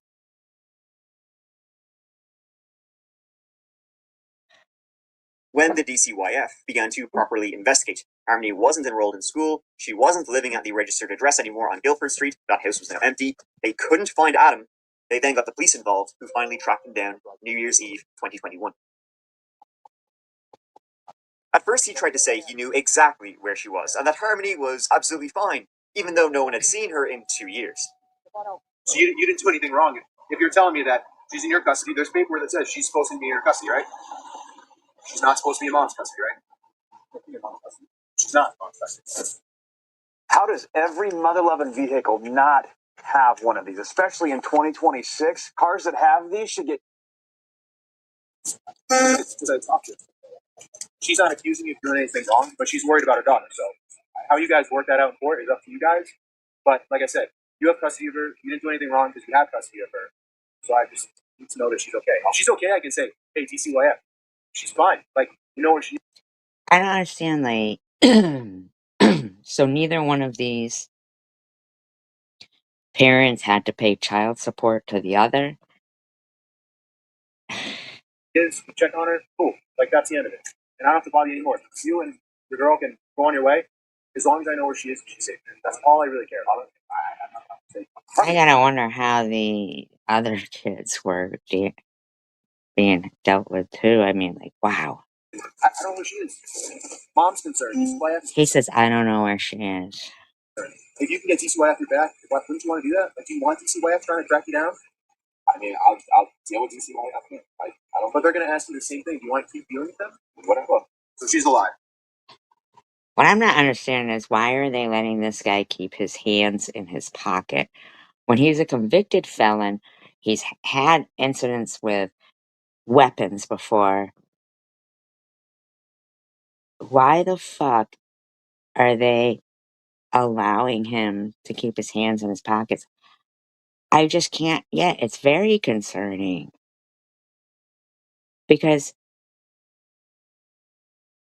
every story that we have looked at throughout the whole night, the authorities who are supposed to be protecting people, whether it's DCYF, the hospital, uh, the police, every single one of them has failed. We looked at one where the guy had SEX with 140 corpses in the hospital morgue.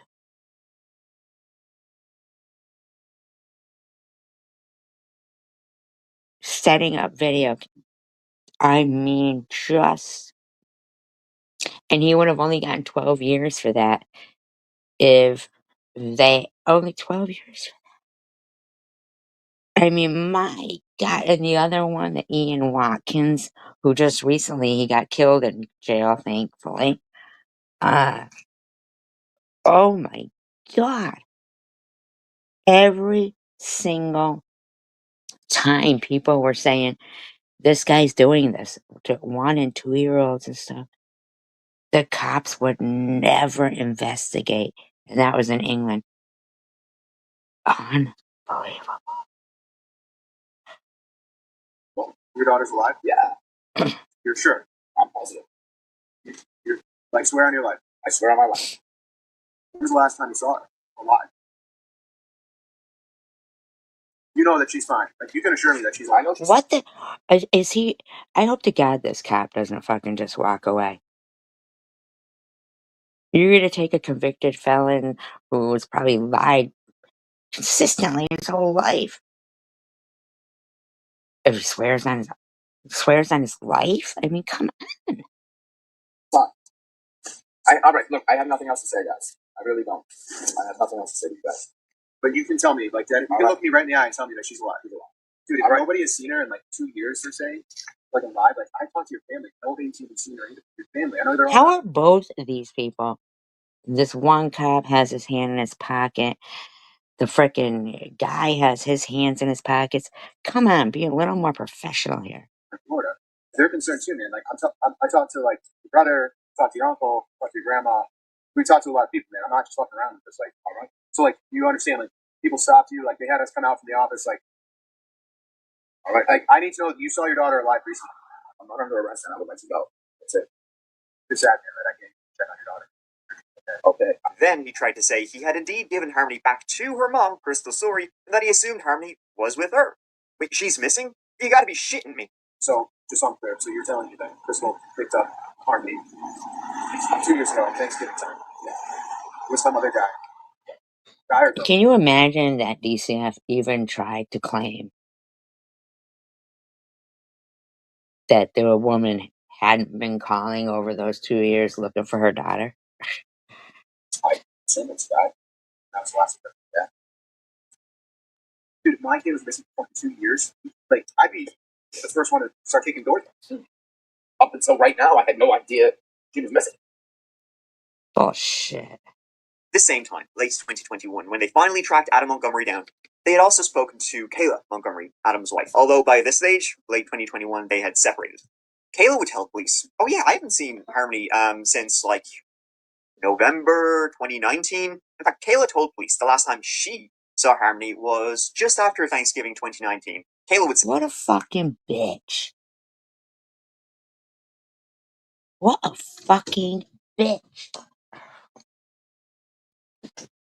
Tucker, stop being a jerk every time I'm live. I'm sick of it. I'm sick of it. say that Adam was going to drive her to work at the Dunkin' Donuts, and Harmony was also in the car. Adam said he's bringing Harmony because after he drops Kayla off, he's going to drive down to Massachusetts to Haverhill and bring Harmony back so she can stay with her mom. So Kayla said,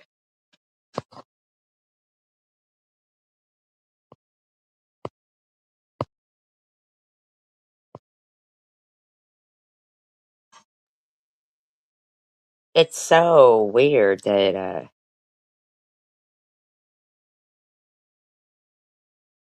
okay. I see what you're saying. So that's why they would like necrophilia.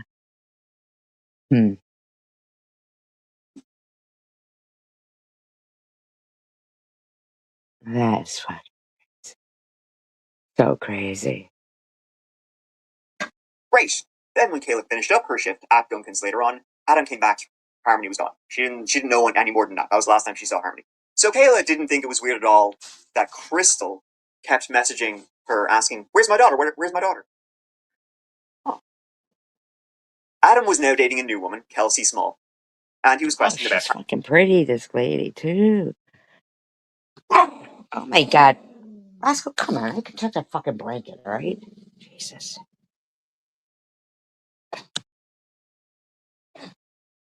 Harmony. Where is she? Is she safe? No one has confirmed. They literally just shook the guy's hand and walked away from him. They didn't arrest him. They took his word for it.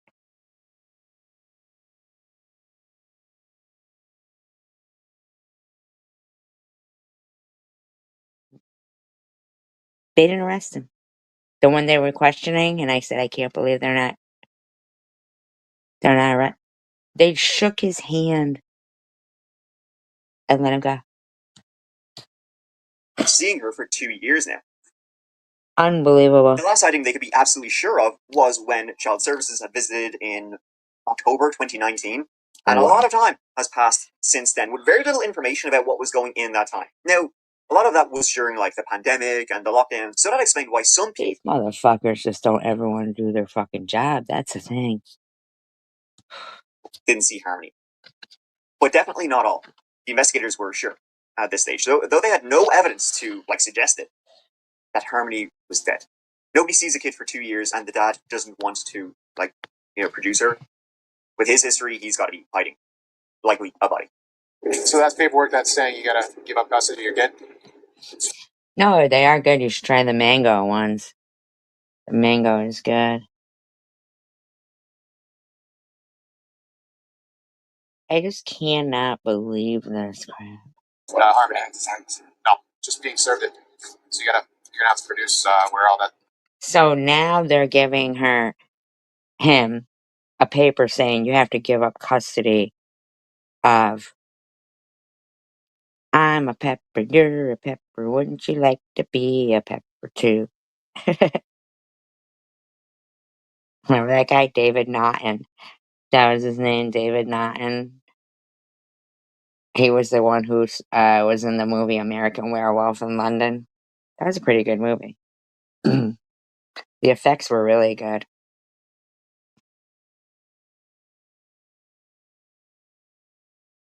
The effects were good for that movie. You ever seen it?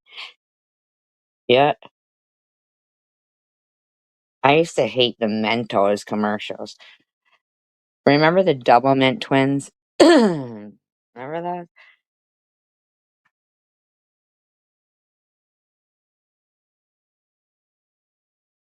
You know where your daughter's at. Gonna be taking your phone. Okay, but it's ours now. So, you know how to get a hold of me if you decide you want to come down and have a conversation with me. But I think you need to do the right thing. Yeah. Kong's Dong. The memories. Have more of a conversation with me. So we're gonna figure this out one way or another. It's not going away. It's gonna get really fucking big real quick, and it's not gonna be good if we get on the wrong side of it. You know what I mean? So I've gone down this road before. Yep. You know how to get a hold of me, right? Oh my god, who the fuck would fucking write something like that? What the fuck is wrong with somebody? That's a fucking idiot right there. Swear to God, if I was a cop right now, I'd fucking make certain to fucking track whoever the fuck that was down and arrest the fuck out of him.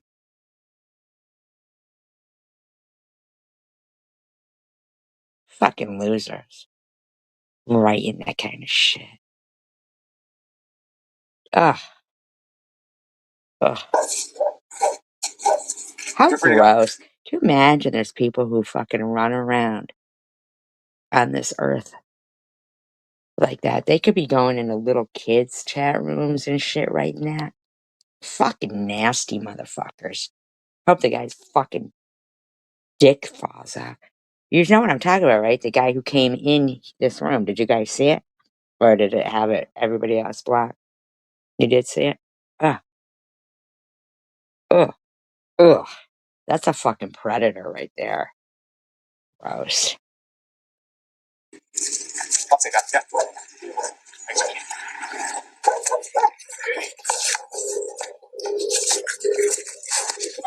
Thanks. Yeah, Michaela's place. It's no surprise. She definitely done. So not little girl. What's he saying? He said he dropped her off. Val came up from Some troll account came here called Kong's Dong and said really disgusting, perverted shit. I mean, really graphically perverted stuff in here. So they had blocked all you guys so you couldn't see it. Fucking gross. That's a fucking predator right there. If I was a cop, man, that is a predator. No, you were right here. It just happened. Yeah, I blocked him. Yeah. That is just gross. From Mass around Thanksgiving of 2019. You know, I'm still wondering if the cops went to the house they were living in. You would think they would go to the house that they were living in New Hampshire and do the whole what's it called? You know, the luminol. You know, to see if there's blood around the house, since they had already moved out. And, you know, like, check around the yard, maybe with some dogs or something to see if something was buried there. Hey, I haven't seen her since Easter of 2019. For an old friend who lives here saying he brought her down there in fucking Christmas of 2019. Probably that, or they ditched him with a relative somewhere. They just don't want to give her up, so the mom doesn't get custody. But like, Yeah, right? nobody. These cops are like fucking. Yeah. Both parents claim, both of them saying, even the ex-wife there, whatever, all of them saying they haven't seen her for 2 years and they're not looking for the kid. He's been concerned enough for this long. Besides mom, who's kind of 2 fucking years. Yeah, Jesus Christ. I think He goes, it's been what, 2 fucking years? Wow. All of 2019 was the last time anybody had. I heard that, you know, the blood, you know, not the blood cells, the skin cells, like if the window is even open and a car is driving down the highway with like a missing person or something, the dogs will even be able to track. But I can't even believe The guys on the skin. Okay. But the kid was 5, right? So barely old enough to be in school. So I mean, if you think about it, if the kid doesn't go into school, there's like no way of really tracking. Right. That's what I was asking. Something. There's no record. So yeah, the kid was probably right at that age where this is his phone. It's a Wi-Fi only phone. So that's his phone. Probably his or the new girlfriend. So that's good. She wanted a lawyer. She did. Yeah. But everything's okay. Right. She'll, the thing is, you hope she comes in for like a proffer or something like that. If that's what she decides to do. So he's such a phone scumbag, man. I dealt with him earlier this year at the hospital. Yeah, the bloodhounds. The bloodhounds. Gym Monster, an all-in-one home gym solution that aims to deliver a high-quality. Well, not if, like, you know, they usually have, you know, the dogs smell. Not the ones that smell the blood, but the ones, yeah, well, bloodhounds are right, but. Yeah. Yeah. And they even, like, will keep going, and, like, they have to, like, actually have it rest or something. Was now being ordered to release Harmony. Tell us where she is. Show us where she is. You're being forced to by the courts. And he was like, nah. This then became a major story. New effort to find a 7-year-old New Hampshire girl missing since October of 2019. But it wasn't until last week that Manchester police learned about the case of Harmony Montgomery. Her father and stepmother are both It facing. wasn't until they're lying. They knew about it. Charges in the case, although not directly related to the little girl's disappearance. It breaks my heart to see that. Manchester, New Hampshire residents are troubled and sad over the disappearance of 7-year-old Harmony Montgomery. On Saturday, Manchester police and other law She enforcement wasn't 7, she was 5 when she disappeared. returned to 77 Guilford Street to look for clues of her whereabouts. This is Oh, the now last they're finally going back to the house. where Harmony was known to live. The part that gets me is 2 years. I mean, you know, what happened to DCYF and all this, they're supposed to be taken care of, you know? Harmony's Exactly. father and his wife, who is not her biological mother, were both arrested this week. Neither person has been charged directly with Harmony's disappearance. The urgent search to find a missing 7-year-old, last seen in New Hampshire 2 years ago. Quite frankly, enough is enough. This is a 7-year-old girl. Let's find her. Enough is enough from the authorities. And do the right thing. For us to have a 2-year delay, all right, that is extremely concerning. The moment the Manchester Police Department became aware of this, right, the moment we became aware of this became a priority 1 for the juvenile division. Blonde-haired, blue-eyed Harmony is 7 years old now. She's expected to be about 4 feet tall, and she wears glasses. She was last seen when Manchester police responded to a house call back in October of 2019. As far as they know, the last place she was in school was in Massachusetts. So what's happened in the last 2 years? Fair question, right? That's why I'm here today. Because we need assistance, we need help. 40 grand was being offered for any information leading to her safe return. Adam was arrested on January 4th, 2022. Now, he wasn't arrested for murder or anything like that. He was arrested for what he should have already been arrested for, beating his kid. He was arrested for when Kevin... Of course he should have already been. I can't believe how they did that kid such wrong. Called Child Services, saying Harmony had a black eye. Also for interference with custody, not releasing her, and endangering the welfare of a child. He was interviewed that day, but much like always, Genius over here was pretty uncooperative. It's January 4th, 2022. It's 8:55 p.m. Let's talk about why we're here to talk. Tell me what you want to say. Tell me what you know. I don't know nothing. Well, what was our conversation about the other day? You said you had a question. You wanted to ask me the questions. What was our conversation about the other day? Remember we met? I mean, you remember that was only what, a few days ago, right?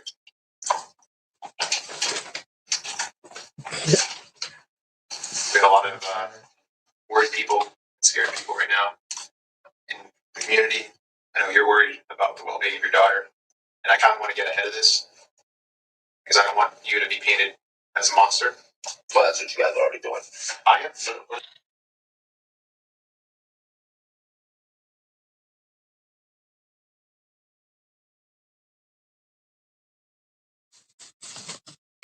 Tucker is a jerk. He's so funny. I was trying to like move him and he goes like dead weight, you know. If you're trying to pick up a kid that's trying to oh my gosh, Tucker does that. And he's small, but he's like you can't move me. Can you explain it? Like secondary assault charge, what is this referring to? Well, that's what we want to talk to you about. Explain to me what I'm being charged with it. What the hell am I being charged with it for? Well, your daughter had some injuries that you know about when you lived on Gilfish. No, I do not. What are you referring to? Well, you were there, I wasn't, right? What are you referring to? I'm referring to her having some good marks. What are you referring to? Marks. Oh, this fucking guy. That were left on her by you. Absolutely not. I have nothing to say. Do you know that the reward is about $40,000 to find where your daughter is right now? Okay. When you start throwing money around like that, people come out of the woodwork that you would never expect to do. Okay. So, like I said, when I talked to you a few days ago, you have another cigarette? Sure. Why are they letting him smoke a cigarette? I kind of told you this thing was going to get a lot bigger. That's not So when they went back to the house, they didn't go there to like, luminol it or check the yard or anything, just to talk to neighbors. You would have thought they would have already done that. But you're sitting there telling me that right off the rip that there was something wrong with my daughter because of me. No, that's bullshit. Okay. So if your daughter had marks on her at some point when you lived over there, how would you explain those? How should you get those marks? Well, I would love to know when the marks were there because DCYF came to my house multiple times. Oh my god.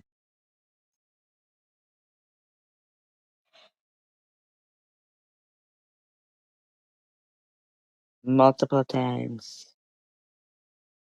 Okay. And we know that they came in, right? And close the case. Okay. I've already explained this to you. Okay. Well, there's some discrepancies between what you're telling us and what other people are telling us. You're saying you brought it down to Mass. Somebody said she came up from Mass. I never once said I brought it down to Mass. What did you say? She came up here together. I never once said. Sure, I was already on video recording the other day. I never once said I went down to Mass. So you're saying that she came up from Mass? I'm not saying anything else. This motherfucker. If you've got honey at home, you might be one step away from wiping out your memory problems. Today, I'm going to show you how to make this working dogs. Why is it that you refuse to talk about her every time you bring her up? Because you guys are just sitting here beating a bush. It's over and over. You guys asked me what happened the other day. I told you what happened. This motherfucker, man. You guys didn't tell us the other day. You guys talked to me the other day. I explained to him what happened the other day. And now, can you look at me? Help me. Please. That's all I'm asking for. I can't sleep until I know that she's okay.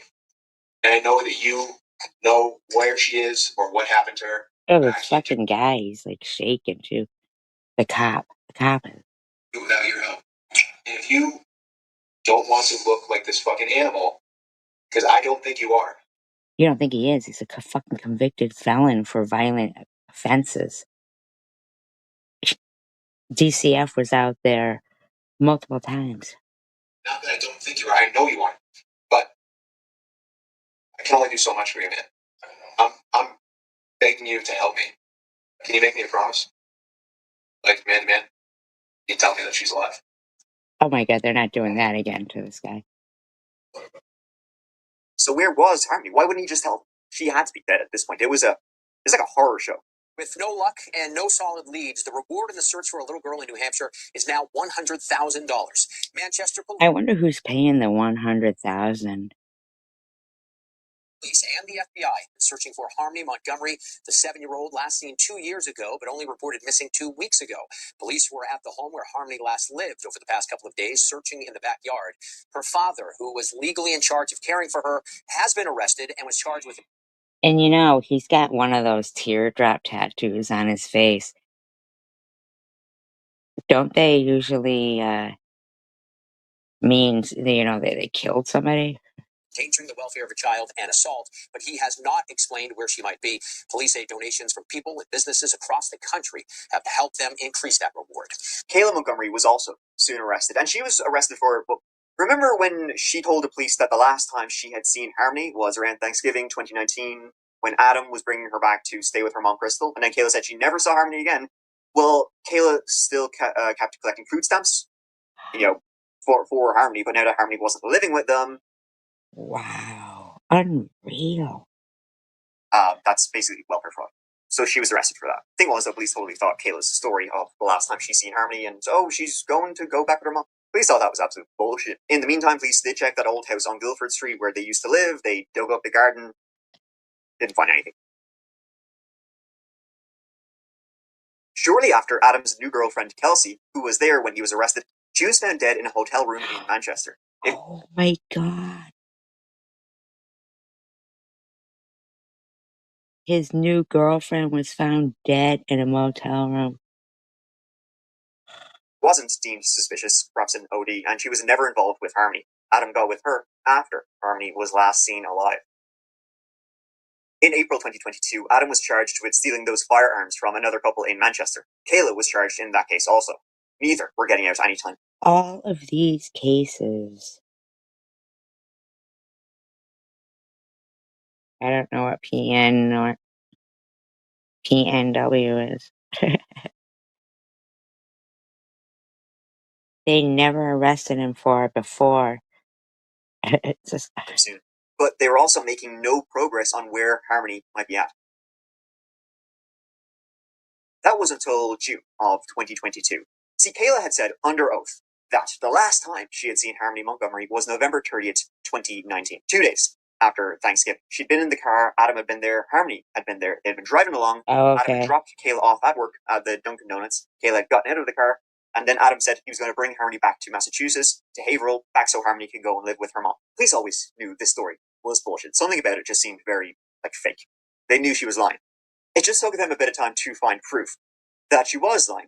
They eventually did when they looked at Kayla's work records and found that by November 30th, 2019, well, Kayla had been fired from Dunkin' Donuts a week earlier. So she definitely wasn't working that day. She was lying about the last time she saw Harmony. Kayla Montgomery was arrested Friday and charged with perjury. Newport documents. Look how they're arresting her, and the guy is fucking... Just released state that Montgomery lied under oath. Oh my god, she looks like she's been beat to crap, to be honest with you. Oh my god, she looks rough.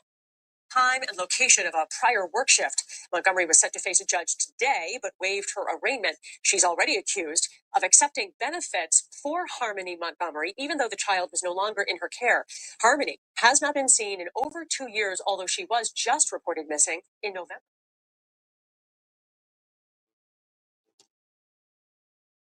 Kayla was arrested for perjury. And this time she agreed to sit down with investigators and tell the real story. Oh yeah, I'm in Massachusetts. Do you really have a treehouse? What happens to Harmony Montgomery? And just a warning, this part is dark, like really dark.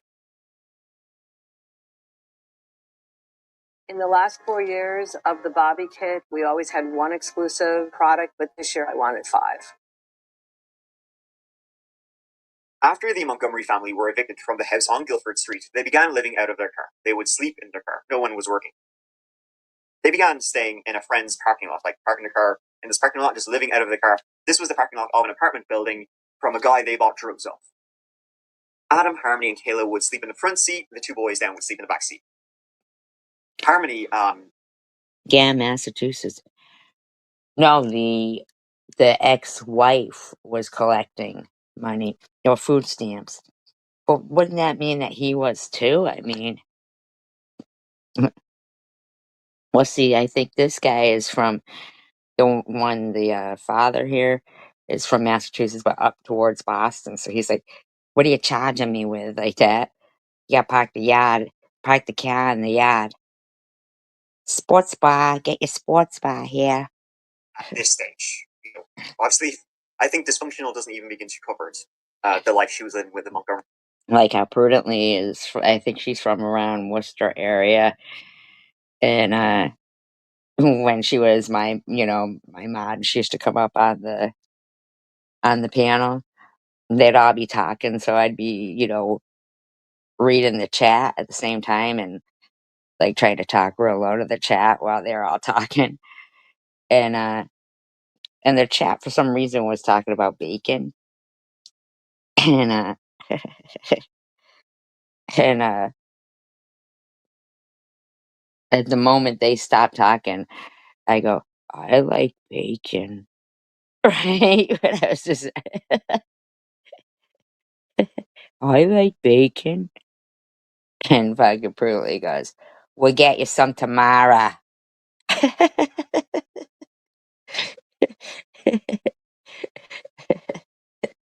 We'll get you some tomorrow. It's just fucking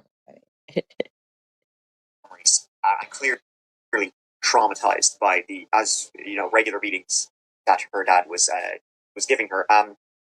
Well, she would begin to have accidents when they were living out of the car, like number 1 and number 2 accidents in the car. Oh, so the little girl was getting regular beatings from the father. So she started to be incontinent and, lose bowels. Like, I guess she was just so traumatized when she had to go and use the bathroom, she wouldn't say it. She wouldn't ask. She would just go. She was pretty scared to ask to use the bathroom, and then every time she did, this Adam found out about it. He would hit her. He would beat her quite badly every time, and this happened like every time. So like multiple. This was daily. This was happening daily. It was on December 7th, 2019. That morning, they were all in the car and they were driving to Burger King to get breakfast, and it happened again. Harmony had an accident, and Adam just blew a gasket. He repeatedly then began beating the girl, and after and it could also be because her for a final time, he punched her. He was punching her, and Kayla.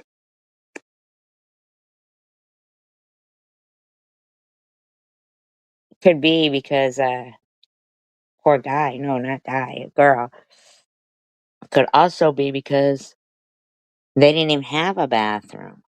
So the kid probably was like, This time he thought he really hurt her. Harmony began to moan, and then she lost consciousness in the car. They then continued just driving around. They did some drugs in the car in front of all the kids, as you do, and they kept driving around. Eventually, they actually stalled at a traffic light, just kind of aimlessly driving around Manchester with the kids in the car. And when they stalled at this traffic light around midday, it was then they realized that Harmony was not breathing, that Adam had beaten her to death this time in the car.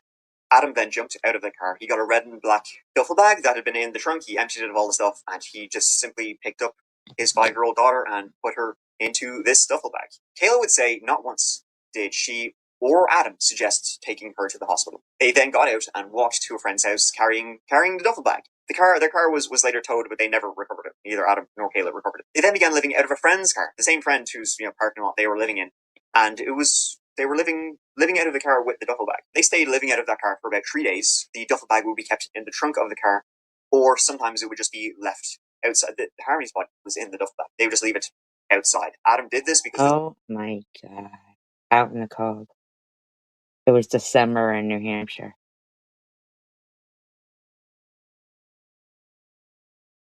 Oh my god. Ah. Little 5-year-old. in the depths of winter in New Hampshire, and he did it to slow the decomposition of her body because it was so cold. Adam would keep his daughter's body in a bag, sort of around him, sort of like a kid with a balloon, just hanging onto it, for about 3 months. Oh my god. Oh my god. The family then went to live with Kayla's mom. Her name was Christina, and she lived in an apartment with her boyfriend. They stayed with them. Adam moved Harmony, still in the duffel bag, into a red cooler with a white top. This red cooler was kept in the hallway of the apartment building, just out in the open, kept cool as there was no heating in the hallway. So everybody else who lived in this apartment building would just walk by this red cooler, just sitting there in the hallway. Then, at the end of December 2019, they moved into a Families in Transition shelter. Adam then moved Harmony's body from the cooler, still in the duffel bag, into the ceiling of the unit they were living in. Oh my god.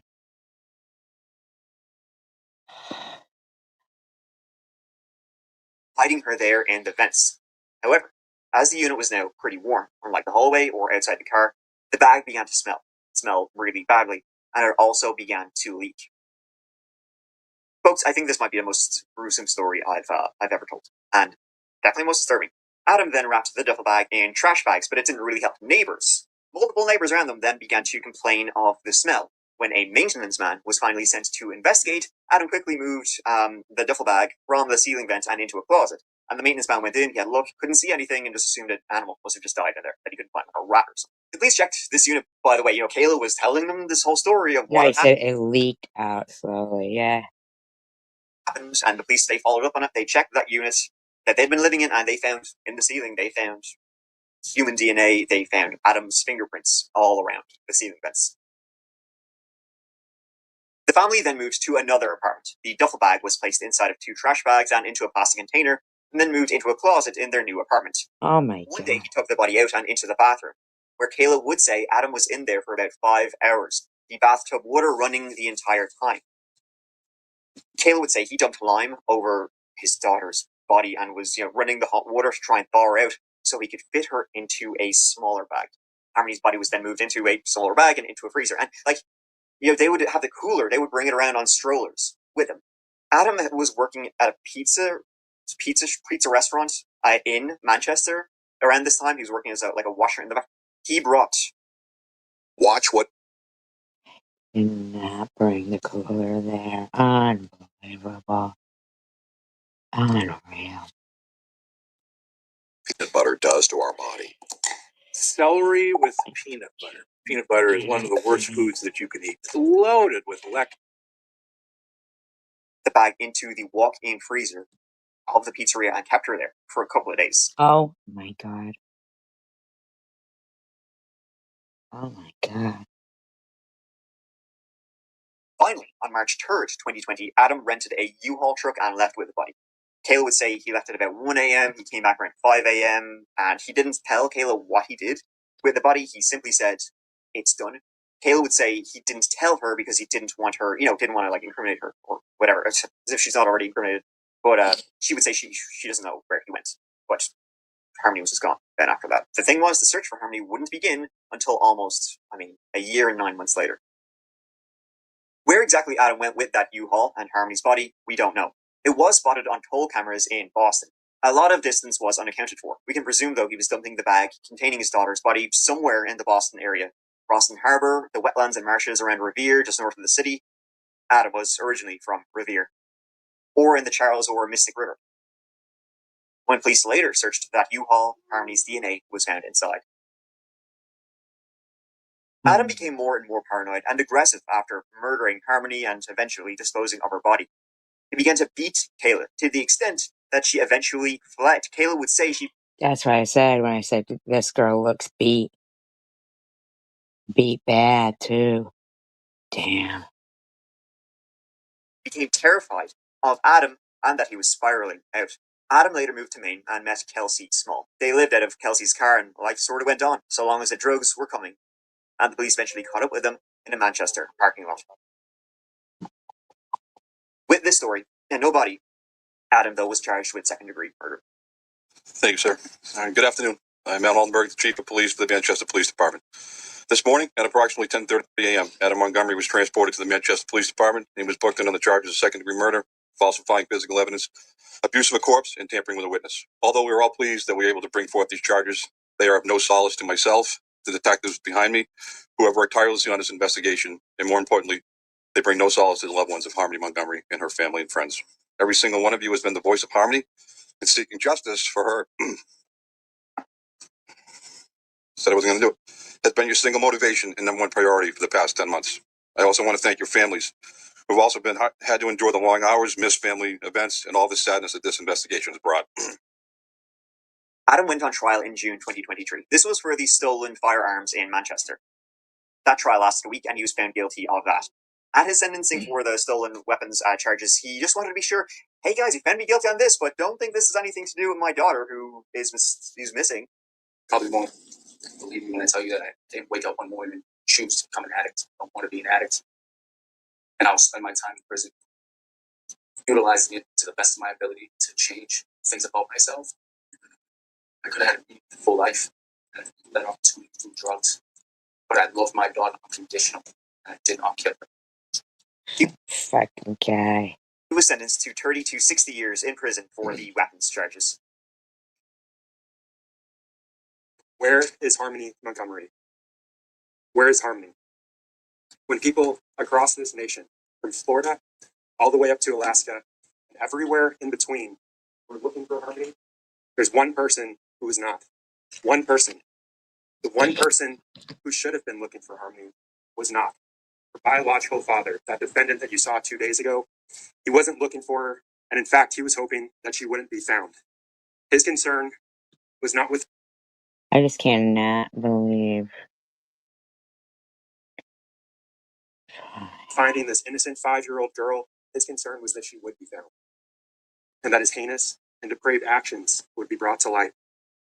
That's because he was the only person in this world who knows where Harmony is, who knows where her body is, and he was hoping that she would never be found.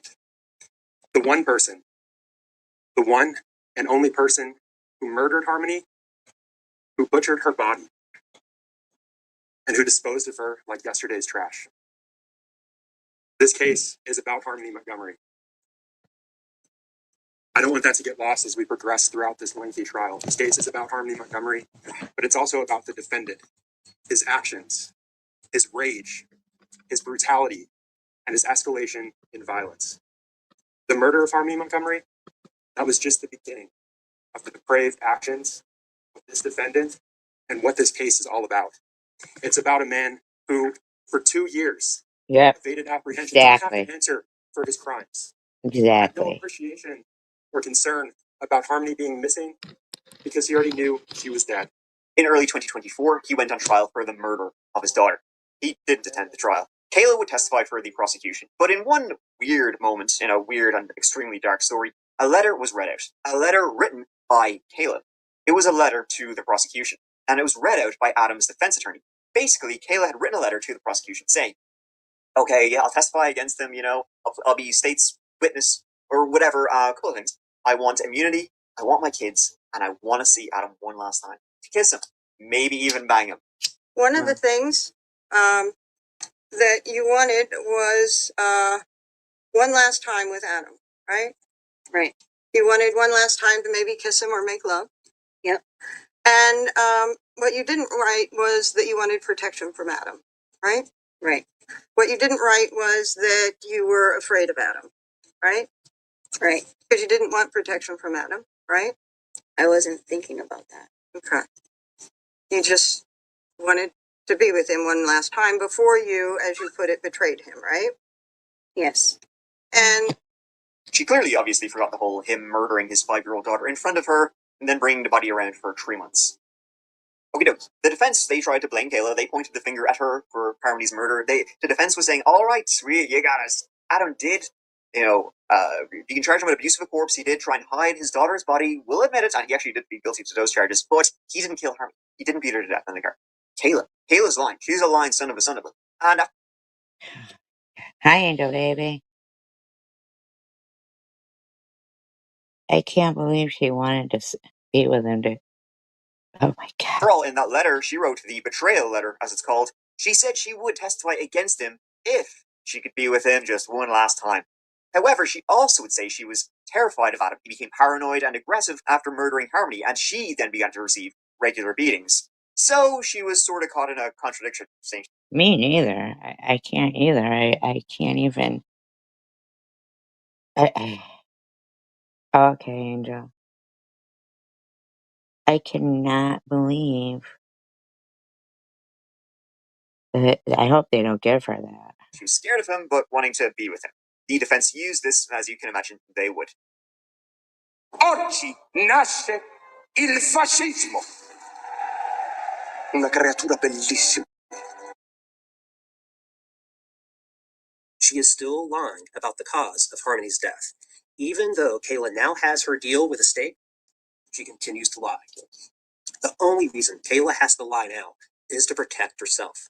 The only reason she has to lie and point the finger at Adam is because the truth points the finger at her.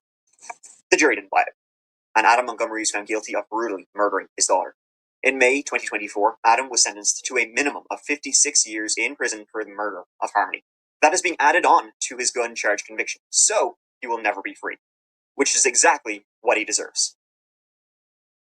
Kayla would reach a plea deal with the authorities and was sentenced to 3.5 to 7 years in prison, though she was actually released on parole in May of 2024. So, look at you.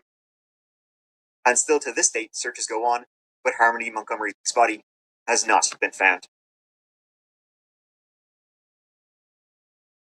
And that is the case of Harmony Montgomery. It's pretty... What a shame.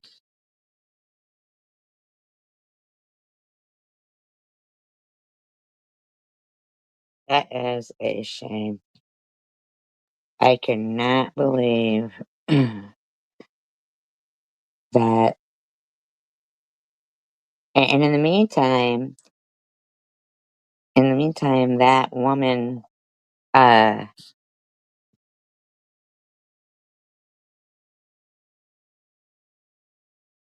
woman, his girlfriend, that died in the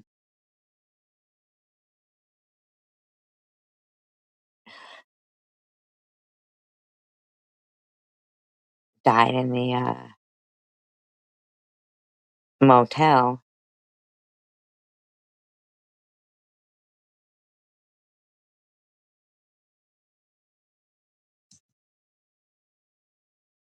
They just wrote that off to a possible OD.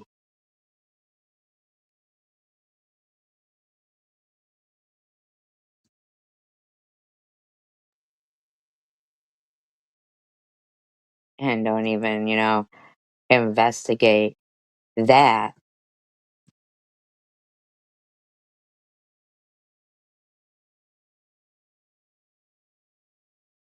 That's like that case with the head of Newsbomb, and I can't remember the name of it was an attorney in New York.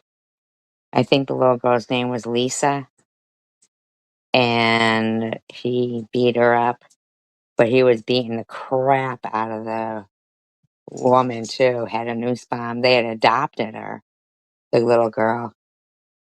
It was like 6. And just never, he never got in trouble for that. I mean, he did, but she was beat up, man, bad. Really bad. But the schools, like, never were,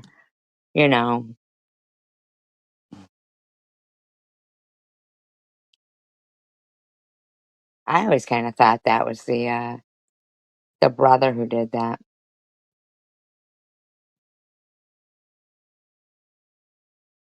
That's what I thought.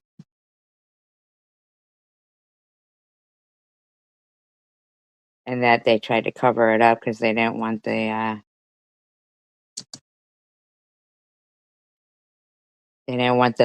son to get in trouble too, you know?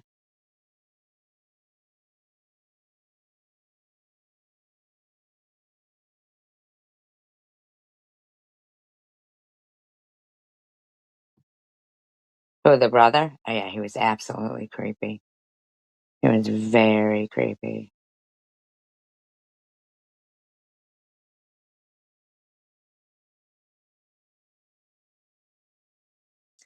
I like this channel. It's called That Chapter, just in case anybody ever wants to check it out. I don't know. Into it.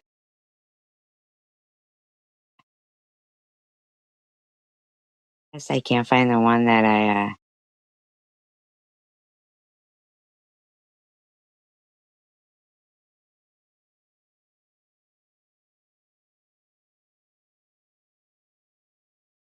yeah, he was so weird. I don't know if he has said anything lately about, I think he did like an interview lately too, didn't he?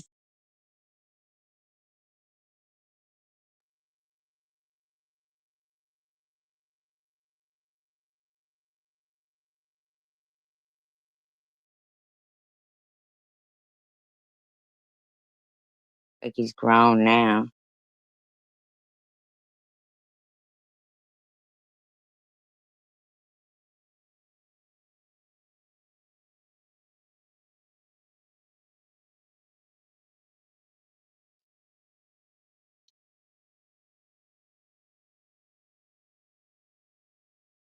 Oh yeah, he did.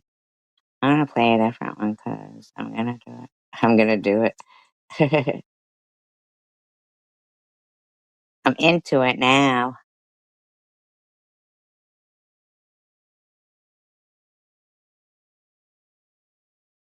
Yeah, I do think he was. Didn't the dad, I think, started dating after the mother died, he started to date Natalie Holloway's mother.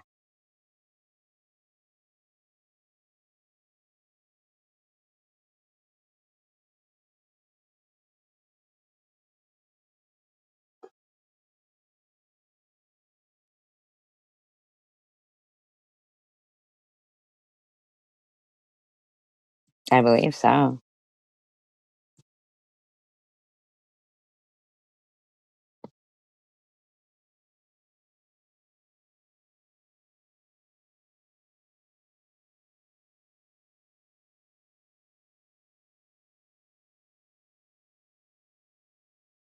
And there was a lady who had like a pig farm too and was killing people, but I can't find that one.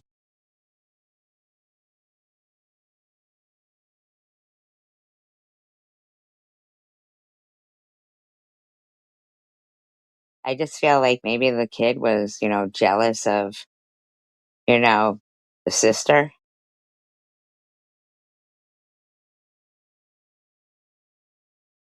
My opinion, I don't know.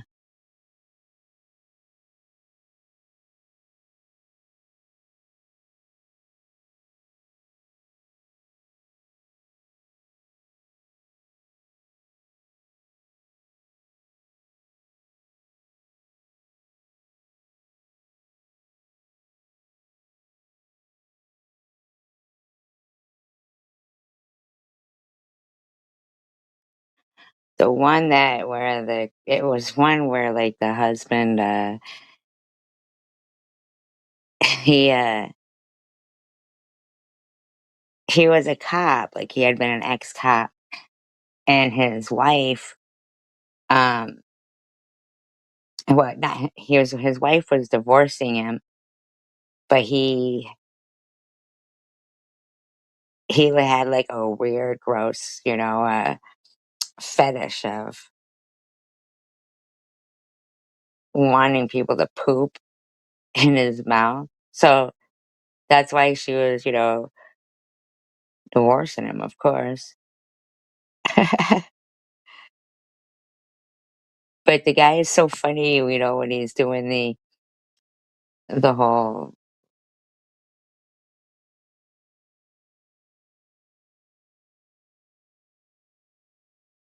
the whole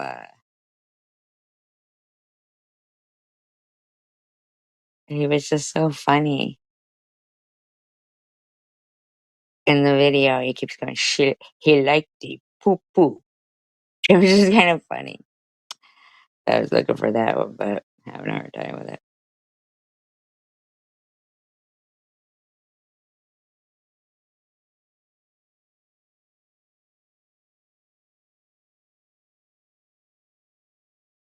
I wish I could find it. Anyway.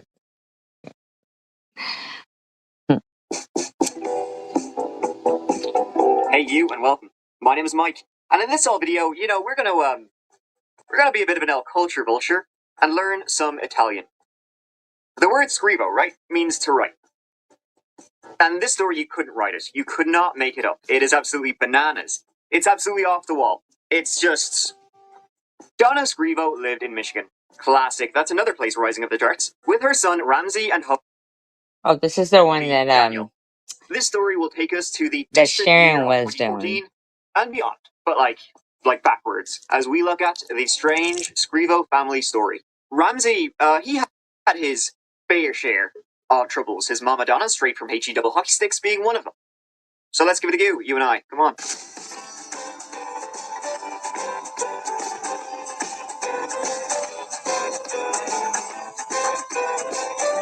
So let's start with the where. St. Clair Shores sits on, St. Clair, if you can believe it. It's part of the greater Detroit metro area, and it was where Ramsey Scrivo was born in 1981, to parents Donna and Daniel. Ramsey had one older brother. They both went to an all-boys Catholic school. Donna had high expectations for her kids. Ramsey graduated college in 1999, worked for a few accounting firms, but by his late 20s realized that wasn't for him when his work ethic was criticized by his boss. He wasn't too much of a fan of the old clickety-clackety, or is it clackety-clackety? I can never remember. So from there, Ramsey decided to get into his dad's house painting business, and that went on, So far, so good, or at least it is in the way I'm telling it. And that takes us to about 2014, when Ramsey Scrivo disappeared. On the 25th of January 2014, after 6 p.m., Ramsey left the house he lived in with his mama Donna to go get some cigarettes, and he never returned. Oldest trick in the book. Or was it? It's funny how he keeps saying Mama Donna. That's what, how Sharon said it too. Mama Donna. Donna reported Ramsey missing to the police.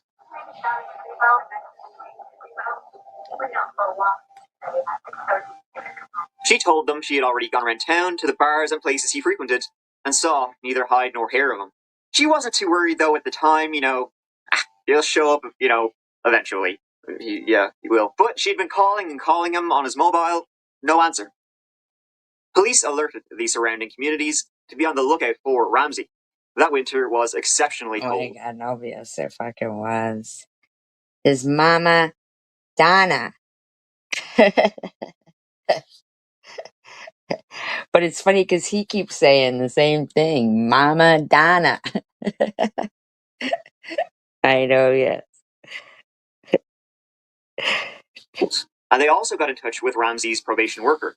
See, about a year before, Ramsey got in trouble with the law for assaulting one of his friends at a bar, and had problems with drugs and alcohol and a history of mental health issues. His probation worker, upon learning that Ramsey was nowhere to be found, really also began to work. This is like the opposite of the story I was talking about the other day, where the mother ended up killed because, well, I don't want to let you guys know what happens to him, but the mother ended up killed by the son, but at least this mother was taking no shit from this kid. Worry about what kind of trouble Ramsey could be up to or in. The police checked in with who they knew he'd been in contact with shortly before he left. That's a lot of snow. Damn, if Michigan gets that much snow, holy shit. It's like a fucking whiteout. No dice. Donna told the police that Ramsey left with his wallet to go get smokes. In his wallet were 2 credit cards and his driver's license. So the police, they wanted to track his cards. And they also asked Donna for a picture they could provide to the media to aid in the search. She never gave them one. She didn't want the media involved at all. Ramsey's phone would eventually be found in the front garden of a neighbor's house. Now, the neighbor knew nothing, and Ramsey's phone could provide not much either. Though one thing was that Donna had told the police she'd tried calling and calling, and he wasn't picking up.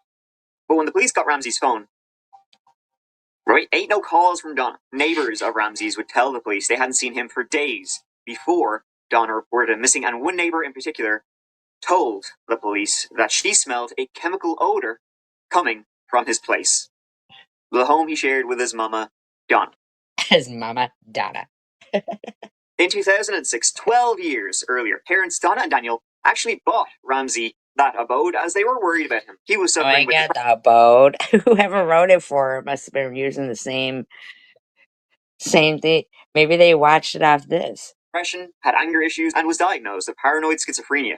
They wanted to know he wasn't too far from the coop, which was good as Ramsey was kind of on and off his medication, which came with some tough side effects to boot. Sometimes Ramsey was convinced someone had placed poison in his drink, or a nanochip was in his tooth, listening into his every conversation. It sounds like a certain person whose name begins with V. In 2010, Ramsey got into a fight which left Ramsey with a head injury after he cracked his head on the concrete. Oh, see, head injuries. As we've seen before, this just exacerbated Ramsey Scrivo's mental health issues. He was out of control, more now. He was drinking more. He was angrier.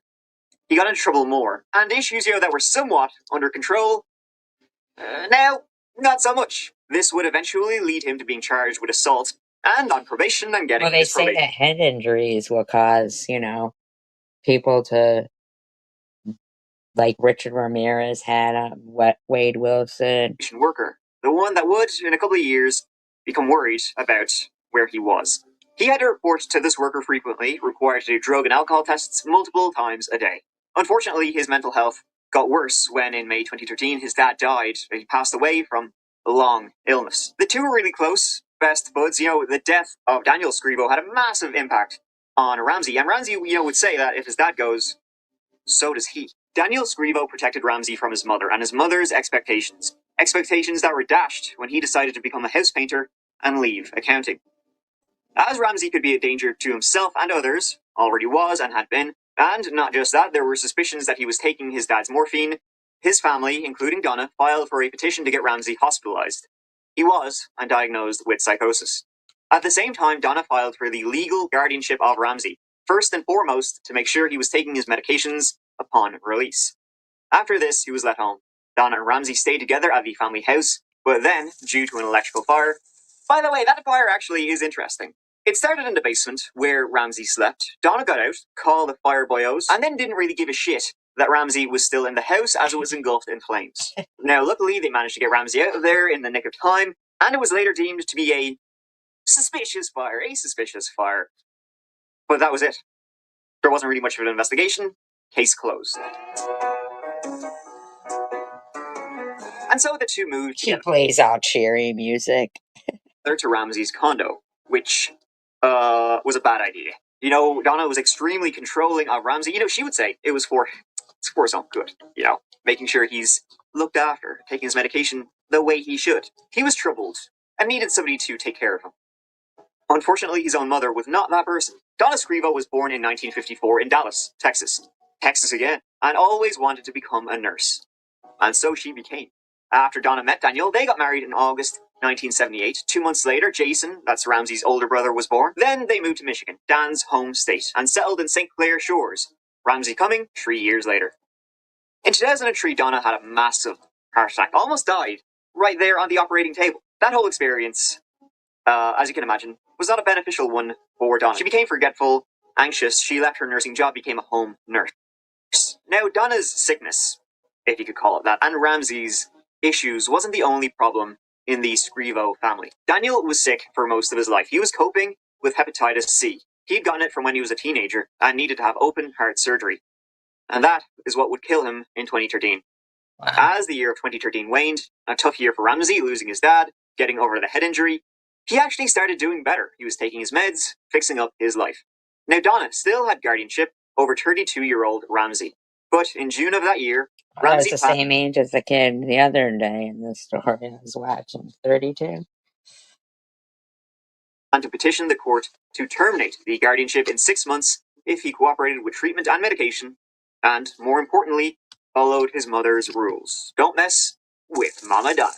Once Ramsey and Donna were living together, family members began to worry, a little bit about them, because Donna was, well, a nightmare. And Ramsey was A under nightmare. Jason, the other son, had long moved out of state, and with Dan dead, it was just Donna and Ramsey, kind of. 8 months before Dan passed away, Donna went to a high school reunion back in Texas. She went alone and may have met an old flame from the past. She returned to Michigan after, but was constantly texting this guy. However, after Dan passed away, she may have wanted to move back down south, home for her. Though Ramsey, he, quote, didn't give a shit.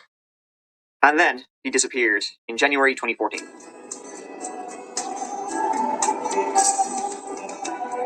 The search was ongoing, from when Donna reported him missing on the 26th.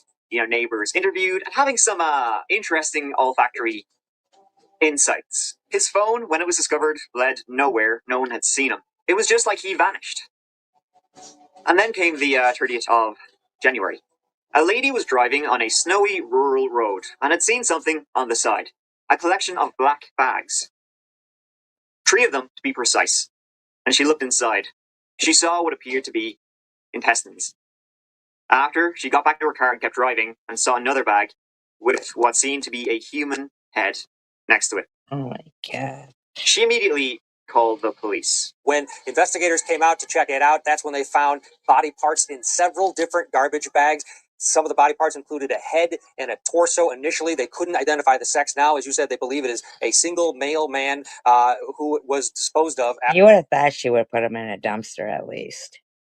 After his body parts were separated into these trash bags. Then this morning, they got another call about a piece of trash in a bag outside of an off-ramp nearby. They reported that in that bag, they found clothing that was charred and some paperwork that was related to the case, but no more body parts. They're hoping that with the information they have, with the paperwork and the clothing, and now this autopsy, they'll be able to piece this together. But at this point, they piece do not this have together. He's in pieces. They'll be able to piece it together. Pardon the pun. A victim identified. And soon more bags emerged. Inside the bags were human remains, chopped up. Also, a jigsaw with 4 saw blades, clothing that seemed to belong to a woman, a Coke bottle, and some charred papers. Police determined the body to be of a white man. The case was treated as a homicide from the get-go. Don't know, what else you would treat it as when you find a chopped up body. Missing people from the surrounding counties were checked and crossed off, and fingerprints were taken from the body and ran through the system. Identification of the deceased and notification is first and foremost, and then tracking down the leads, find out, obviously backtrack on where they were and how they ended up in the situation we have. And this is somebody's son or brother or husband. We hope we can get identification and get some closure for a family somewhere. A match came back. It was, get this, dun dun dun, Ramsey Scrivo. His autopsy was carried out on what was left of him. Good luck. His cause of death was determined to be asphyxiation, though the autopsy also showed a massive dose of Xanax in his system, 4 times what he was prescribed. The dosage could have killed him on its own. His body had been cut into 14 different pieces. Wow. His right arm wasn't found in the garbage bags.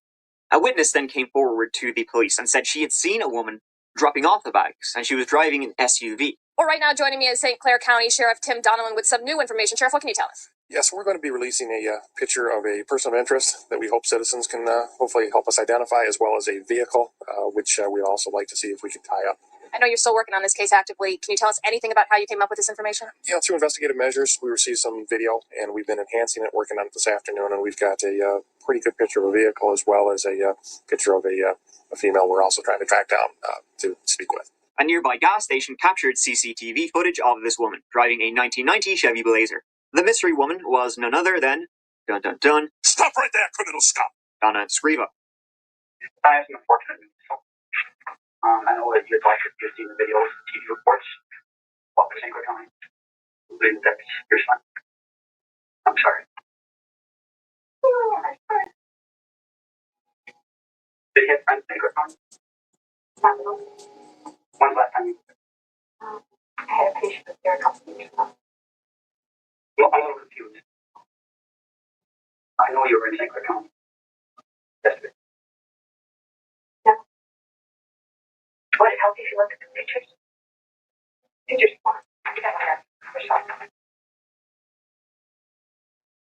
That is like, if you're telling me that I had a gas there, then I'm just driving all this. Okay. I'm hoping that you're going to start remembering a little bit more so that we can figure out what God maybe happened here. How many of you say the same way? We know you're not a bad person. I think you're just a type of person. We've been dealing with this time. They all say the same thing. We know you're not a bad person.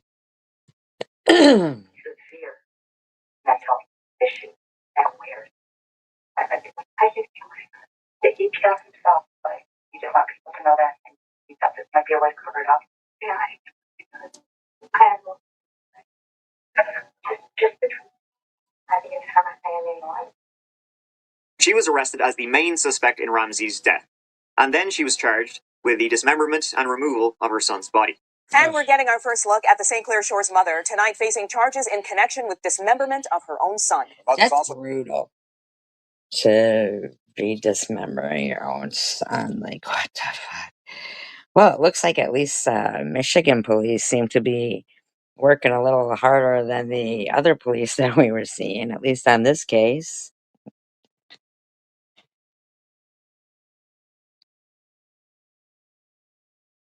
Hi, White Reaver. Dumping her son's remains. 7 Action News investigator Jim Kirchner is live now. Jim, why wasn't the mother charged with murder? Yeah. Does anybody live near St. Clair in Michigan? Because the autopsy, the medical examiner's report is not complete. It's inconclusive right now. Remember, this was a body that was cut up and then the parts tossed out the window of a moving vehicle in as many as 5 different places. So the pending murder case still rests with the medical examiner. Why not put him in a dumpster at least? I mean, like, if I go driving down the street, whipping out fucking garbage bags filled with body parts.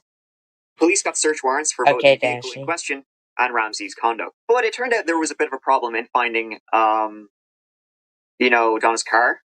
You'll get that when she tried to give it away to a charity in Detroit, which she did. She did the exact same thing to Ramsey's car also. She was just, take it, please. Once the cars were, retrieved, his blood was found in them. Ramsey's, unsurprisingly. But the car wasn't the crime scene. No, it was the condo. And, when they entered the place, the smell of bleach was overwhelming, just like the neighbors said. Upon forensic investigation, blood evidence was recovered from multiple locations. Ramsey's blood was found in the bathtub, his bedroom wall, the porch, and the hand railings of the house. The most gruesome place was the bathtub. Not that there was a lot of blood there or anything like that. The bathtub had signs of burning inside of it. While Donna was in custody, nail clippings of hers, as well as hair samples and that kind of stuff, were taken. Her DNA was found on the Coke bottle that was in one of the garbage bags. I know, how stupid is that? Her DNA wasn't actually on the body, though there was still a fair bit going against her. A local Lowe's store stated that on the 27th of January, Donna bought a jigsaw during the day. These She then later motherfuckers returned are... at the evening again, as she had some problems with charging the saw. The same branded jigsaw was found in the garbage bag. Now, there was a problem with the serial number of the saw. The police weren't 100% sure it was the same one Donna had actually bought, but I don't think that's enough to give her, the benefit of the doubt. Just leather pass. That's fine for us. Does that factor in any of this at all? Did that start things going downhill for this family? From what I understand, it did have obviously a negative impact on the family. And without saying, as you put together your theory in this case, background, physical and other evidence, have you established a motive in this? I'm not able to comment on it this time. Even a yes or no answer? Not at this time. But why? What made her, commit something this evil, to her own son? Such a gruesome thing to do.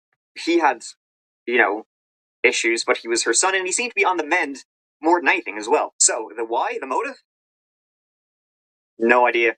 The prosecutors didn't have one either when it went to trial in May 2015. Donna pled not guilty. The prosecutor said the Xanax found in Ramsey's system was Donna's prescription. It was filled with a 90-day supply in January, at the start of the month, and only had one pill remaining when Ramsey was found 30 days later, so she was popping them back or popping them in Ramsey. She needed a way to subdue her son. She drugged him up. And just before the murder took place, Donna had actually bought carpet shampoo. So she was thinking ahead. Though when Donna took the stand, she had quite the story to tell. Yeah, it was maybe premeditated, but not by her. She told the jury, the attorneys, and the judge that on the 25th of January, a masked man broke into the condo, went into Ramsey's room to kill him. Donna said she was down in the basement doing some laundry, and upon going upstairs, she found the front door open, and that's when she checked in on Ramsey and found the man in his bedroom. The man tied her to the bed and killed Ramsey.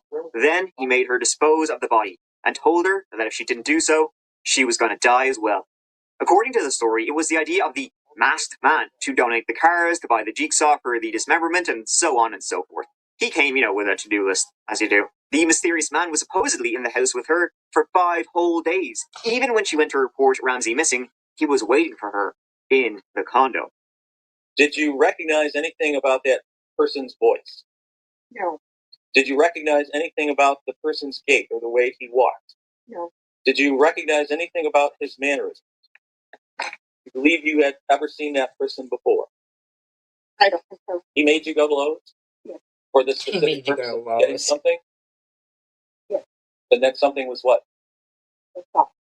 And when you got to Lowe's and you saw those big, strong men working inside there, didn't you tell them, this person killed my son and he's threatening me? No. Why? Well, I'll tell you right now why I'm afraid for my family. Donna told the courts while on stand that she was handcuffed to the bed most of the time. She was only let free when the man needed phone calls and errands to be done. As you can imagine, the prosecution took a lot of pleasure. It is a lame story, right? In ripping the story to shit. She probably would have been better off if she had drugged him like she did, and then said that he took his own life instead of,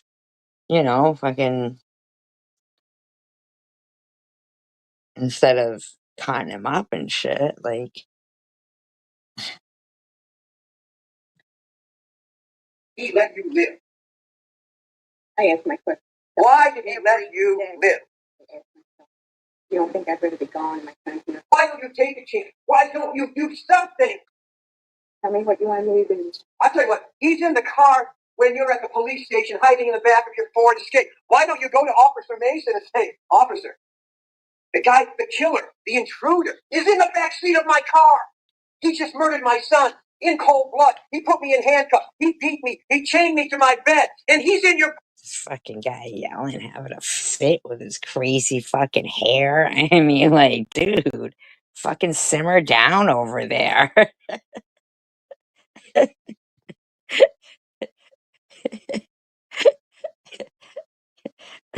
Fuck. You're gonna be alright over there? Fucking, he looks like fucking, Mozart or something, with the crazy hair.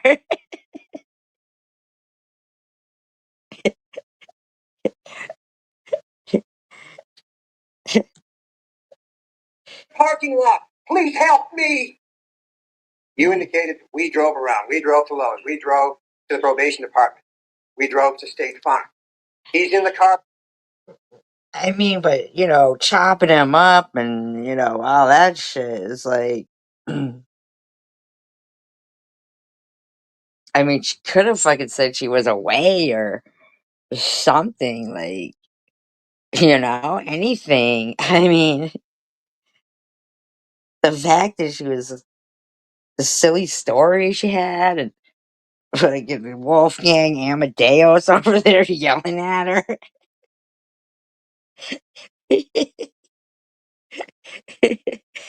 What the fuck? Lady's fucking petrified. With you Monday morning. Sir, I didn't want to testify. I'm going to be confused. Well, you didn't want to testify? You had a right not to testify. You're up here testifying. I get a right to ask you questions whether you like them or not. So let's keep going, okay? Because here we are. You're at the police station. One time you say he's in the car. The next time you say now you're saying he's not in the car. Okay. Then you lived with the murderer of your son for 5 days. How is it that you're so loyal to him? I know. That's what I was just thinking. Amadeus, Amadeus, Amadeus, Amadeus, hot potatoes, hot potatoes, hot potatoes.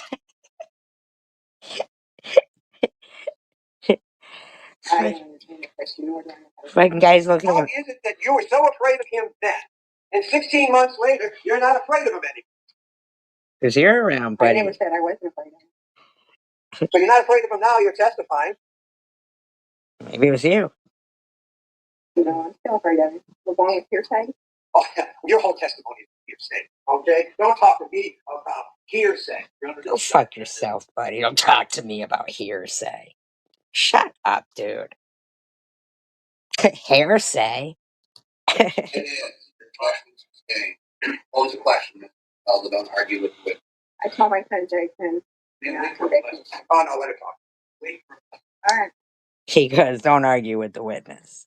We had to wait 16 months to hear this story about this intruder. Don't you believe had you given the information earlier, we may have had a chance to go out and arrest him? Is your faith in the police department so lacking that you're going to let a murderer get away with it and you're going to take the rest? Well, yeah. I mean, like, go with that lady.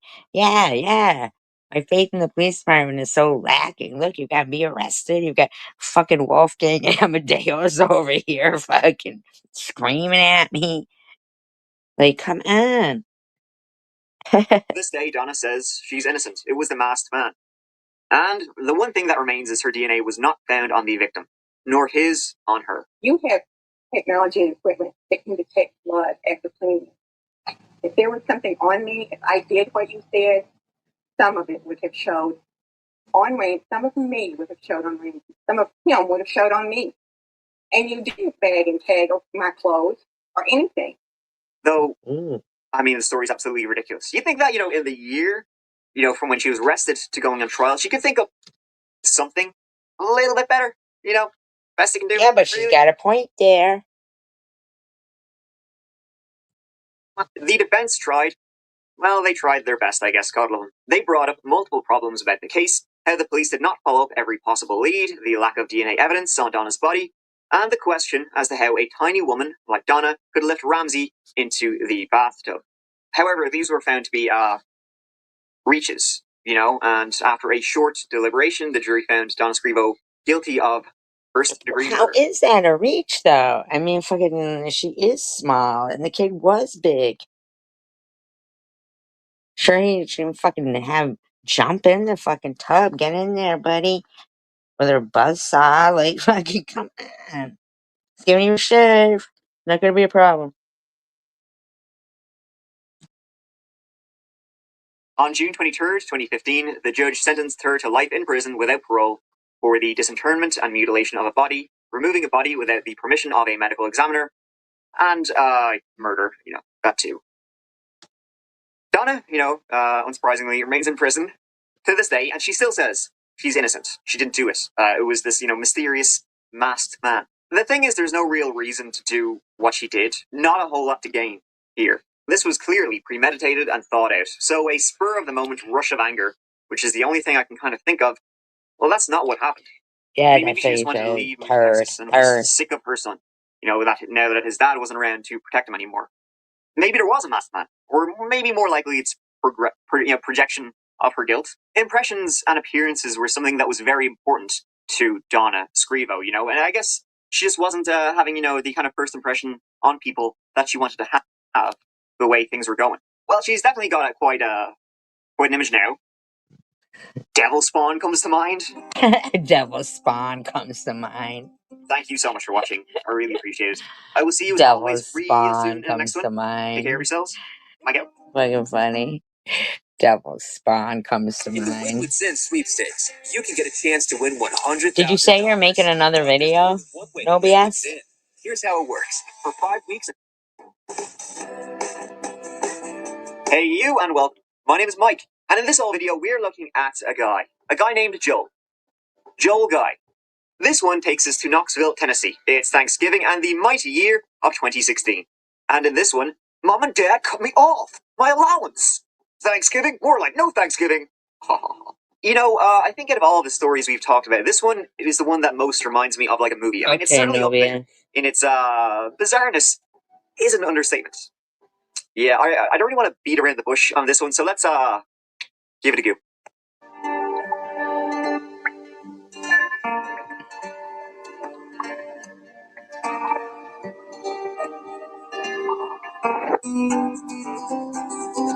Him with his cheery It was Thanksgiving music. 2016. People were traveling across the globe, mask-free, to see their loved ones, gonna catch up on some football and chomp down on some gobble-gobble. That foggy 24th of November, the people of Knoxville woke up, turned the ovens on. In the Guy family household, the dinner preparations had already started. The turkey was being prepared and stuffed, ready for the oven. Potatoes boiled and roasted and mashed, I imagine. Don't know, Irish don't celebrate Thanksgiving, but I'm sure it was fantastic. The patriarch and matriarch of the Guy family were Lisa and Joel Sr., and they were getting into their seniors. Lisa was 55, Papa Joel 61. That Thanksgiving, they had their 4 children over. Now, Joel Sr. had 3 daughters from a previous marriage, Candice, Michelle, and Angela. Lisa and Joel Sr. also had a son together, 28-year-old Joel Jr., or as the family called him, Joel Michael.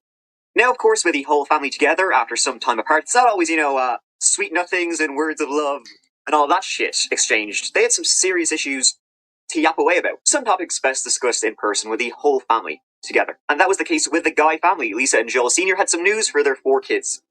They were going to retire. Joel was an engineering designer. Lisa, a full-time mother, who then, as her children grew, went on to become an accounting administrator. So they were both going to pack all that in, sell the family home, and move into Joel Sr.'s mother's house. His mother had passed away a few years previous. Now, there seemed to be an agreement between all 4 kids that, yeah, good idea.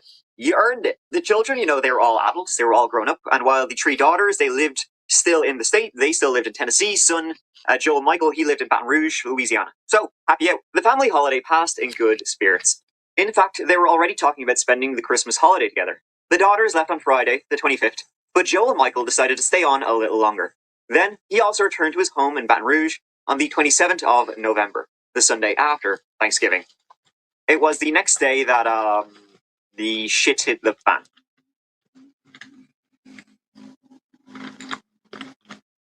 It was Monday, the 28th of November, that Lisa failed to show up for work, and her boss called the police reasonably quickly because she couldn't get through to Lisa on the phone, and Lisa, if she was sick or couldn't make it to work for whatever reason, she would, be sure. She was definitely one of those people who would let you know. The police arrived shortly after to the Guy property to carry out a welfare check. One thing they did notice was a for sale sign present in the front garden. So it looked like the guys were serious about packing it in and retiring. Also, there were 2 cars parked at the house, and the light in the foyer was on. The officers rocked up, knocked on the door, rang the buzzer. No response.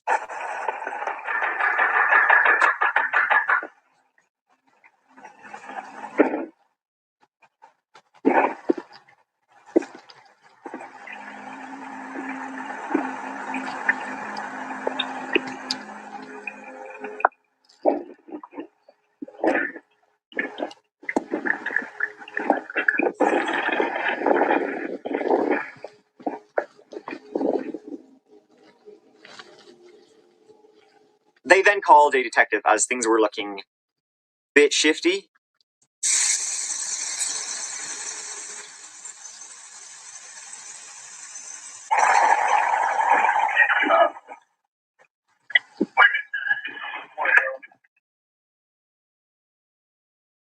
While they were snooping around the house, peering in the windows, they went to the neighbors and were like, when was the last time you seen the guys? Which guys? So there was the realtor's sign, but no lock, box, that kind of thing. Peering through the windows, they could see groceries, beers, bacon, the good stuff. And they could tell the house was warm and had a weird smell. And a dog was barking faintly inside. The feeling from the house was getting more and more disturbing as the seconds ticked by. Wait till they get inside. They eventually did when one of the officers pressed the garage door buzzer thingy, and they ventured in.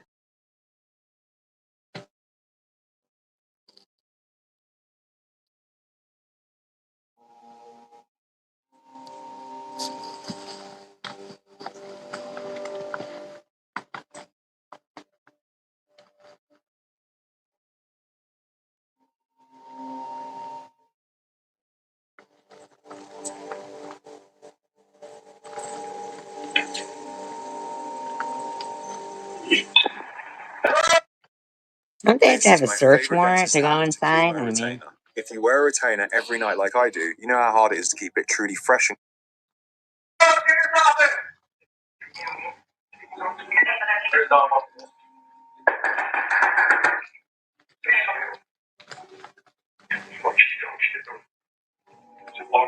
I hear a dog howling. Stop County Sheriff's Office! Police! It's at this point that things turn into what's like the grossest, most disturbing, gruesome horror movie you can think of. Double it.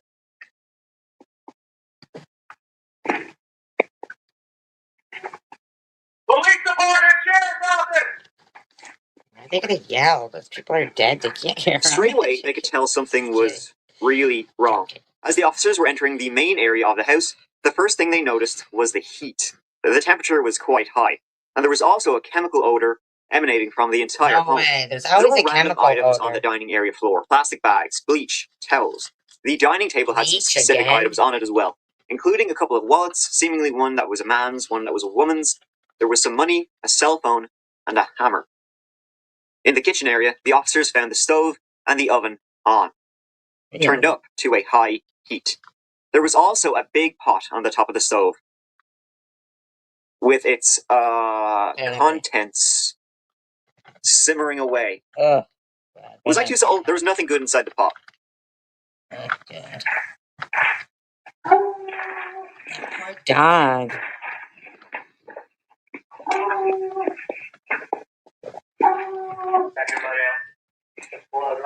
The blood or boo-boo? What's up, blood? You like a blood, though? Yeah, I'm on the Not County Sheriff's Office! We're here to check your welfare! They didn't check that soup though yet. I hope nothing happens to the dog. Poor dog. Come on, he's crying. Help him. Help the dog.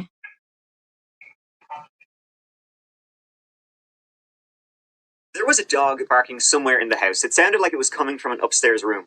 There was no sign of anyone around the ground floor, and so they proceeded up the stairs, on which were reddish-brown stains. Then, on the landing, straight down the hall, was an open door. Blood was on the ground and on the walls, and they could see hands. Going down, they found that the hands, they were not attached to anything. God, these people are always dismembering people. The poor The officers dog. then proceeded to clear the house and check for, a handless person. They checked the master bedroom. The bed was made, it was neat, but the chemical smell was Check really your strong. handless person. And there was an additional smell lingering in there as well. Was it That's soup? when they went into the ensuite. Plastic sheeting was covering the floor. There was a garden hose attached to the shower instead of a normal head, and a massive knife in the sink. Oh my. And on the ground, there were two large plastic tubs next to each other. Inside the tubs were the dissolving remains of two people. I bet it was By the looking at the same bodies, guy they that killed that Ramses guy. See? She probably isn't lying. Probably there is a guy going around doing this stuff. That was the remains of Joel Sr. and Lisa Guy. Well, the remains that remained. The house then became a crime scene and evidence treasure trove, I guess you could say, because everything was everywhere, and what happened all over the house. At the back door were unopened bin bags, 3 bottles of bleach, muriatic acid, baking soda. A sprayer was beside. Guns and ammo were left laid out on the dining table. Food and groceries were left laid out. Recently purchased, but things that were supposed No, where'd they say? Tennessee, I think. to be refrigerated weren't, interestingly enough. On the staircase were piles of clothing that had been cut up, beside which was a blood-stained scissors and blood-stained knife. In fact, there was blood evidence just everywhere, really, as well as knives and bleach. Evidence of a cleanup, but not a cleanup. As if somebody went off, bought a load of bleach, baking soda, all that kind of stuff, and then came back to the house, took one look around, and said, fuck that. The scene was in such a state that The killer goes, thinking they're gonna clean the house, and comes back and looks at it and goes, fuck that. Just one guy's funny, I'm sorry, I just think he is. Fuck that. Seemed that whoever killed Joel Sr. and Lisa, they didn't just want to kill them, they wanted to annihilate them. It took 2 entire days to go through and cover the entire crime scene. Once that was done, the police thought they had a clear idea of what had happened. Pretty sure even Sherlock Holmes could deduce. If you're a wine lover, this is the This best fucking guy, he makes murder funny. I'm sorry. I can't help it. It was bad. It was Joel who was attacked first, probably sometime late morning on Saturday, the 26th of November, inside the gym room. He had suffered dozens and dozens of sharp force injuries while he was being murdered, about 42 altogether. It was hard to determine the exact number due to the dismemberment process that took place after he was dead, though 34 cuts on his back showed that he had suffered them while alive. He suffered injuries to his lungs, his kidneys, his liver, his ribs. He had multiple cuts on his hands. He tried to protect himself and was fighting for his life. His hands were then removed from his body and left just inside the gym, poking out the door. Like something from a movie, a grisly scene, for the police to find. It's like that thing in Jurassic Park, remember? Lisa arrived home then from Walmart and was jumped as she came in the front door. She didn't even have a chance to put the groceries away. She was brutally slayed. She suffered from at least 25 sharp object wounds. It was hard to determine just how many there was due to the composition of her remains. Once both were dead, the murderer started the cleanup, which at the start didn't involve bleach and that sort of thing. Because it gets worse. Joel Sr.'s arms were removed, his legs were removed from the hips, his right ankle was separated from the rest of his leg. His body parts were placed inside the chemical bath, most of his skin dissolved, except the skin on his back. Lisa's arms were also removed from the shoulders, her legs removed at the knees, her head was severed. Her body parts were placed inside the other blue tub, inside the chemical bath, but not her head. Lisa's head was found somewhere else. Remember the pot on the stove? Lisa Guy's head was simmering away in that pot for 2 days before it was found. Oh my god. I believe that's the most monstrous and disturbing thing I've ever said. That's going to be a hard one to top. The police didn't waste any time checking the CCTV of nearby stores. And looky here, who did they see buying stuff with bandaged hands?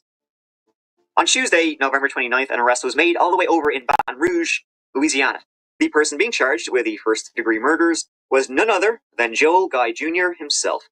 Authorities identified him as a suspect with the aid of Walmart surveillance video that appeared to show him purchasing items within the residence that were apparently used in the attempted destruction of the crime scene. When they arrested him, they found his hands were covered in cuts and nicks. Inside his car, they also recovered a meat grinder and a gasoline canister. So, what happened? Well, police think his plan changed, actually. His original plan was different.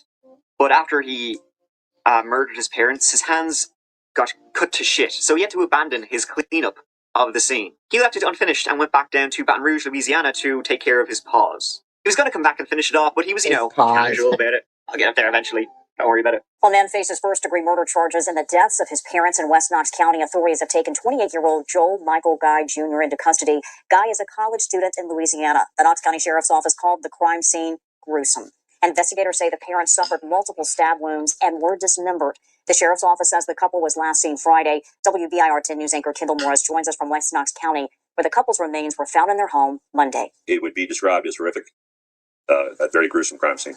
Sheriff's officials say they found the remains of the guys inside. Investigators say Joel Guy Jr. stabbed, cut up, and placed the remains in an acid-based solution to destroy evidence. You did? You watched the trial? Oh, wow. I've seen scenes like this. They are very, very rare. It's in the 1 percentile of homicides in the United States that involve mutilation or dismemberment.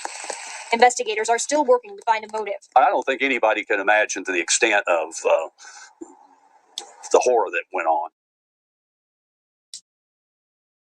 Now, Joel Jr., he made quite the plan. Surprising, really. I mean, does this look like a guy with a plan? He, in fact, wrote it all down, if you can believe it. A 5-page detailed script that he would follow. The called picture The Book of him. Premeditation. And that was found in the house. He had left it inside his backpack. just casually, leaving his little manifesto, his plan, leaving it lying around. Sure, it's grand. Let's give it a go, shall we? Get killing knives. Quiet. Multiple. Get sledgehammer. Crush bones. Bring blender and food grinder. Grind meat. Get bleach. Denature proteins. Get plastic bin for denaturation process.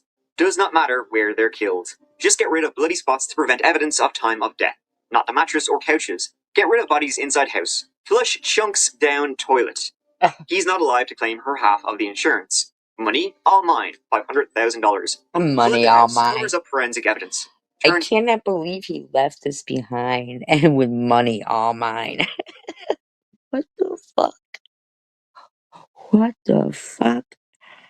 Heat her up as high as it goes. Speeds, decomposition. Bleach reacts with luminol just like blood. Douse area with bleach. According to family members and a friend of Joel Michael, he was always an outsider. He never made the effort to be in touch with his family. And I guess after some years, his family felt the same way about him. Except his mother, Lisa. She would call him all the time, send him money, pay for his place in Baton Rouge. This His guy. childhood toys were kept inside the family home. What the fuck is wrong with his face? His mother cared for him. Holy And she ended up with her head inside a boiling pot. His, fucking height of his face looks like it has a big old goiter on it or something. What the fuck? That guy had no chance in hell. I mean, what the fuck? He should have done it to himself. Pot courtesy of her son. She paid for everything. Every paycheck she got went to Joel, who did nothing. So all the love his parents gave him, doing everything for him. Well, he didn't feel the same way, obviously. He sat through the entire trial without showing any remorse, no guilt whatsoever. Ladies and gentlemen, thank you very much for your time and attention this week. I want to thank you in advance. We expect to prove to you beyond a reasonable doubt that on November the 26th of 2016, Joel Michael Guy Sr. was viciously attacked in his home in the exercise room that he had upstairs. During this assault, he sustained 42 sharp force injuries. You're going to hear proof from the medical examiner and from a forensic anthropologist about these injuries. And what you're going to hear is that these injuries were so severe that marks were left on his ribs, 12 of his ribs. The fucking son looks like he would be like a specimen of an anthropologist. He looks like a fucking caveman. The fuck? Fucking head is all misshapen and shit. The fuck happened to that kid? Marks ranging from scratches to complete severing. Ladies and gentlemen, we believe that at the end of our proof, at the conclusion of everything, turn it off, you will find Joel Michael Guy Jr. guilty of every count of this indictment, because we will have proven it to you beyond a reasonable doubt. Thank you very much for your attention. I am John Holstead. This is Mark Stevens, and we are representing today Mr. Guy. Don't you hate pausing your workout to adjust your phone? Problem solved. I do. The all-new Gym Monster 2 keeps things neat. Thank you. See, the whole reason for this was that Joel Sr. and Lisa, who had taken care of him all of his life, gave him money, would pay for everything. He did jack shit. They were finally going to cut off his allowance. He was 28, had to stand on his own 2 feet. Get a job. Joel wasn't too keen on that, so he decided to brutally, remorselessly murder his parents in the most horrific way I think I've encountered in a story like this. He planned to commit the murders for insurance purposes. Lisa had a $500,000 life insurance policy, so he couldn't just kill his mom, he had to kill his dad as well to ensure he got it. Joel Michael made a decision that both of his parents had to be gone for him to receive the whole amount of money and everything else. He detailed his parents' assets, what they had and what he was hoping to get, including both houses. If you're looking, by the way, as I am, for an explanation as to why exactly he did what he did, you're not going to find one. Why he murdered his parents in such a brutal way. I mean, for a start, he stabbed them to death when there was guns and ammo lying around, so he really wanted to get his hands dirty. And then, what he did to their bodies after. That one stumped, I think, everybody. And, did he think he was going to get away with it? Take one look at him. He doesn't look like a bright spark, to be fair. The fact that he, got all the stuff to clean up the crime scene and then left. And that's when it was discovered. And then, was he going to come back and finish it off? Just going to leave it there, fester for a few days, and I'll deal with it later, Maybe he was just enjoying it, wanted to savor it. So the fact that his fingerprints are at some point on some objects doesn't mean that that's necessarily related to this homicide.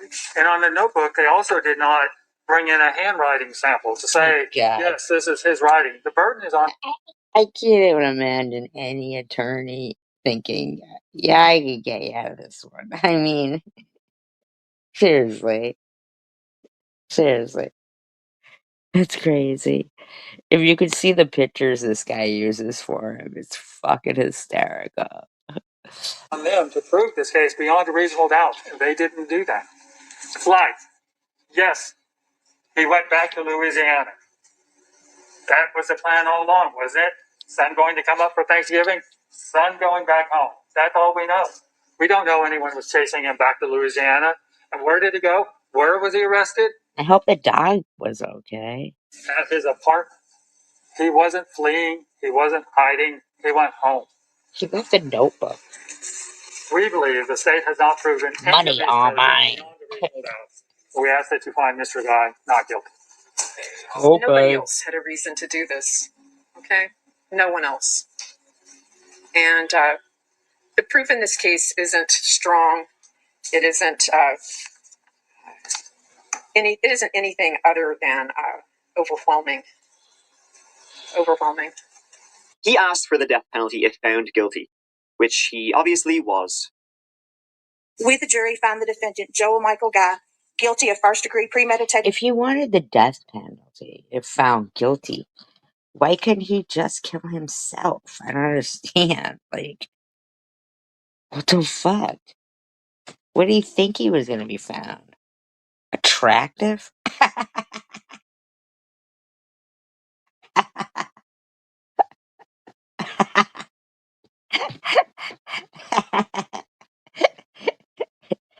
I don't even think $500,000 was gonna fucking make him more attractive. This fucking guy's off the chain. Murder of Joel Guy Sr. Count number 2, please. We, the jury, found the defendant, Joel Michael Guy, guilty of first-degree premeditated murder of Lisa Guy. Joel Guy Jr. was found guilty by the jury on all 7 counts. He didn't get the death penalty, though. He was sentenced to life in prison for 2 counts of first-degree premeditated murder, 1 count of felony murder for killing Lisa Guy while committing first-degree murder of Joel Guy Sr., and 2 counts of felony murder while committing theft. He was also charged with an additional 4 years imprisonment for the abuse of corpses. Now, of course, his lawyers, God love them, argued against consecutive sentencing, and they argued against the additional 4 years. A whole 4 years after, life in prison. The defense said that, Joel, he had no prior criminal history, and would be an old-ass man by the time of his release, meaning he was no danger to society by that point. The judge didn't buy into that bullshit. Just in case, I don't see any potential rehabilitation for Mr. Guy. I was watching him during the trial. He showed absolute no remorse or despair at seeing what he had done. Quite frankly, Mr. Guy, he was kind of proud of what he had accomplished. And so I think we could have 500 years to try to rehabilitate Mr. Guy and be unsuccessful. So I think that factor as well weighs toward confinement. So he gets judged with it. We'll do one more because they're funny. One more.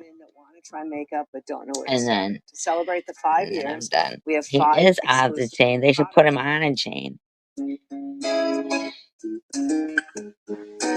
you, and welcome. My name is Mike, and in this whole video, what we're doing is, we are Wisconsining once again. We're there Wisconsining. I need to work on that one. It seems like we've been there countless times, and who knew, that the Packers were the biggest killers in the Badger state. This story makes me think of Badgers, actually. Grand little lads, nice and gentle, until you press them.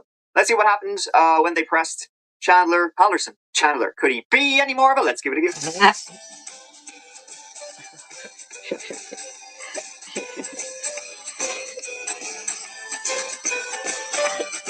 So let me set the scene before I dig the scene being Dane County. Dane County is in southern Wisconsin, home to the state capital, Madison, and also home to about 500,000 people. And if you were to work in any of the myriad industries in the capital, you might be living in one of the suburb towns surrounding. Maybe even, perchance, the town of Windsor. It's actually a village, former town. I could look into what the difference is between a town and a village, but I can't think of anything less interesting, so... It's located north by about 25 minutes. It's a leafy little place, home to less than 10,000 people, and also home to the Halderson family. The Haldersons were made up of Bart, Krista, and sons Mitchell and Chandler.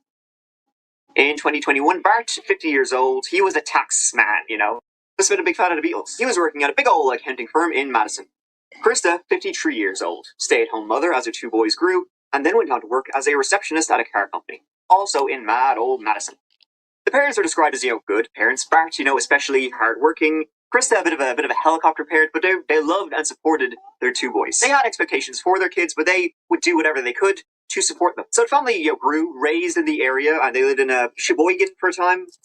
Funny name. Why do I know that? Yeah, we sold about 623 copies of that. In Chicago? No, Sheboygan. Very big in Sheboygan. Oh yeah, before settling into lovely Little Windsor. The family also owned a cabin in Langlade County, up north again, in a very forested area full of recreation activities. Mitchell was 18 months older than Chandler, born in 1996. After college, he went on to work in the tech industry, had moved out of the family home, but still lived in Dane County. He was engaged, getting on, doing well. Chandler, Chaz, he went by a lot. He was born in March 98. In 2019, started getting an associate's degree from the Madison Area Technical College. I am about. And went on to become a teaching assistant there. He'd also been a swim instructor at the YMCA, had taken part in rescue diving, and he'd previously been an Eagle Scout. He also worked at American Family Insurance as a community manager type job. Jobs he could do as, due to the pandemic, they were online.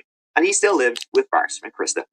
Whoa, pretty impressive. Right, get a load of this. He had a job lined up at SpaceX. He was moving to Florida to Titusville. He already had an apartment sorted out and his car, and his girlfriend was going to come with him. I mean, SpaceX, that's impressive, right? That's the big leagues. He also had a unicorn. Chandler and Mitchell, they were pretty close, growing up together. One of the ways they would stay kind of in touch with each other was they would play online FPS shooter games together a lot. Life was good. The relationships in the family were healthy. Fine family, everything was dandy. But one thing did happen in June of 2021. Chandler fell down the stairs, banged his noodle. He had back concussion, neck brace, and this was just after Mitchell. He was hospitalized after getting diagnosed with type 1 Another diabetes. one who just got a head injury. Yes. Take us to summer 2021. So everything started on July 1st, but it had been building for quite some time. On that day, a Thursday, Bart and Krista Halderson disappeared from their quiet house on its quiet road. This was the Thursday before the big 4th of July celebration on the Sunday. A lot of them do that. They act like they're fucking in college or, going to, work every day. And then fucking, it's like, one was, he got bought a watch or something for graduating, like a really nice watch. I mean, but then they're all like, the money's all mine. They're rich kids. Money's all mine. And it's like insanity because makes you not want to have kids, doesn't it? Oh, it was actually going to be celebrated on a Saturday, but 4th was actually Sunday. Big things are happening.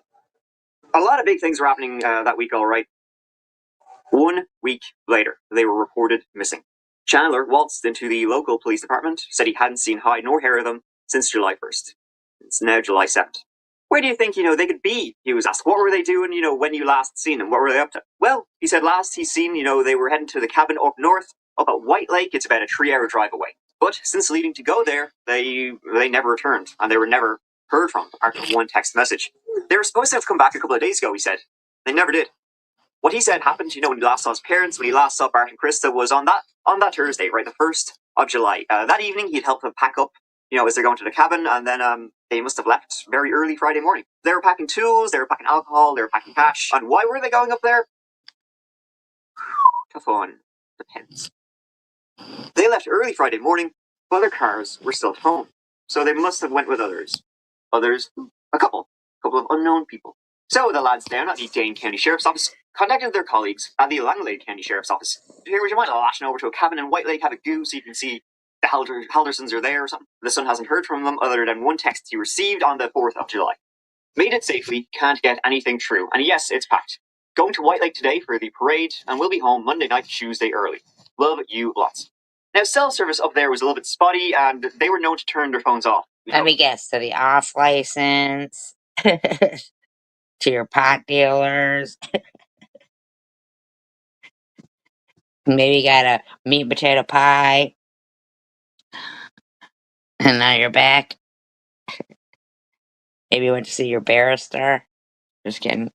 from time to time to avoid just roaming charges. Chandler thought maybe they'd mitched off, went to a casino or something, did a bit of gambling. But they weren't gamblers. So when police arrived to the Haldersons' cabin, you can guess what they found.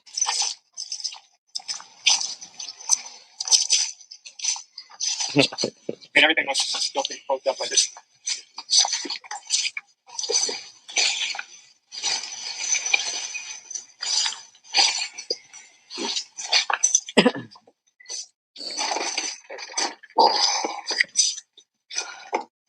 Sheriff's office, anybody inside? Announce your presence, make yourself known. Nobody inside and nothing looks like it's disturbed. You said most of their friends are still in town, back at your regular hometown. Yeah, all the ones we could think of that they would come up here with. Okay. But I guess we were thinking they came here. At least these cops that we've seen in the last two cases are actually doing something. The lawyer had a problem with good old Wolfgang Amadeus. Nobody get him. He's a Michigan attorney, Wolfgang Amadeus. I don't know how anybody else does now. Sure. Absolutely fine. It was very clear nobody had been there in quite some time. The grass was grown, things were overgrown. That no one had been to that cabin in a long time. Definitely not the Haldersons. And at that point, feeling suspicious, that became the word. Right? This is the first nonstick with no... I hope the dog was okay in the last story. They better not have shot it. Maybe he left the hands up there with the dog so the dog could feel like it was being petted. But then the dog was probably pissed because it could smell fucking cooking going on. And it was like, oh, Benson and Hedges. I used to smoke Parliament when I lived there. Parliament Blue was what I would smoke.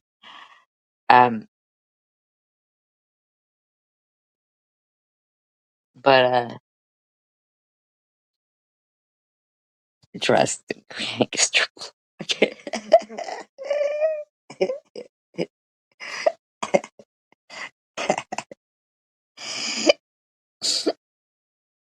Why you don't like Gangster Pink? Drinking cider. That's what you what, you got fucking chaps on? Assless chaps or something?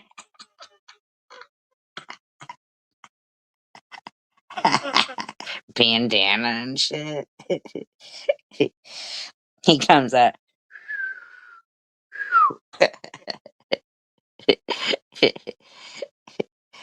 You ever seen fucking Miss Congeniality when the guy has she's up on the stage, Sandra Bullock, and it's like in Texas or something, I don't know. And the guy in the crowd has one of those lighters, but it's shaped like a gun. And he goes to light a cigarette with it, and she fucking jumps off the stage and fucking high as a giraffe. You're fucking funny. Now I get it. She jumps off the stage and leaps on the guy because she thinks it's a gun.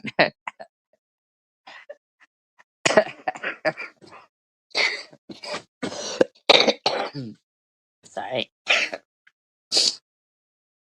And then fucking... And then, so... everybody's like, what the fuck? You jumped on this guy, it's a lighter.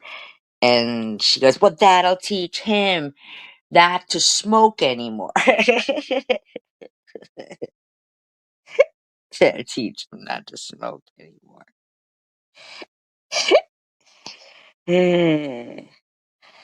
I liked fucking Miss Congeniality. I wonder what happened to Benjamin Bratt. He was in that, remember? And after they, and she goes, I liked it. It's a good movie.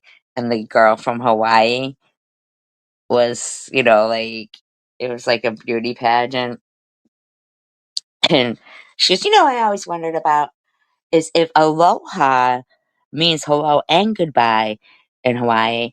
If you're on the phone with somebody and you can't, they won't stop talking and you want to get off the phone, you go aloha, and maybe they keep thinking, you're saying hi to them, and they start their conversation all over again. Like, it was a good movie. And when she's walking out from, when they gave her all I think Michael Caine was in it, actually. Michael Caine was the guy that was trying to teach her how to be more ladylike. And she comes walking out in that black dress, and it's playing Mustang Sally. I like Sandra Bullock. At the beginning, she's fucking working out, kicking the fucking, punching bag and shit. Somebody's getting on my nerves. Somebody's getting on my nerves. Salt and pepper. Forget that you're a lady and give them what they deserve. And so the search and investigation began. Thanks for staying with us. Officials are still searching for this couple, Like, Bart and they're Krista so Halverson. cute, that Now, there are a lot couple. of questions about the Dane County couple's disappearance that we are working to get some answers to, but tonight, He's just a little skinny kid. You would wonder how I could see how the other freak with the fucking misshapen head, maybe he took his parent by surprise, but these two, the woman and the man, are a lot bigger than that little Chandler dude, or son. Especially since he had broken his hip or some shit, broken his leg, fucking hit his head. You would think they both could take him on, right? Maybe dismember him for a change. Who says he's just as confused as investigators. Police say the couple had planned to go to their cabin in Lake County. Their son, Chandler, asked not to be shown on camera, but he told us I wonder why he was mad, though. They named him Chandler. I mean, like, come on now. What kind of a fucking, guy has to go through life named Chandler, except for Chandler Bing? I mean, you're only cool if you're Chandler Bing.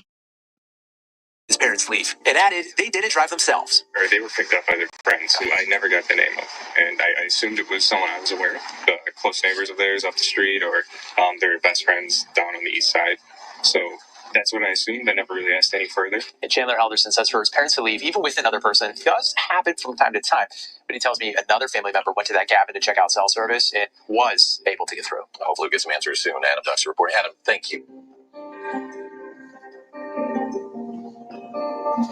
The questions not only to Chandler, but everyone. Friends, co-workers.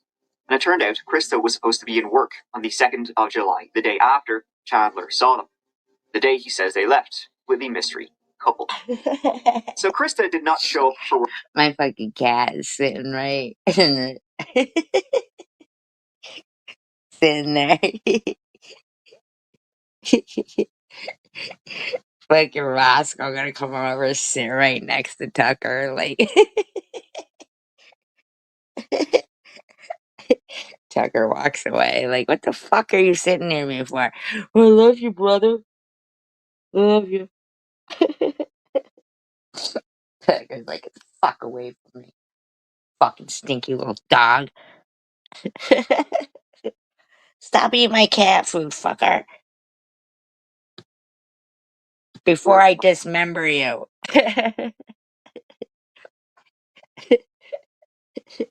On the Friday, and this had not been prearranged, right? And she was at the point, as a receptionist, she was the point of contact for the car dealership, and she was responsible. She would let you know if she was not coming to work.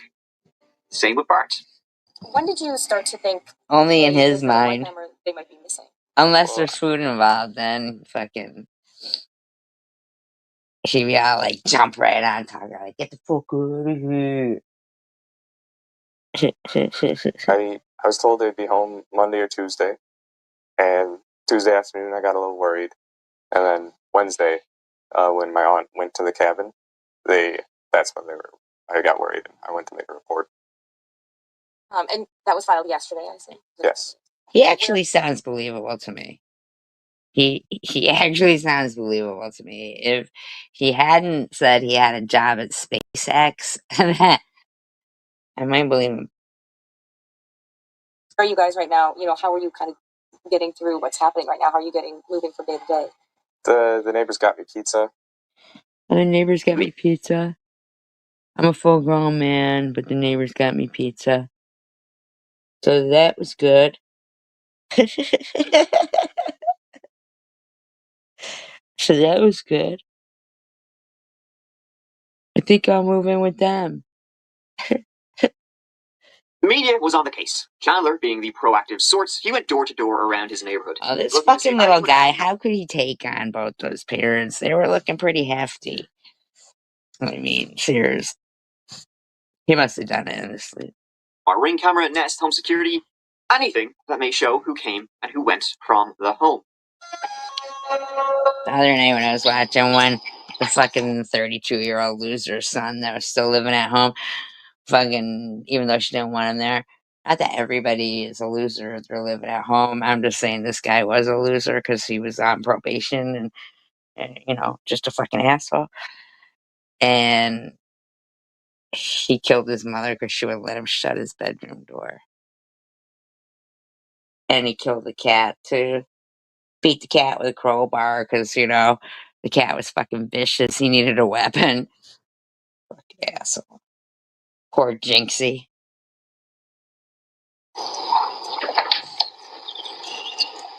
Hi, my name is Chandler Alderson. I live just down the road. Oh, yeah. It's the police. Yeah. I was the anti-security system. I was wondering if you were able to capture the road or my... The police actually came and downloaded everything they have. It's actually my sister's house. Oh, okay. Yeah, so they were here, I think, till like 9 o'clock last night and downloaded. Fucker was trying to get the fucking cam footage. He's probably like, oh shit, the police came already? Fuck. All the video she's got.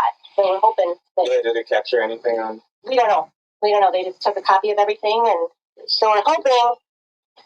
Widening the lens? Yeah, and it's all it's all HD, and then I think there's one... Especially in the dark. It looks like it has a little bit of night vision. Yeah, and there's one... Thing is, though, is most people's, you know, Ring cameras or whatever, don't they go off and give a notification or something? Like, unless somebody has cameras running all the time, which good, you know, good for the police because God knows they ain't gonna get them. I think half the cameras that they have up on, you know, the light posts, except in England because they use them there, but unless it's in the hospital morgue where some guy is RIPing the corpses,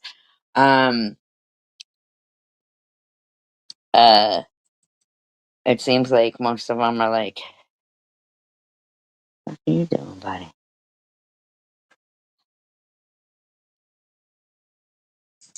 But the most Ring cams and stuff, they only go like 3 feet because they don't want them going off all night, you know?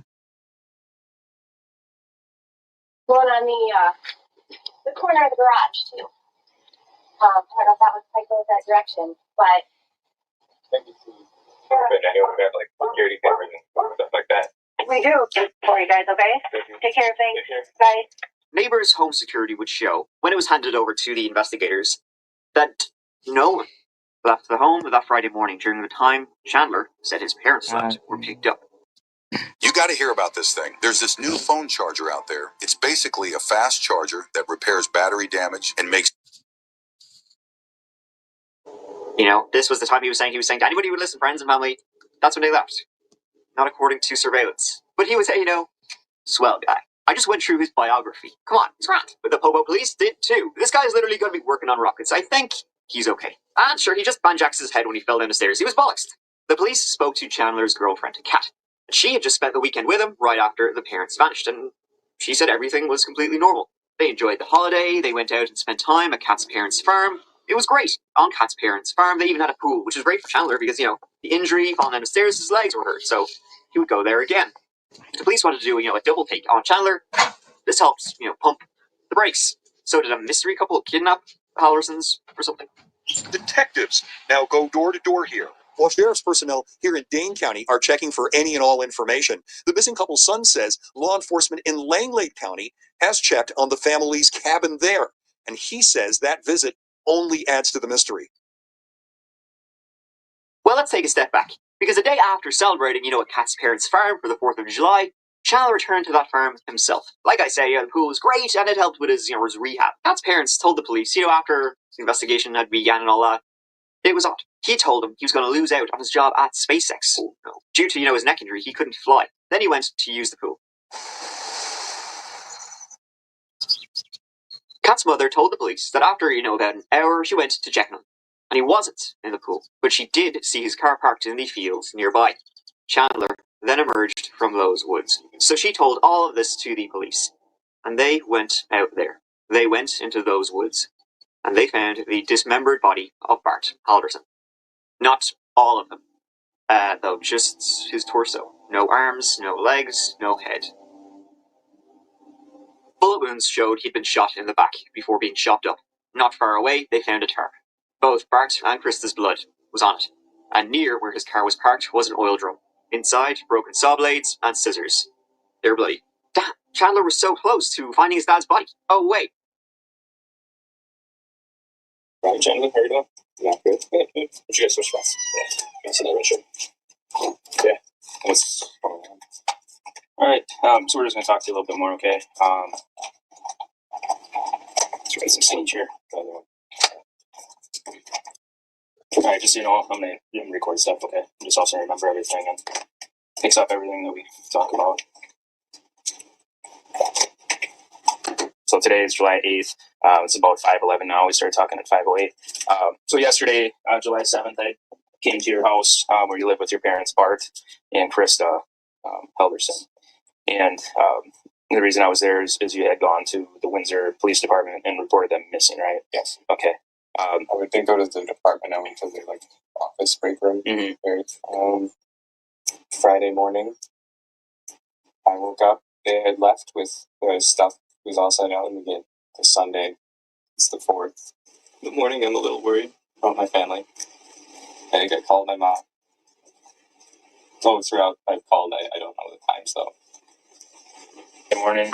Jane sends you a picture of the cabin. You see the birch tree. All right. Then I go to the police station because I ask her, when should I make a thing? Point period. But I'm sorry. No worries, man. Wednesday morning, you said you went to the police department. Yeah, to make a talk to them about my parents. The sheriff's kind of gave what they need to make reports, and you just asked about like home life, everything, right? Okay.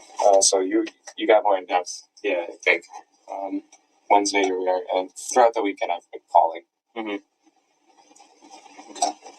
Kat was interviewed about the same time as that interview, and she would say everything was completely normal. They'd spent a lot of time together in the week after Chandler last saw his parents on the 1st of July. Everything was fine, except for one thing. One morning, Saturday the 3rd of July, Chandler told her he would be home all morning doing chores. However, at one point, she checked on Snapchat and saw his location, and he was not at home. Far from it. 40 minutes away to be exact, in a forest beside a river near Prairie du Sac. When the police went to that location with dogs, that's where they found Krista Halderson. Her legs, at least. This all happened quite quickly. It was the day after he reported his parents missing on the 8th of July that Chandler Halderson was arrested.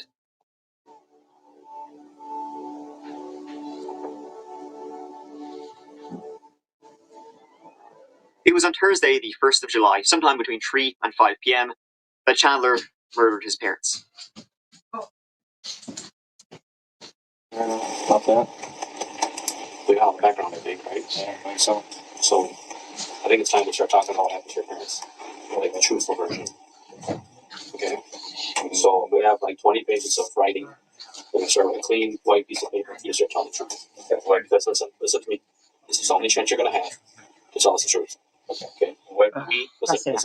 I can't tell you what we know, but we know you have the truth. We know your parents are no longer with us. Okay? And we know the reason why. Okay? You need to tell the truth. Listen. You need to tell the truth about what happened. Get out. No. Just tell us why it happened. No. Okay. No. Did something happened to you defending yourself? Or you just all the fucking Slim Jims are yours. Okay. This is your chance to tell us why. Okay. I'm not BSing you. Okay. Fucking guys, you fucking dick. So can we do that? Okay. Fucking assholes, guys. What happened? Okay. You know what happened. We're not going to tell you what happened. You know what happened. You were there when it happened. We're not BSing you, okay? What happened? We know more than you think we know. I understand. There's people that have told us things, so that we have evidence with proof. Yeah, right. So your parents never made it to the cabinet. I think you know that. Say what you want to say. Right. What made them fucking arrest him? What made them arrest him? I know. Yeah, there is. There sure is. And they're stupid, though. They're stupid kids. It's like, what the fuck, you know? Oh.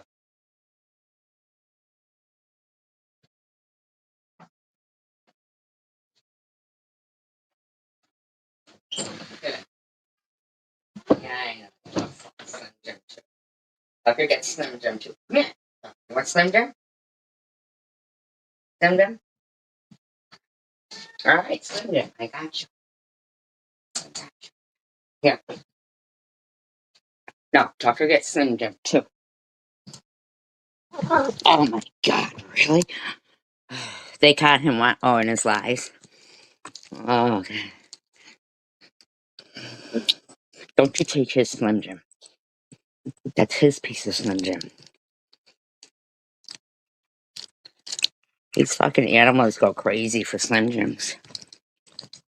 Oh yeah. God forbid I get a piece of fucking Slim Jim from around here. Here.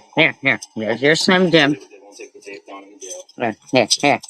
Chandler Mommy have a little piece? revealed, around the 8th of July, he revealed a lot of things that wouldn't show up for another couple of days. I'm talking, he was Googling. Yeah. How does every mother Yes, he has. So has Roscoe, but I didn't know that it gets them really. Don't give your dog any catnip. I didn't do it on purpose. I just. Woman, Wisconsin River. I didn't Dismembered know. body found. Body found, Wisconsin. Woman's body What? found, Wisconsin. This was not long before his arrest. And in fact, hours before he was arrested, he called the cops, asking why there were so many in his neighborhood. A little confused. I got two squads parked right outside my house, and they're not really canvassing. They're just kind of sitting there. So there was a dismembered person who was found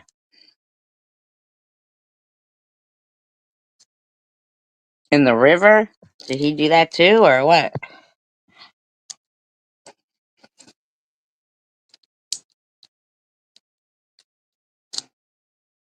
Yeah, all right. Yeah, I mean, they're in the area doing canvassing, and they're also probably doing a shift change right now, getting our second shift crew on around 3:30. Oh, there's four now. Something going on that we need to know. Well, they're probably doing reports. They're probably doing shift change. There in his neighborhood? They've been going around trying to get hold of neighbors, so I'm wondering if they're in the area trying to catch people now that they're coming home from work. I'm not sure. I haven't talked to any of them in just a little while.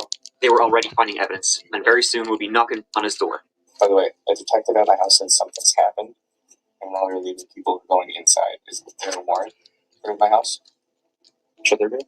No, I'm just wondering if. It was his mother dismembered in the water? I didn't know that. Talking to you to ask if you would come up here and talk. Yeah, so Officer Haley. Another one who fucking dismembers people? What the fuck? What's with this dismembering? Throw them in the ocean. You would be amazed at what the ocean does to bodies, right, Treehouse? Right? That's what we learned tonight. We'd be amazed at what the ocean does to bodies. We learned that tonight.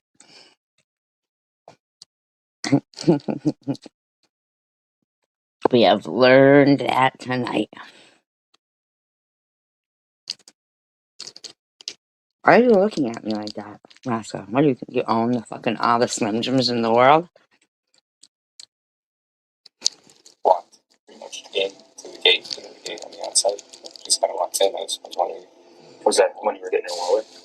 No, we were out. I was in the car waiting. I tell you, he's a little skinny guy. I really don't know how he could have taken them both down, but don't tell me yet, because I don't know. Just in case anybody's ever wondering, we learned tonight from a nice Canadian police officer, you just throw them in the ocean. You would be amazed at what the ocean does to the bodies.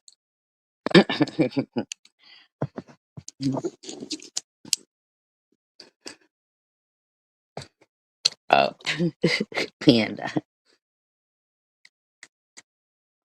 A bag of dried squid? Triumph, the insult comic dog, one time had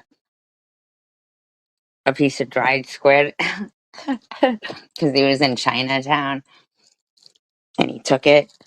He said, "I'm taking this. It's my year." It was the year of the dog.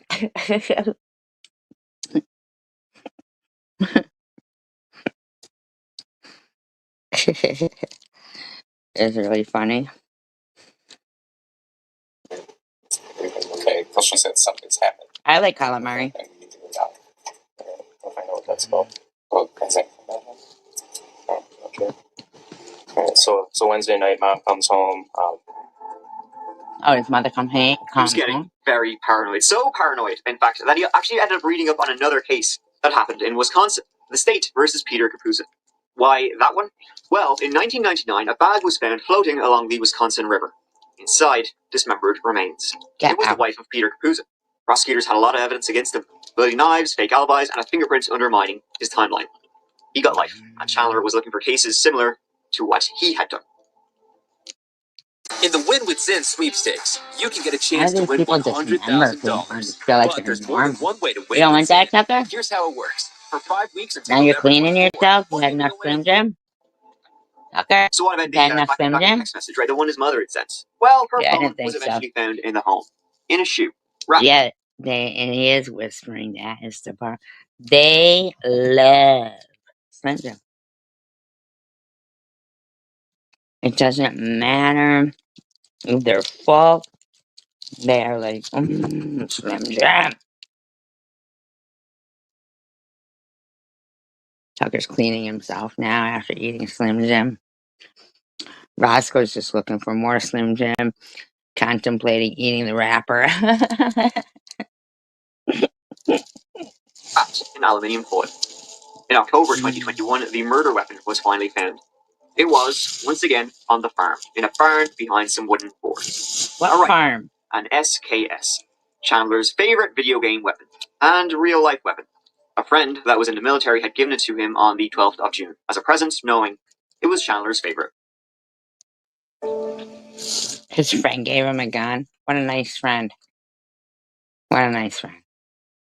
I'm sure his parents appreciated it.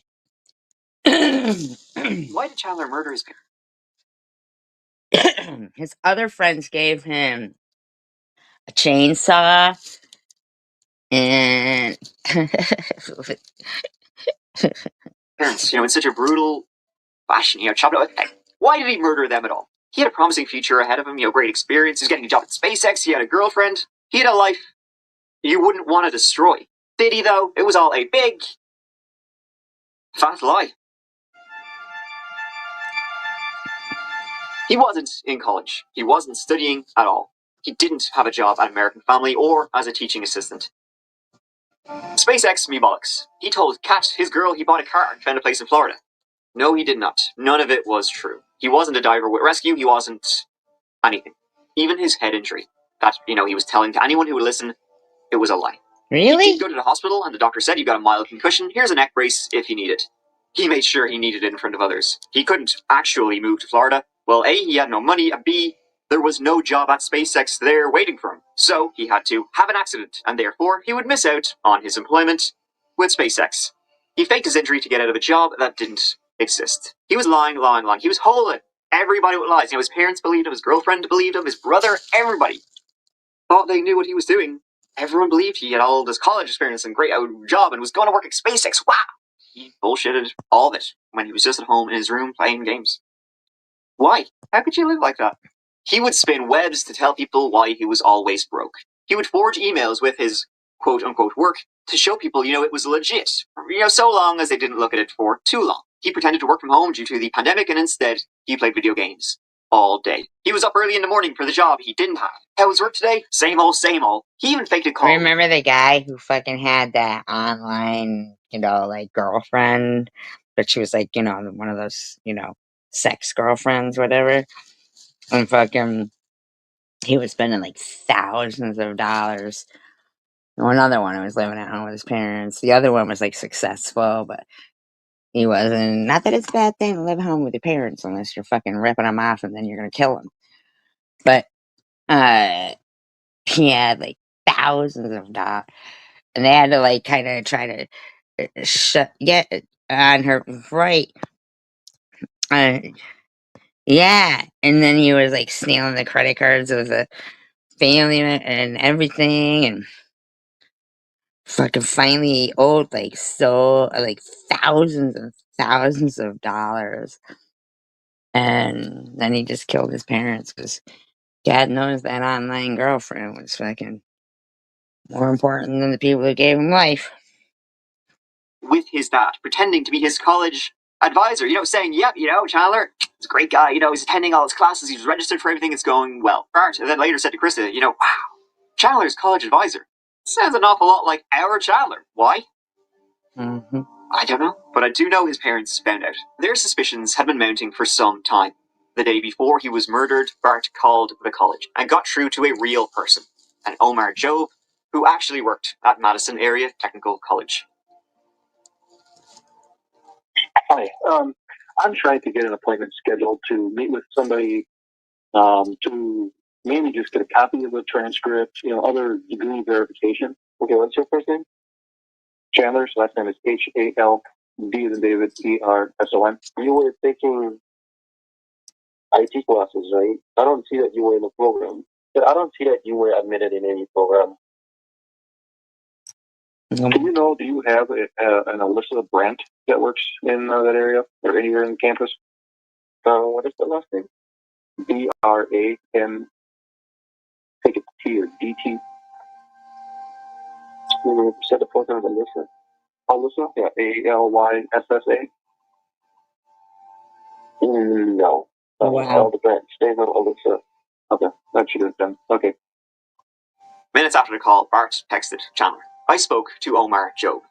Chandler knew he had been finally caught out. It was Thursday, the 1st of July, sometime between 3 and 5 p.m. that Chandler murdered his parents. At that time, Bart and Chaz were supposed to have a meeting at the college.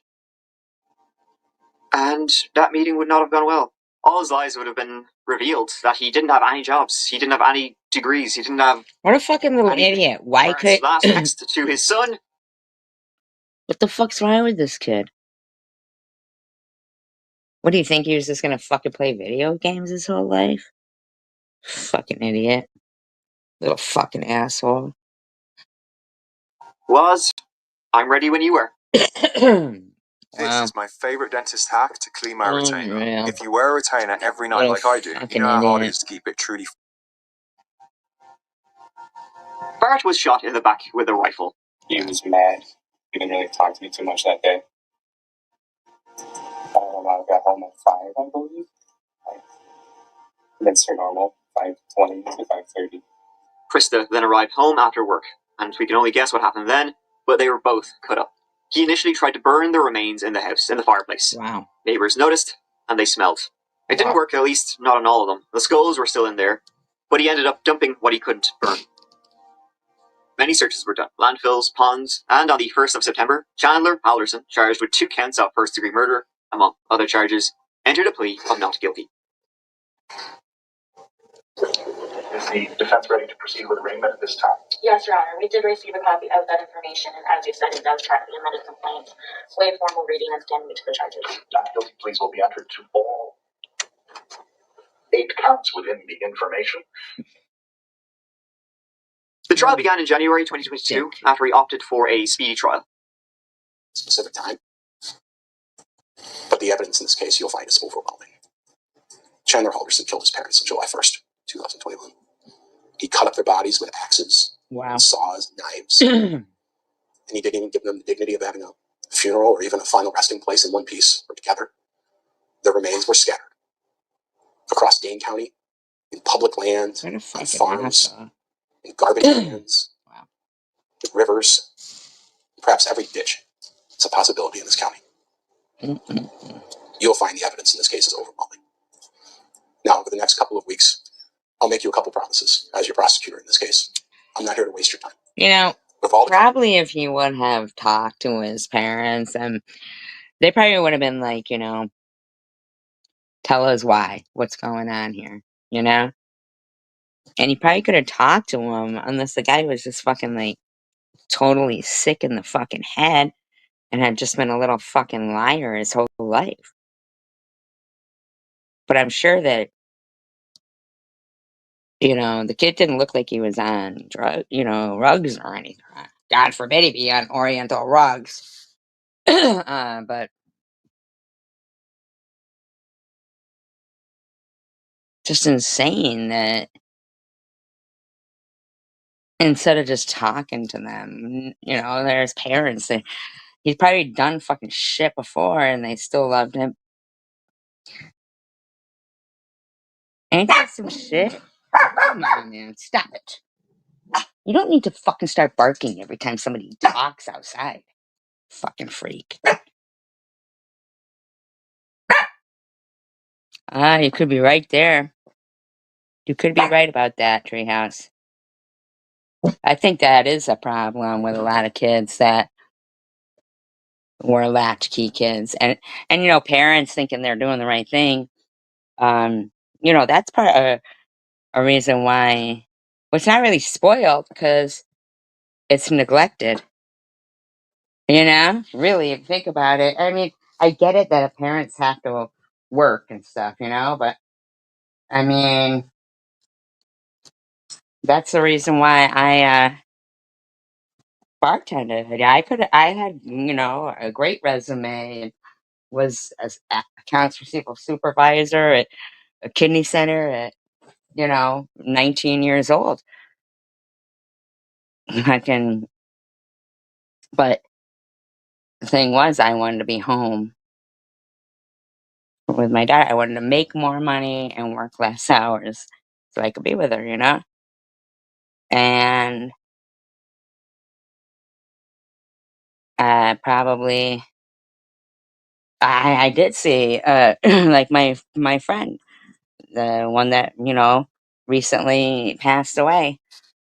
Her kids, fucking just tell you, if they had been my kids, they wouldn't have been like that, and it's a sad shame because they both were good kids. But she fucking stretched herself so thin that she was just never there, and their lives just were fucked up. Not because she was a bad mother. No, no, no. My friend Pam, she passed away. She had been my best friend since I was 15. But nobody online, no. Mm-mm. And she just, just really broke my heart because when her son took his own life.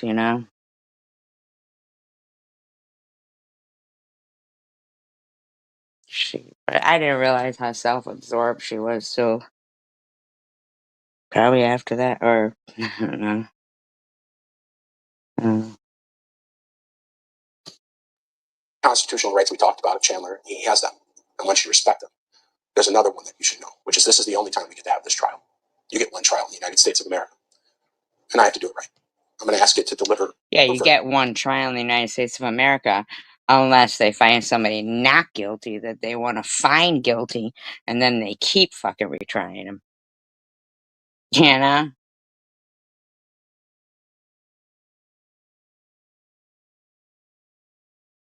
Even if she'd have asked me to, be there for them when they got out of school because maybe she was working till I would have, like,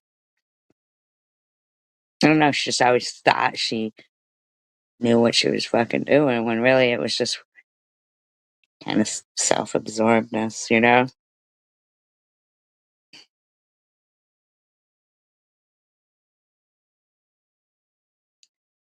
Yeah, my daughter's a triple major Dean's graduate with her master's and studied in Italy and stuff because,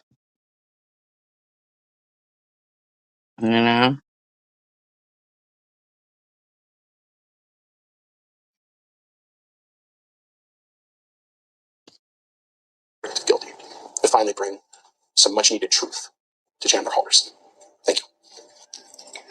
So, Mitchell, I need to ask you a few difficult questions. Are you a beneficiary for your parents' life insurance? I am. It is in the, if I'm remembering correctly, it is in the ballpark of around.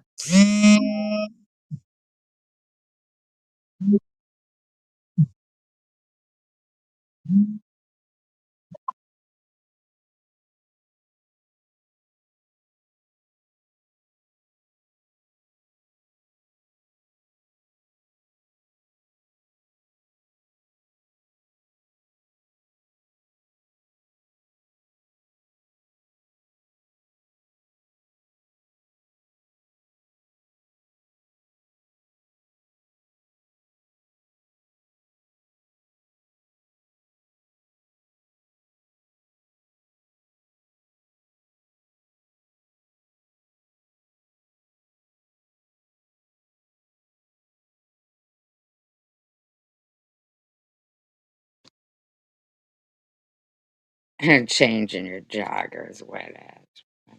You should piss yourself. Around $1 million. I believe it went to my mom first. If my So the single son there, the one that's left, I mean single son, but the one that's left is the one who ended up getting it all anyway, right? So joke's on you, boo boo Chandler. my dad's death had preceded my mom's, I guess their policies listed each other as primary, but then yes, also my brother was listed in the same line as I was. Your house is wasting electricity right now, and here's the proof. My electricity bill dropped from $153 to $56. It began on the 5th. The prosecution presented for about 2 weeks with a break in the middle when Chandler caught the viddy, and then the defense presented for, like, a day. When I say the defense was non-existent, I mean I've never seen a case like this, where it was so non-existent, and he still pled not guilty. Look for alternate explanations. Because the second thing I want to tell you is that evidence of one thing isn't necessarily evidence of another thing. These one fact here could mean a different fact here, but it also could mean 3 or 4 other facts. So you have to avoid jumping to conclusions. Could you be more specific? And really dig deep and look at what this all means. Their argument was, poor bastards, they didn't have a hope. They kind of just word vomited. Sounds their like presentations. They didn't call any witnesses. Chandler did not take the stand. Only convict when it's proven, or if it's proven, which it won't be, beyond a reasonable doubt. Pretty much their defense was, we don't know what happened in that house. We don't know how his parents would have reacted to finding out his lies. We don't know if it was intentional or not. So really, That's what I'm saying, you know? I think his parents would have still loved him, you know, and probably tried to figure something out. But then never trusted him again. And they should have fucking ripped the fucking game thing out. So, they didn't even kind of fucking bother. Be sure to look for what you're not told. Because that's evidence. How about you just tell as us? much as any evidence. How about you tell us? I do not know what that means. You weren't told Barney the dinosaur didn't do it. So, maybe he did? You weren't told Barney the dinosaur didn't do it, so maybe he did. Damn, those are some big old boobies. How Bart was killed. She might be pregnant. Exactly how he was killed.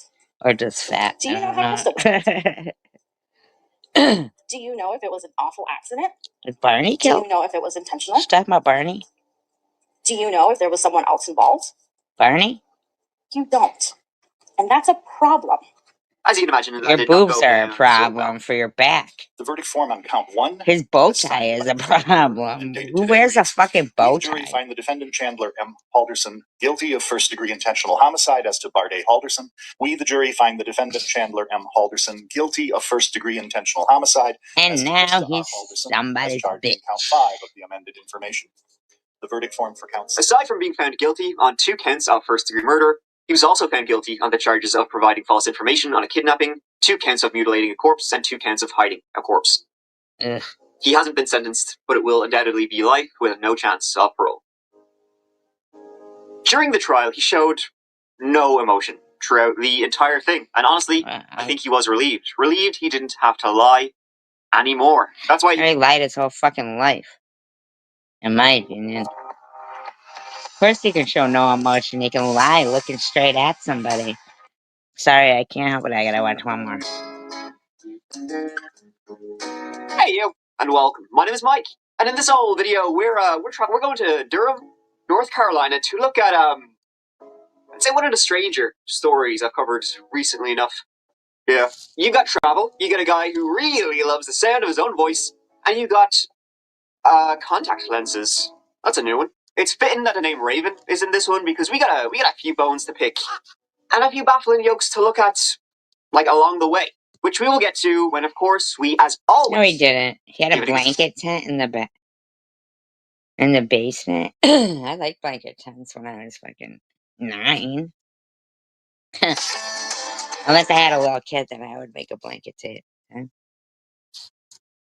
What happened to the dog? Lots of ravens get killed, right, Irv?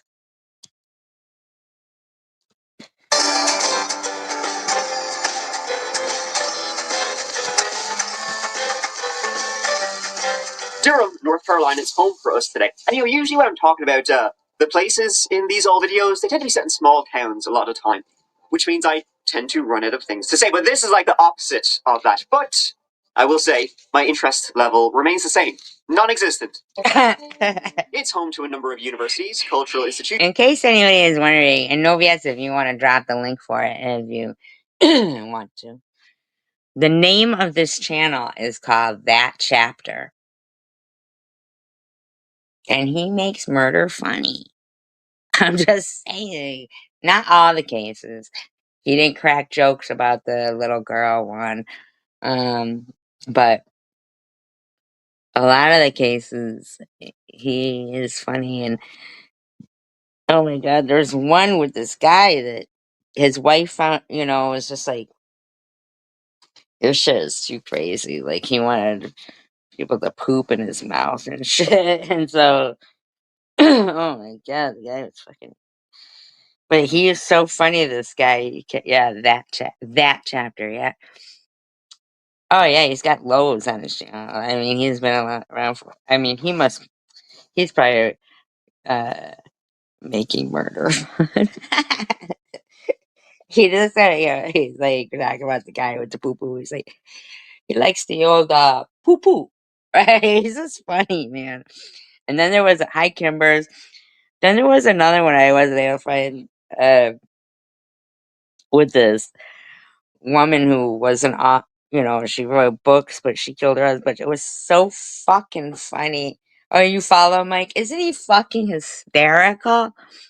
He is so funny. And when he'll do the life insurance dance and shit with like a yacht hat on, he's fucking funny as shit. The guy is really funny. He probably did.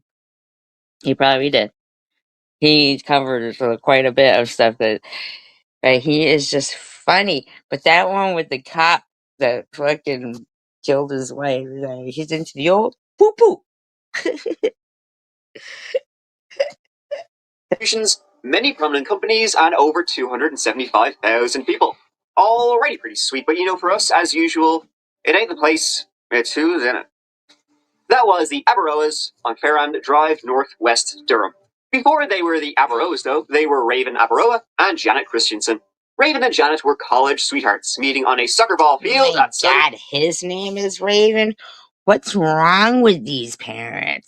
Chandler, Raven. Like, give it a rest. Like, I know, isn't he so funny? It was Tweet Turdy on the turd of, like, he's so funny. Northern Virginia University, a school not just chosen for shits and giggles. It's a Church of Jesus Christ of Latter-day Saints school. Based on the university's standards of conduct, it's also party central. Of course, they met in the soccer field. There's literally nothing else to do. Don't know about you, but I'm not sure if I could have kept up with that, code of conduct. Self-respect? Come on. Raven and Janet, they were both, the athletic sort. And pretty soon, they were in there like swimwear. Or that funny underwear Mormons wear. Maybe this rule was easier to keep than I thought. Anyways, back to what I was talking about and Raven's rockin' 90s haircut. What a time to be alive. So, Janet, who came from a big, loving family, she had 9 siblings, fell for the charming Raven when they met in 98. I cannot believe somebody named their kid Raven. What the fuck? I mean, like, maybe if it was a girl. Yeah, give it a go. Yeah. He's fucking hysterical Mormon underwear. If you can see the pictures of that guy he was showing that cut his parents up and boiled his mother's head, the pictures of the fucking son. He doesn't look crazy. I mean, like it was. He's hysterical. I can't help it. He's funny. So hard that 2 years after they met, they married in August 2000. Shortly after, they moved to a town called Smithfield, Virginia, quite a ways away from where Yeah, that's when he showed some shit like that. It was fucking funny. It's in there like swimwear.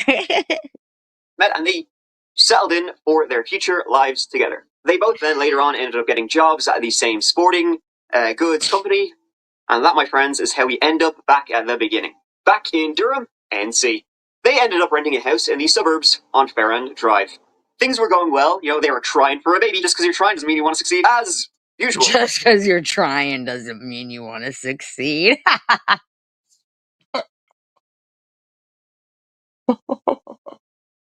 Just because you're trying doesn't mean you want to succeed.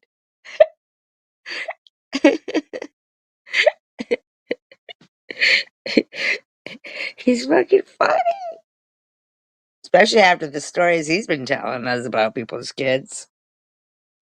Going well until it wasn't going so well. In 2003, Raven told Janet that he was having an affair and he wanted to get going and be gone. He actually had been seeing a couple of chicks on the side. And it was pretty much right after that Janet found out she had a bun in the oven. For Janet, Prince Charming over here turned into Prince Dickhead. But they reconciled. Raven Birdboy, he came back. They ended up reconciling. He said, here, listen, done with that philandering stuff. No more, Come on, let's bygones be bygones, and by God, I'm going to be a papa. Not long after, they welcomed a baby together. Kaiden Abaroa. Now, Kaiden? What's with these fucking names? Kaiden? Oh my god, they're setting these children up to fail. What the fuck? Who's trying to pay? Oh, I don't want to do that. Nobody else always tells me, don't watch the news. Don't watch the news. Of an accidental band-aid baby, as they say, because although they loved the kids, they didn't necessarily love each other, and things weren't great. I'd like to try to make some cheeseburger chowder soup. It's so good. Royal dehydrating proof. So wings that are good. just as crispy as if you deep fried them. Cheeseburger chowder. Their finances were in shit shape, but their child brought them great joy. They ended up going to their church for help, which they got, a few bob in the back pocket. They ended up being a couple of months behind on rent, and their landlord had to help them out. And he gave them a couple of months off the books. See, they were both working for a company called Sports Endeavors, a company that sells, well, balls. And either they're spending checks they're asking that sells balls. or they were being paid peanuts because they were always behind on bills. Even more so when the kid arrived. And eventually they became broker when they were both fired. This part of the story, Janet wasn't involved at all. The only involvement she had was her involvement with Raven. See, Raven, it turned out, had been stealing from the company. Like the birds, they do that, This wasn't a crime of desperation, gotta put food on the table. We just wanted the money, He had ordered 25 to 30 pairs of shoes, but had the merch delivered to his own home. Then sold the shoes himself under the username. Why the fuck would they fire her? That's fucking rotten. Oh, so you gotta fuck her up because they're fucking. Oh, it's so good. No, it's so good. Cheeseburger chowder. You got a treehouse kitchen, can't you make it? I can live vicariously through you while you eat it. By the way, if anybody is liking the show, please make sure to thumbs up, subscribe if you aren't, and check to make sure you're still subscribed, because sometimes they unsubscribe people.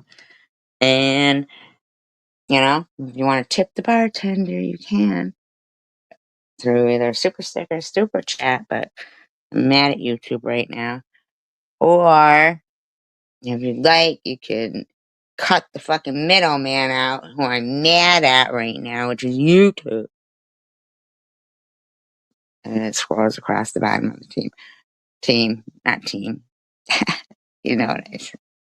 You know what I'm saying. Anywho, scrolls on the team. Yeah, we're a team. No Iron Team.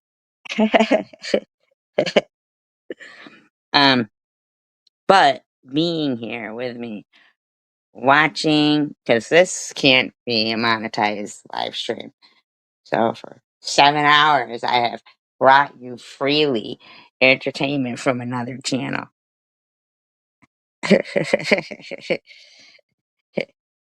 Yeah, but that's not why I'm mad at YouTube right now. Oh, thank you, NetNet. Thank you, NetNet. Very kind of you. I appreciate that. I brought you freely entertainment from another channel. I can't help it. I get into this guy. He's funny.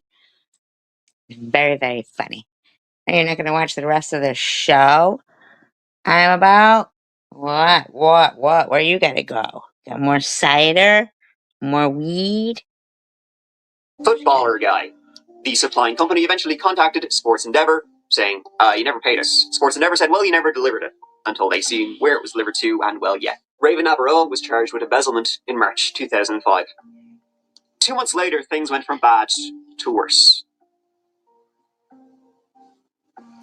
On the evening of the 26th of April, 2005, Raven, he went off to play some soccer ball, with his friends. He was still mad about it. He left the house at about 8 p.m., left Janet hiding back in the house. When he left, she was in bed watching TV, and it was all good. She was dozing off to sleep once again because she was pregnant for round 2.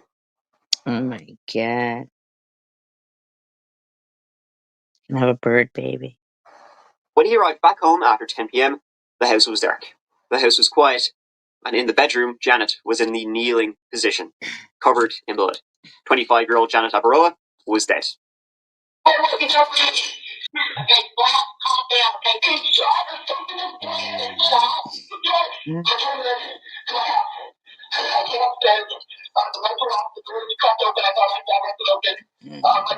a second.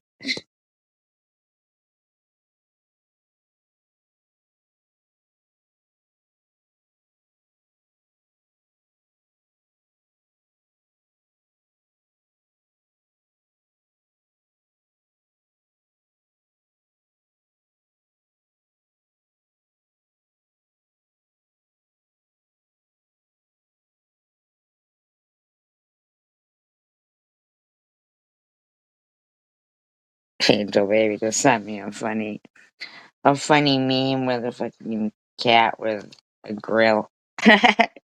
Like, on its teeth. Funny.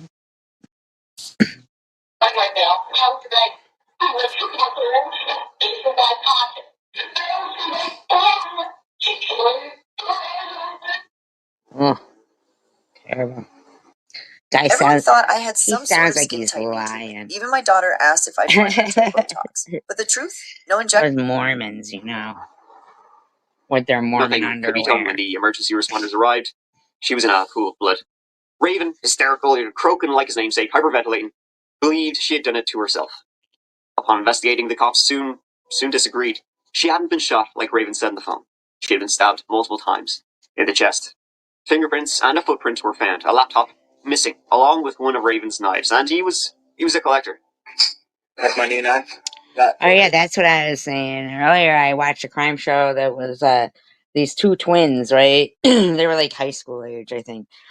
They were getting ready to start college, a boy and a girl, and the family collected knives. Like, come on, can't you get a better collection than that? Like, give it up. Well, the father did and the mother.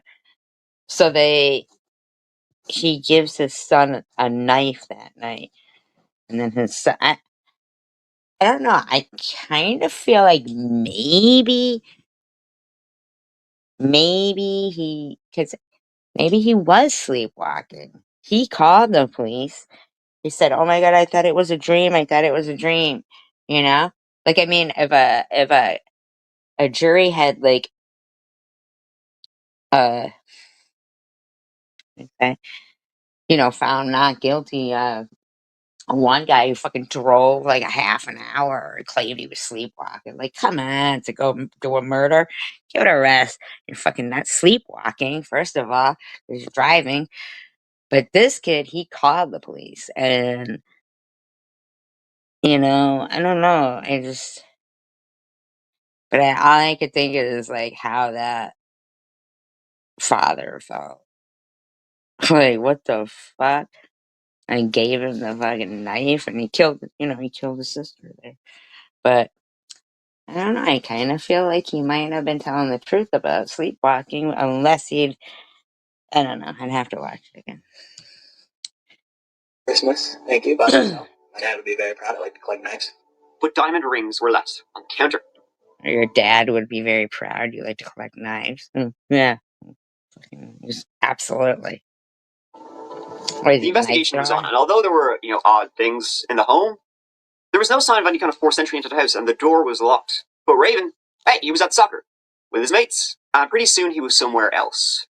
That somewhere else being not in the state of North Carolina. A few days after the murder, he upped and left.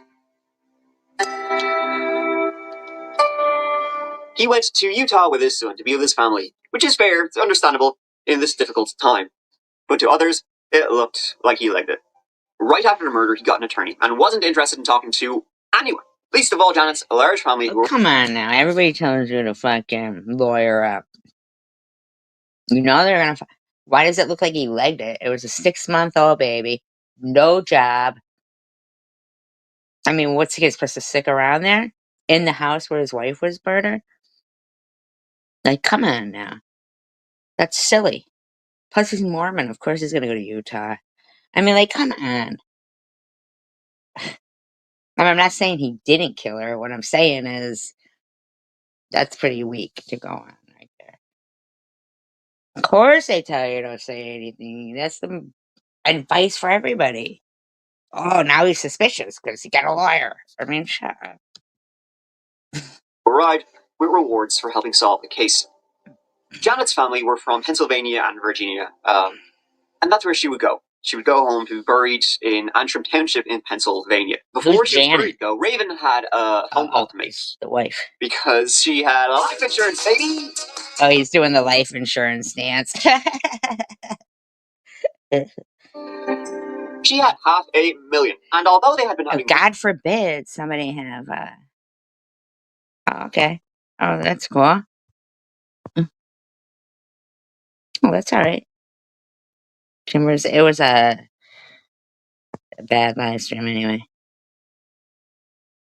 Right to end it, I was seeing red, so that's better. Better that you be in this one than that one, for sure. God forbid somebody have life insurance. Why do they even tell people to get life insurance if, God forbid, you get murdered? You got life insurance? Must have killed him. Not gonna look anywhere else. Money troubles for a while, for days and days. Raven always made sure to pay the policy every month. Now, I hear you barking, big dog. You can see where this is going. Wouldn't be so sure about that. The footprints at the house and the fingerprints didn't match our birdie.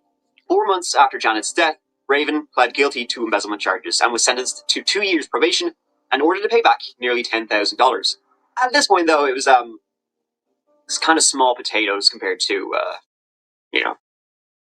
Hate hair wash day because you have to watch your hair turn from this to this. Here are 3 reasons why your wet, wavy hair dry. Hi, Ash. Dad, do you mind if I interrupt for just 1 second? No, it's fine. Don't move my hand. I have reasons. Where's my coffee?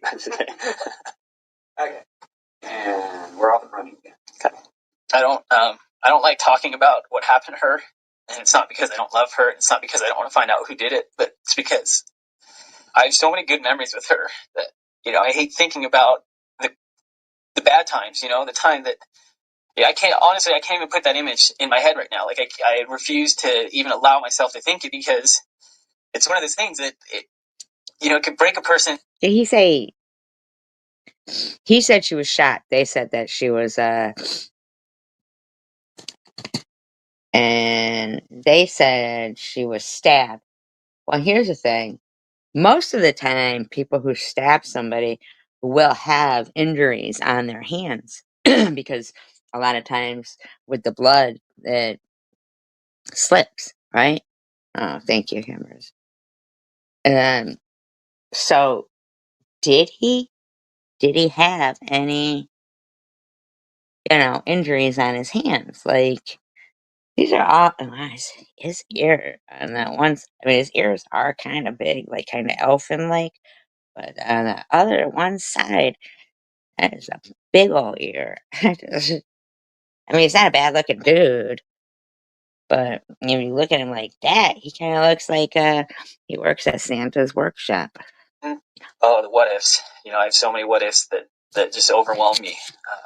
From things like, what if I had gone to that other college, and never met Janet? I love her so much that I would have easily never met her, just so I would have never put her in harm's way.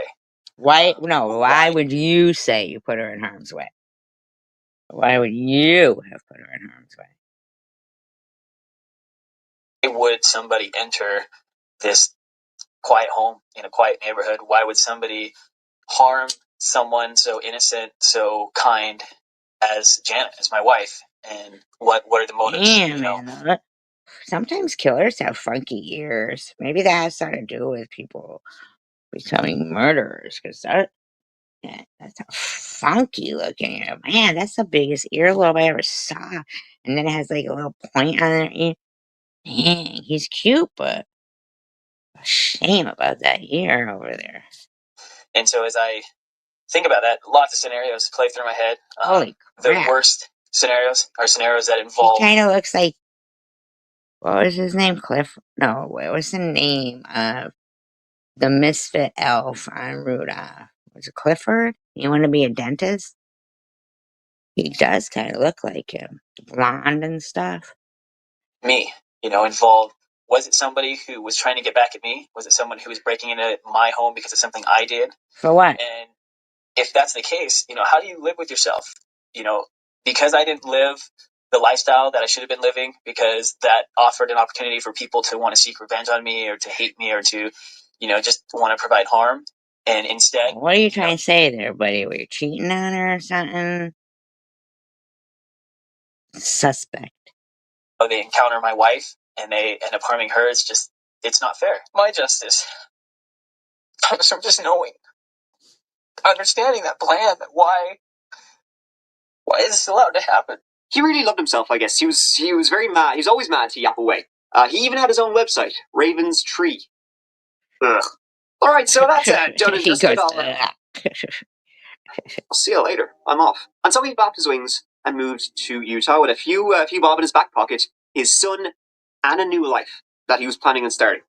While he was having a grand old time in Salt Lake City, Durham was under the scope with this investigation. Isn't that like a devil sign? Why is he making that sign?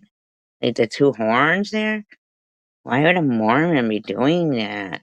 Inquiring about the state of it. 2 years and no answers for the family of a murdered mother. Janet Avaroa was killed 2 years ago. She was pregnant with her second child. For the first time, police are telling us Janet Avaroa's husband, Raven Avaroa, has not been eliminated as a suspect in this case. More and more questions. Yeah, but they didn't even look for any other suspects. Hermie, that's who Raven looks like. But she doesn't look happy there at all. She's the bride. That's a horrible bride picture. She does not look happy. But I'm just saying that I don't feel like they look for any other suspects. About a long-gone Raven who met a woman in Salt Lake City named Vanessa Pond. And he was off to the races once more, now using his brief widower status to get some poontang. He told Vanessa that an intruder had broken in and ended Janet. Left it at that. Left out the parts where he was a major person of interest in the investigation. I'd leave it out too. It didn't take too long for her to learn what others were saying about him, though. But charming Raven was able to slow her roll, calmed her down, and convinced her he had no part in his wife's death. Raven and Vanessa then married. After, of course, Janet's family contacted her, told her, big mistake, big red X, but she still went ahead with it. And years... I mean, like, what? Is he not supposed to get married again? Like, come on. So no answers in the stabbing death of Janet Abaroa. So nothing good on that front, and nothing good on our other front. The marriage front, really. The sequel didn't do any better for Raven. Raven was a complicated guy. And that's rarely used as a compliment. See, Vanessa and Raven, well, over time he became more and more abusive. It started with words, and he worked his way up to physical abuse, pushing her around, throwing her on the floor, convincing her she tripped. That sort of thing. Suddenly he's convincing that he never had anything to do with, his previous wife, her death. That started to look like the old trickaroo. The marriage lasted less than 6 months, with Raven and Vanessa separating and getting the marriage annulled. He had me convinced that I thought you're supposed to not have sex to get a marriage and all, but I guess Mormons don't have. Amen. In the meantime, and I mean 4 years after the murder, nearly everyone suspected Raven of being behind it. He was unable to keep his story Are straight. they Mormons? Are they Mormons? Yes, because they talked about their underwear. Yes. But there was no direct evidence tying him to it, and any clues left behind didn't match Raven. But then again, they didn't match anyone. But what was odd was that if there was, if it was someone else, there was no sign of a break-in, there were no signs of a disturbance, and Janet would have put up a fight, especially as she was pregnant and had her baby in the next room. I made this kit for women that want to try makeup but don't know where to start. Their face. 5 I years, keep telling this we have lady. 5 exclusive. At the end of 2009-2010, a new detective took over the case. And one of the first things he did was call Raven, who's all the way over in Utah. And Raven was a gas lad. He was a gas man because he had a habit of recording himself. And this was a recording he made when he just got off the phone with that cop. He seems to know shit is about to hit the fan.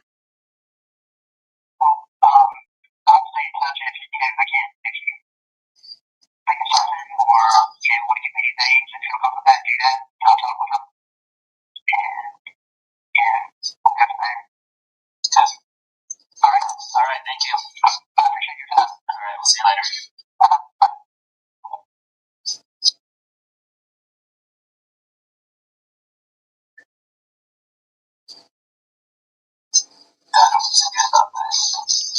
I feel myself getting frustrated. I'm not 100% sure why. I think I'll win the lottery.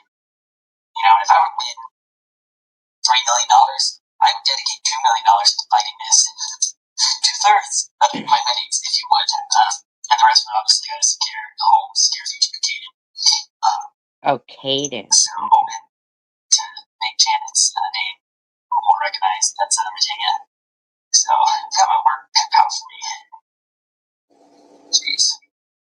I need to win the lottery. That's what I need, because this fight. You need money, you need power.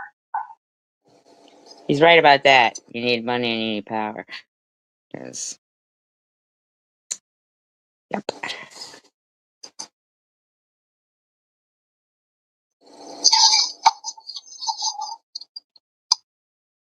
Little vlogger over here, Not at all.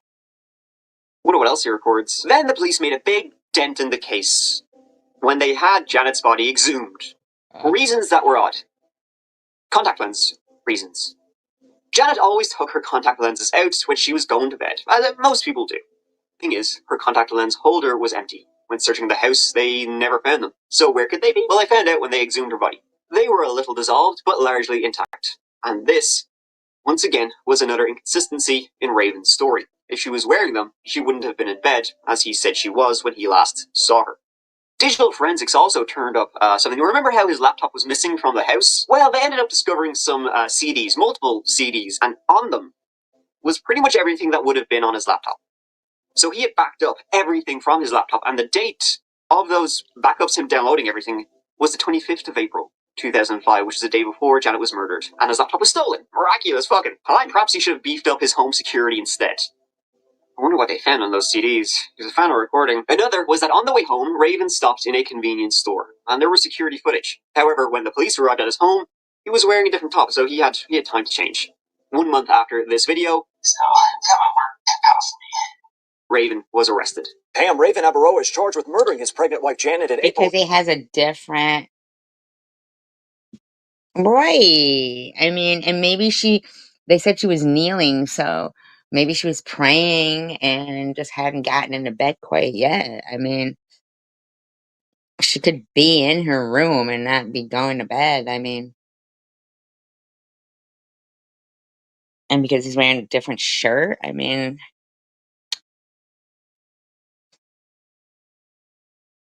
Of 2005, Durham police arrested Abaroa at his home in Montpelier, Idaho today. He did not resist. In 2013, Raven Abaroa went on trial. It was a circumstantial case. I believe he said to me that she had asked him, "Why do I hurt so bad?" But a lot of women took the stand and talked about Raven and his character. Women he had had affairs with while married to Janet. And they talked of him being violent. And then, of course, Vanessa Pond. She was one of the star witnesses, and she took the stand. nothing worse than a woman scorned, or hell has no fury like a woman scorned, right? And he sees weakness or a woman crying. He just comes at you harder and harder. He told me how much he hated me. And how much he didn't care if I died. And he expressed how much he wanted to hit me. And he swung his hand back. And he stopped right before he hit my face. He got in my face and laughed at me for flinching. And then laughed. And then left the room. I then had to compose myself and be late to my bridal shower. The defense, in the meantime, had the footprint, the fingerprints. Wait a minute, so you hadn't married him yet? And he was doing that? I mean, come on. Huh? No evidence physically linking Raven to the scene, and a canine dog, which, when brought to the house, led police to a creek out back. Really? Where the trail ended. Signs that somebody else was in the home. The farther away from that crime scene and that trail you get in this case, ladies and gentlemen. And plus, like I said, a lot of times people's hands will slip on a blade and they will get cuts on their hands. I mean, I really think that... The chance that an innocent man is convicted of murder. At the end of all the evidence, we will ask you to return the only appropriate verdict in this case. I mean, what if it was one of the women that he was having an affair with that was pissed and wanted to get rid of his wife, thinking she would be with him? Who knows? After 5 weeks, long enough trial, the jury was sent off to try and, reach a conclusion. After 3 days, they reached one. And by one, I mean none. I don't think that additional time spent deliberating is going to allow us to change our final outcome. Right. So, you only get one trial in the last case. But if the cops don't really want to fucking look, or, something negates who they want to blame, maybe they should have done their job better. How's that even possible that, even the coroner missed that she was wearing contact lenses? Usually, from what I see on CSI, they'll use one of those lights to see if there's any, anything on the body, blah, blah, blah, hairs, finger, stuff like that. And from working in bars, I know that contact lenses will glow. And you can tell when somebody's wearing contact lenses if there's the fluorescent lights going. So, I mean,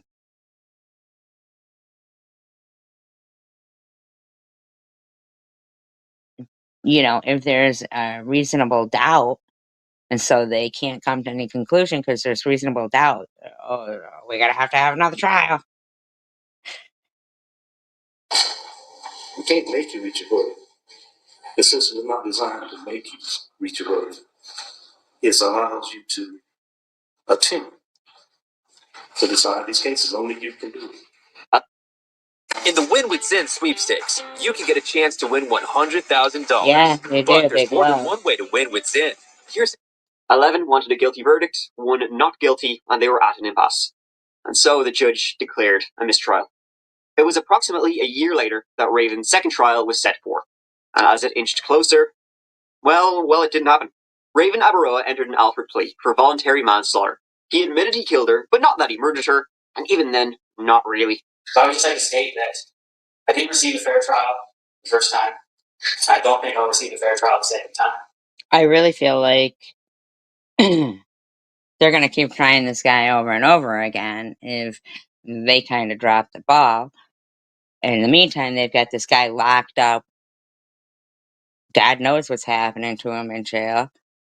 And they tell him, well, if you plead guilty, you'll get out of it quicker.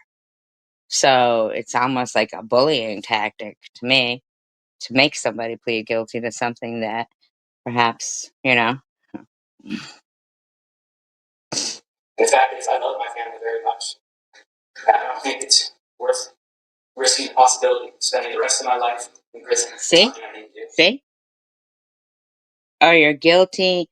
And if you say you're guilty, you can get out quicker, which is so contradictory to the fact of, but if you say you're not guilty and we find you guilty after trial after trial after trial and abuse in prison, who knows, somebody making you their bitch, it's, I don't think there was enough evidence there to convict this guy, in my opinion.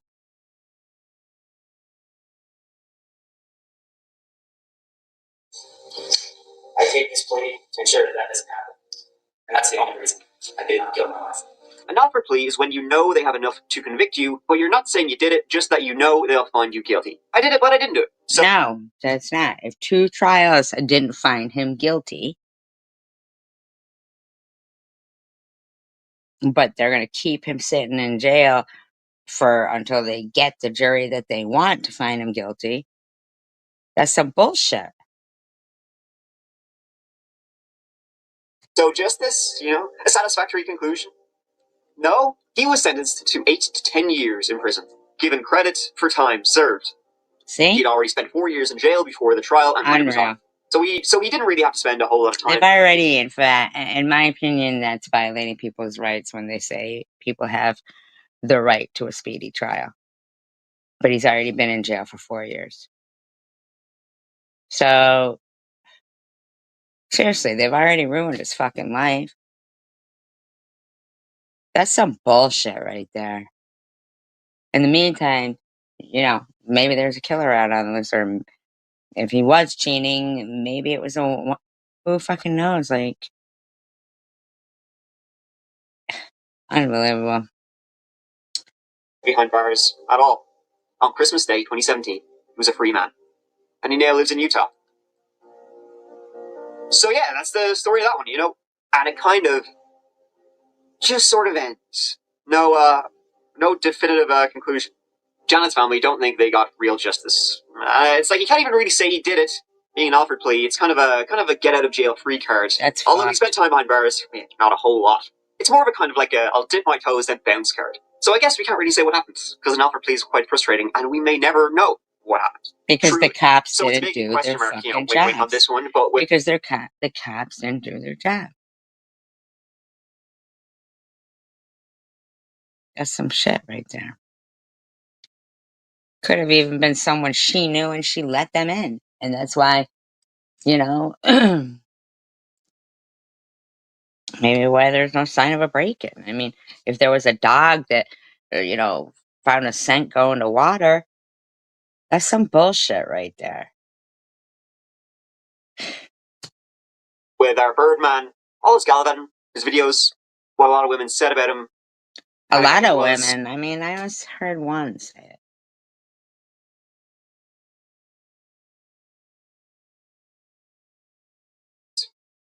What happened that night? I don't know. It's a real thinker, all right. That's some shit. That is some shit. Yeah, that's bullshit. That is bullshit, in my opinion, because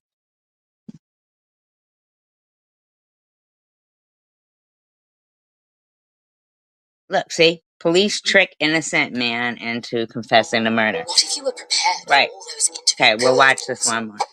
Hopefully it's a short one. You've likely seen before that sometimes the most obvious answer is not the right one, but sometimes people just want to force that to happen to get the answer that they're really, really looking for, even when all signs point to something else. People will oftentimes look for the easiest explanation. You just want the problem solved, but sometimes that can ruin someone's life. That's sort of what happened right here when 18-year-old Angie Dodge was found murdered in her own home. When the following investigation began and it ended up coming up short, it turned into one of those, it's late, you'll do type scenarios. I think by the time I'm finished telling this entire story, which started off as a story, turned it into a saga, you'll probably be shaking your fist at the screen, at me, just like I was when I was researching this story. Hey you, and welcome. My name is Mike, and in this old video, we're looking at... Who's Secret Agent Man? Oh, I know what you're talking about. I know what you're talking about. I know what you're talking about.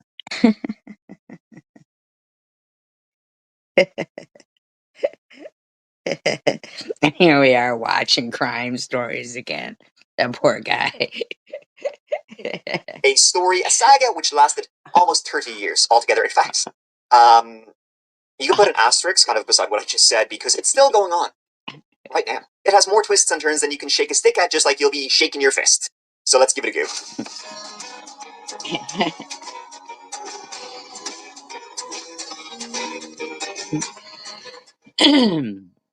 It was the year 1996, and two women were walking up to a house located at 444 I Street, which is in a pretty residential part of the city of Idaho Falls, just a hop, skip, and a jump away from Snake River, which bisects the city. These two women were going to this house that morning, which was June 13th, 1996, because a co-worker hadn't showed up for her shift at the beauty salon, Beauty for All Seasons, where they worked. And it was very unusual for her just to, not show up, not even call, and she had done none of those things. The house they were going to, as I said, was in this quiet little part of the town, very residential, and the house was in fact subdivided. So there was, a downstairs apartment and an upstairs apartment. They were going to the upstairs apartment. Now, as you can imagine, as you probably yourself have experienced, a coworker just not showing up for their shift, not calling. It's not the craziest thing to ever happen, but it was just weird.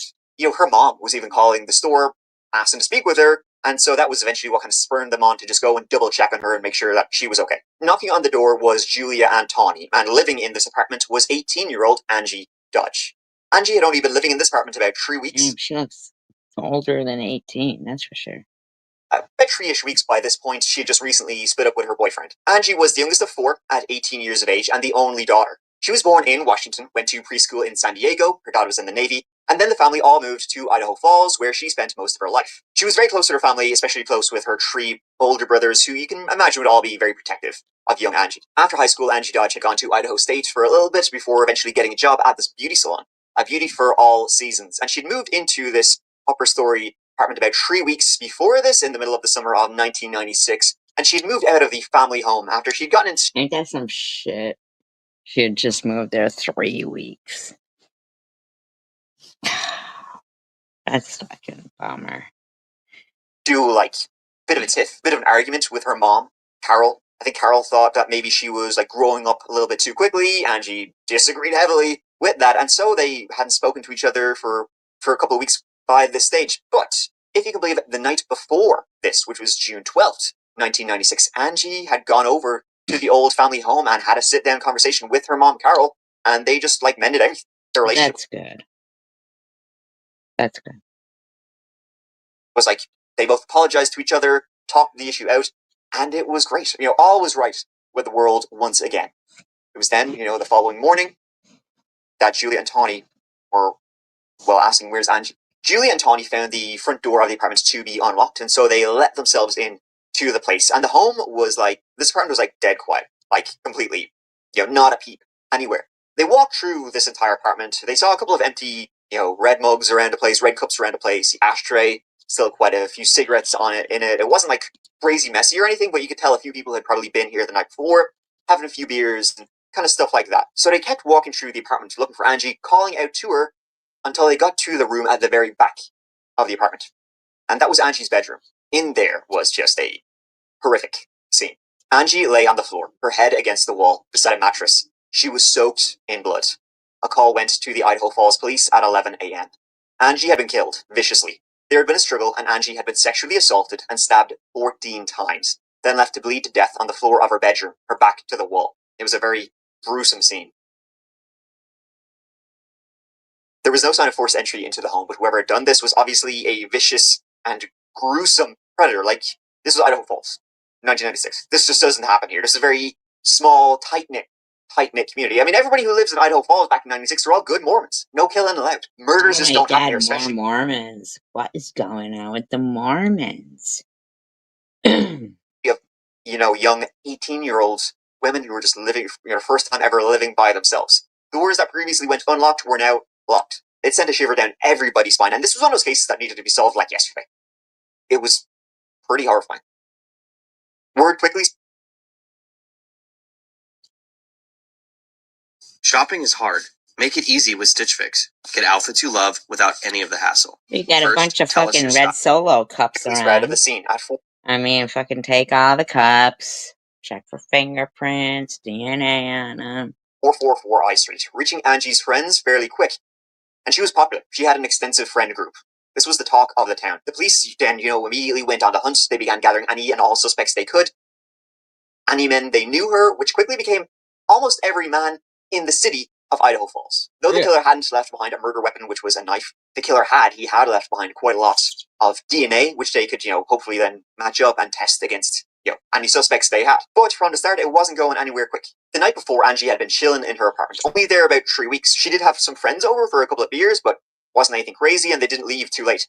The authorities determined she likely died sometime between 12:15 a.m. and 11 a.m., which that's almost a 12-hour window. That's a long time frame from when somebody came in and did this. Most likely somebody came in after her friends had left and, did something. And, from the scene itself, it seemed like a crime of passion, and it was just complete overkill for what was, what had been done to her. And none of the neighbors would say, be able to give the police any clues. They didn't see or hear a thing that night. And as you can imagine how heartbreaking this must have been for Angie's family, especially for her mother, Carol, who just the night before had, made up with her daughter, and then, a couple of hours later, the following day, she's having to go to the police station to identify her daughter's dead, murdered body. Angie's funeral was a big deal in town. Thousands attended to see her off. At the same time, however, gathering forensics from plenty of men who lived in the area, the case kind of trailed off cold, sort of relatively quickly. The police just seemed sort of unfamiliar with tackling a case sort of like this. They weren't equipped to deal with this high-profile murder case, of a murdered 18-year-old woman. They were sort of clueless from day one. They knocked on the doors, they pounded the pavement, but they sort of just had their tongue in their ass. I mean, I think they were probably just overwhelmed by the attention this was receiving and how gruesome the crime itself was, and that feeling of the police being overwhelmed and the pressure that would be on them from the public, from Carol specifically, to solve this would lead the police to do some very stupid things down the line. And before... Gee, shocker. Shocker. We continue, folks, let me talk to you about something that is very important, and that is, you know who. That's mom. Moms are always on the go, whether you be one or you got one, always juggling a million different things at tunes and podcasts with crystal clear sound. Give your mom the gift of crystal clear audio.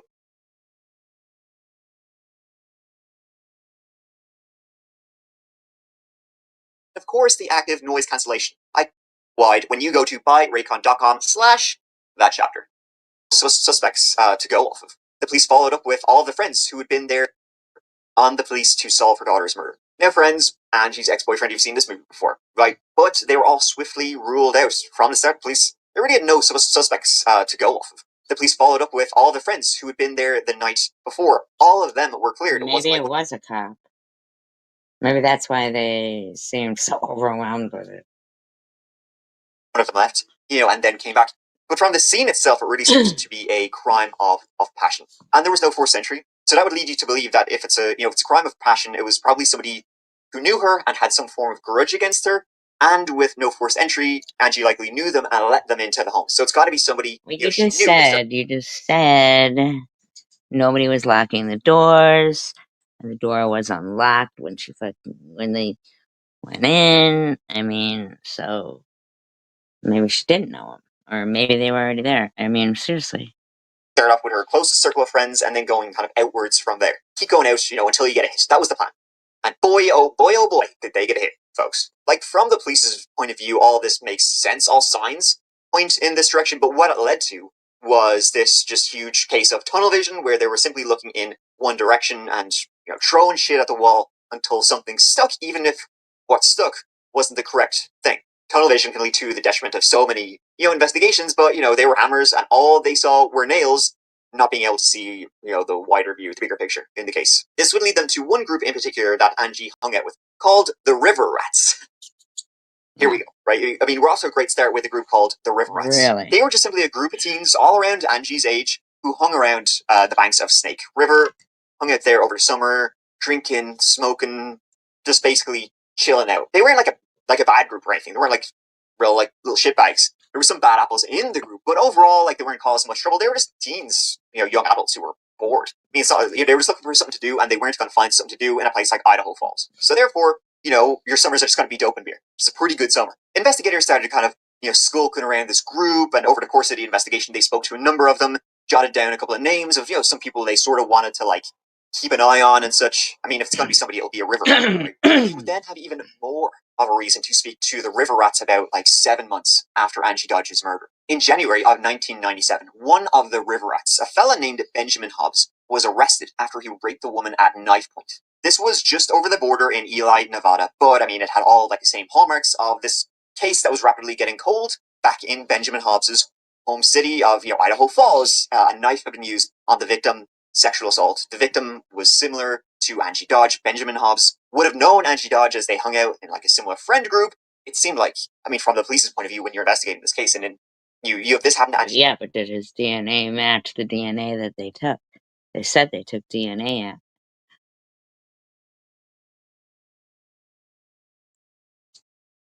Did they take, does his DNA match? I mean,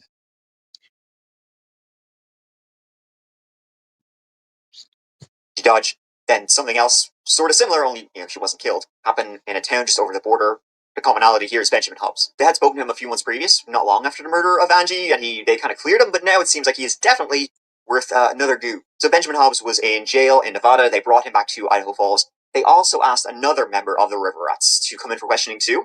That was a Christopher Tapp. They asked Christopher Tapp to come in because he was Benjamin Hobbs' best buddy. They're like best friends 5 ever. So maybe, Benjamin, if he did do something to Angie, maybe he would have said something to Chris. Let's just feel him out. Benjamin. Does the DNA match? They said they took DNA evidence, right? Didn't they say that? Who had actually attended Angie's funeral. Well, he gave the police an alibi for the night of Angie Dodge's murder, but it didn't check out. Or at least, the police didn't want it to check out. I mean, as I said, they... Right. Could have been a cop who did it. Saying, like... tunnel vision, they became like full short. Benjamin Hobbs, he's clearly the murderer, and being under such pressure, even if there was like some discrepancies, boy oh boy, they were just gonna like freight train right through any discrepancies to make sure they got their man. 3 reasons why your hair looks like this when wet, but this when it dries. Your hair is craving moisture. Textured hair. I'm telling you the truth. I had nothing to do with this. Honest to God. I had nothing to do with the murder of Angie Dodge. I wouldn't kill my friends. I'm sorry. Triple checking his alibi. Okay, you know what? Technically, he would kill his friends. You should say you wouldn't kill anybody. I just want to know the DNA match. It's possible he did it. Let's check his DNA. From the forensics we found at the scene. Ben, in the meantime, though, when he was questioned, he completely denied doing anything to Angie Dodge, said he wasn't involved in her murder, and he would later be convicted of his actions in Nevada. So he wasn't an angel regardless, but he was denying being Angie Dodge's killer. Who do you really think killed her if it wasn't? I don't know. I'm not going to point finger at nobody because I really don't know. I'm not going to accuse somebody like I'm being accused. Why do you think somebody would want to kill? I have no clue. It blew my mind because Andy was friends with everybody. She had no enemies. At the same time, police were questioning Chris Tapp, Benjamin's best buddy. If Benjamin did it, he likely would have told Chris. What do you think you did? Honestly, I have no idea. All I know is about his off day. I'm going to be straight up truthful with you. I didn't know about this. I wish I didn't. Chris Tapp, just like his friend Ben Hobbs, denied knowing anything about what happened to Angie. If Ben had done something, he never told Chris. Can't help you out. Sorry, guys. Don't know anything about it. But police were full short of Ben had done it. So they told Chris, we have strong evidence that your best friend killed Angie Dodge. So That's you better tell us fucked up. something. Chris be like, no. That is fucked up. The cops are able to lie like that. Never told me anything. If you're covering for him, you could get in a lot of trouble for covering for a killer. Those are bullying tactics. Those are bullying tactics. No, he didn't. Maybe he told you something. Maybe you just forgot. Maybe you got like some kind of repressed memories. I mean, Chris was still saying no, but they were really cornering him to try and get something out of him that they could use. Bottom line is, they had DNA that they could check. So why aren't they? That should be the very first thing. against Benjamin Hobbs, who was like totally putting up an iron wall. So Chris just tells something, case closed, but he wouldn't budge until a few days later passed. And then Chris would say, maybe Benjamin had told me something about the murder of Angie Dodge. In fact, I think he told me he murdered Angie Dodge. But at the time, he told me it kind of like as a joke, like a dark joke, after she'd been killed. But now that I think about it, how many 7 months later, I think he was being truthful. I think he really did tell me. The police are right. He did. Come on now. So that's bullshit. These cops never get fucking prosecuted for their bullshit. I said that up, and what'd you do to me?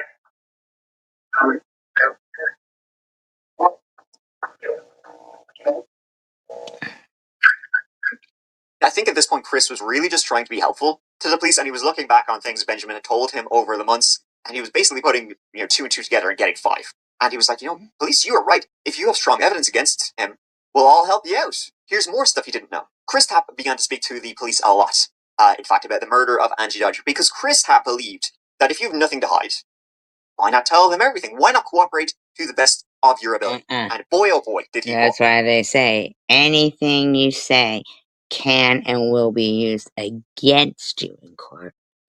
It doesn't say it will be used not against you in court. It clearly states it will be used against you in court. And as I said before, and most of the times when there's a stabbing involved, there's usually the person gets injured because of, if it's multiple stab wounds, the blood makes the blade slip, and they already had DNA. What is wrong with these kids? Why don't they lawyer up? Oh, but if you lawyer up, you're guilty. So, I mean, seriously, a lot of the times I honestly do believe, in my opinion, sometimes these cops are guilty. Right. Chris really trusted the police because in school, like in high school, Chris had been a bit of a troubled youth, and he actually had some police officers who had kind of helped him stay on the straight and narrow, kind of getting into too much trouble, and it kind of kept things going for him. So he'd only like positive outcomes and positive, interactions with the police. All of that is great, right? That's what police should be doing, serving their community. But now the police were under pressure themselves to solve this murder. For example, one of the officers interviewing Chris was in fact the very same officer who had helped Chris out when he'd gotten into some minor trouble while in school. So, Chris thought, well, you helped me out then. I'm sure you're only helping me out now. And we trust each other. Sure. I'll tell you whatever you want to hear. In the meantime, these are 19-year-old kids. Raising them is joy most of the time because Yeah, raising there are good dogs. cats and bad cats. But these are and not to mention a lot of the times the interrogations that they do,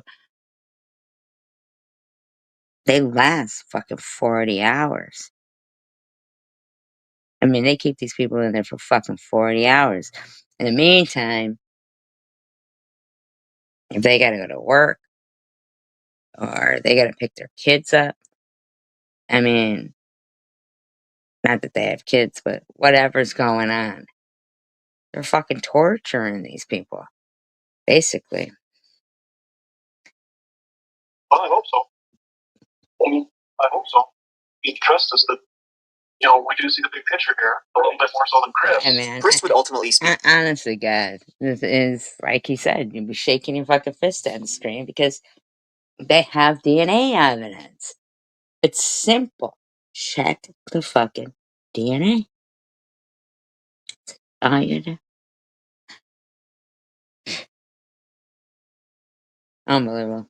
Speak to the police for like over 100 hours. 100 hours. 100 hours. 100 hours.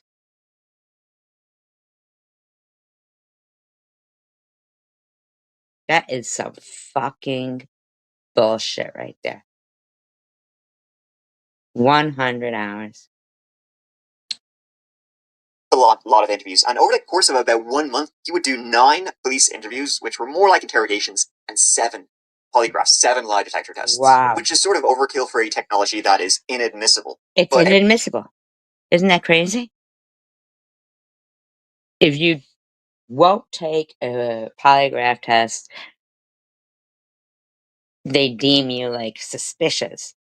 But if you do take it and it shows you innocent, it's not admissible anyway. But they'll bring it up if it turns out, shifty. That's some shit right there.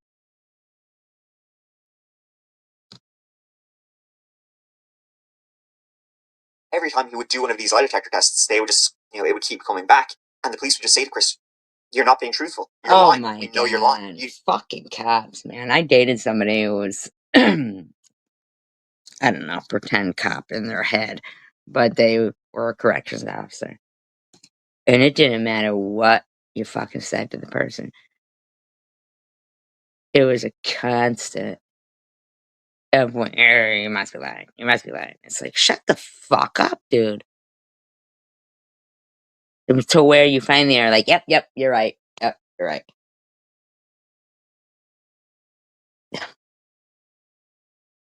Unreal. We know you know more about what Ben Hobbs did, maybe even what you did. They actually began literally threatening Chris. Wow. Where are these kids' parents? 19 years old, that's still a kid. Yeah, Chris Tapp was holding on the edge. She was being cut, and some other stuff was going on. But Chris Tapp took part in the night, any way, shape, or form, cutting. Okay, but I didn't. She listened to me. Unbelievable. Okay. Those cops should, I hope they get fired. But if you want to continue watching this on that chapter, Kimbers, if you want to drop the link for that chapter, then the title of this video is, I'd love to finish watching it with you guys, but it's a 50-minute video and I'm only 20 minutes in. So, like I said, this is not a monetized live stream, but I've enjoyed watching these live streams with you so much. It is called Police Trick Innocent Man to Confess to a Horrifying Murder. Is the title of this video. Police trick innocent man to confess to a horrifying murder.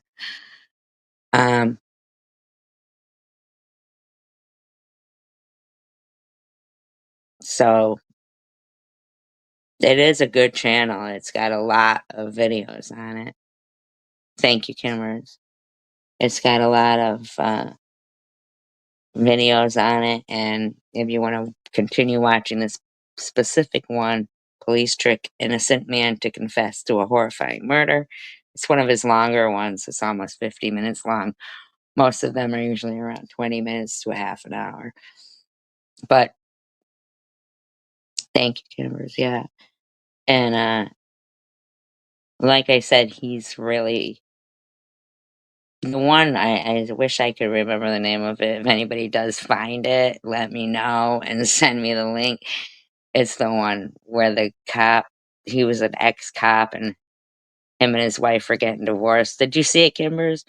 Where he liked to be pooped in the mouth, like people would poop in his mouth. And so she divorced him because the shit that he wanted done was like, you know? And he ends up having someone kill her, but just, he is so funny the way he was like, he liked your poo poo. Like, it was just really funny. But this particular video, if anybody wants to watch, Police Trick Innocent Man to Confess to a Horrifying Murder, on the channel of the link that Kimbers just kindly dropped. Please like and subscribe. And yeah, it's on that chapter. Yeah, it is on that chapter. But I kept searching for it. There was another one he did too one time. It was hysterical. It was about some woman that wrote romance novels, and it was so funny. I mean, he was reading this stuff from her romance novels. It was hysterical. He is very funny, very funny. And as I said, like, subscribe.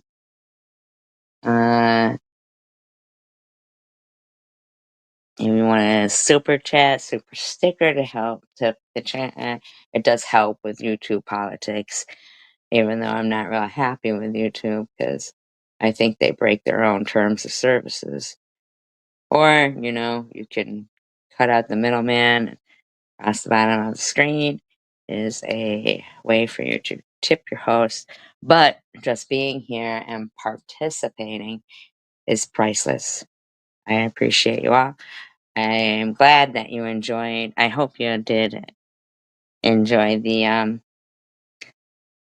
watching these things, true crime stuff, and I'm trying to bring a little calmness to the live streams because I was ready to go off the rails earlier. So, hopefully, I can be the change that I'd like to see. And I appreciate you guys. Me too. Although I really don't like true crime, but I do like it, which is horrible, right? I like it, but I don't want to be in it.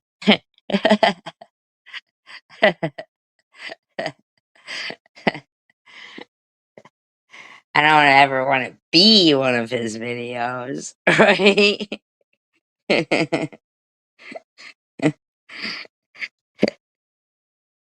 Could you imagine him doing a video about me? Oh my god. Oh god. But please encourage somebody today, whether you know them or not. Tell them something kind. You never know, it might be the last thing they hear. So, united we stand, divided we fall. And peace, love, and tacos for all. I appreciate you all. Thank you and have a wonderful day.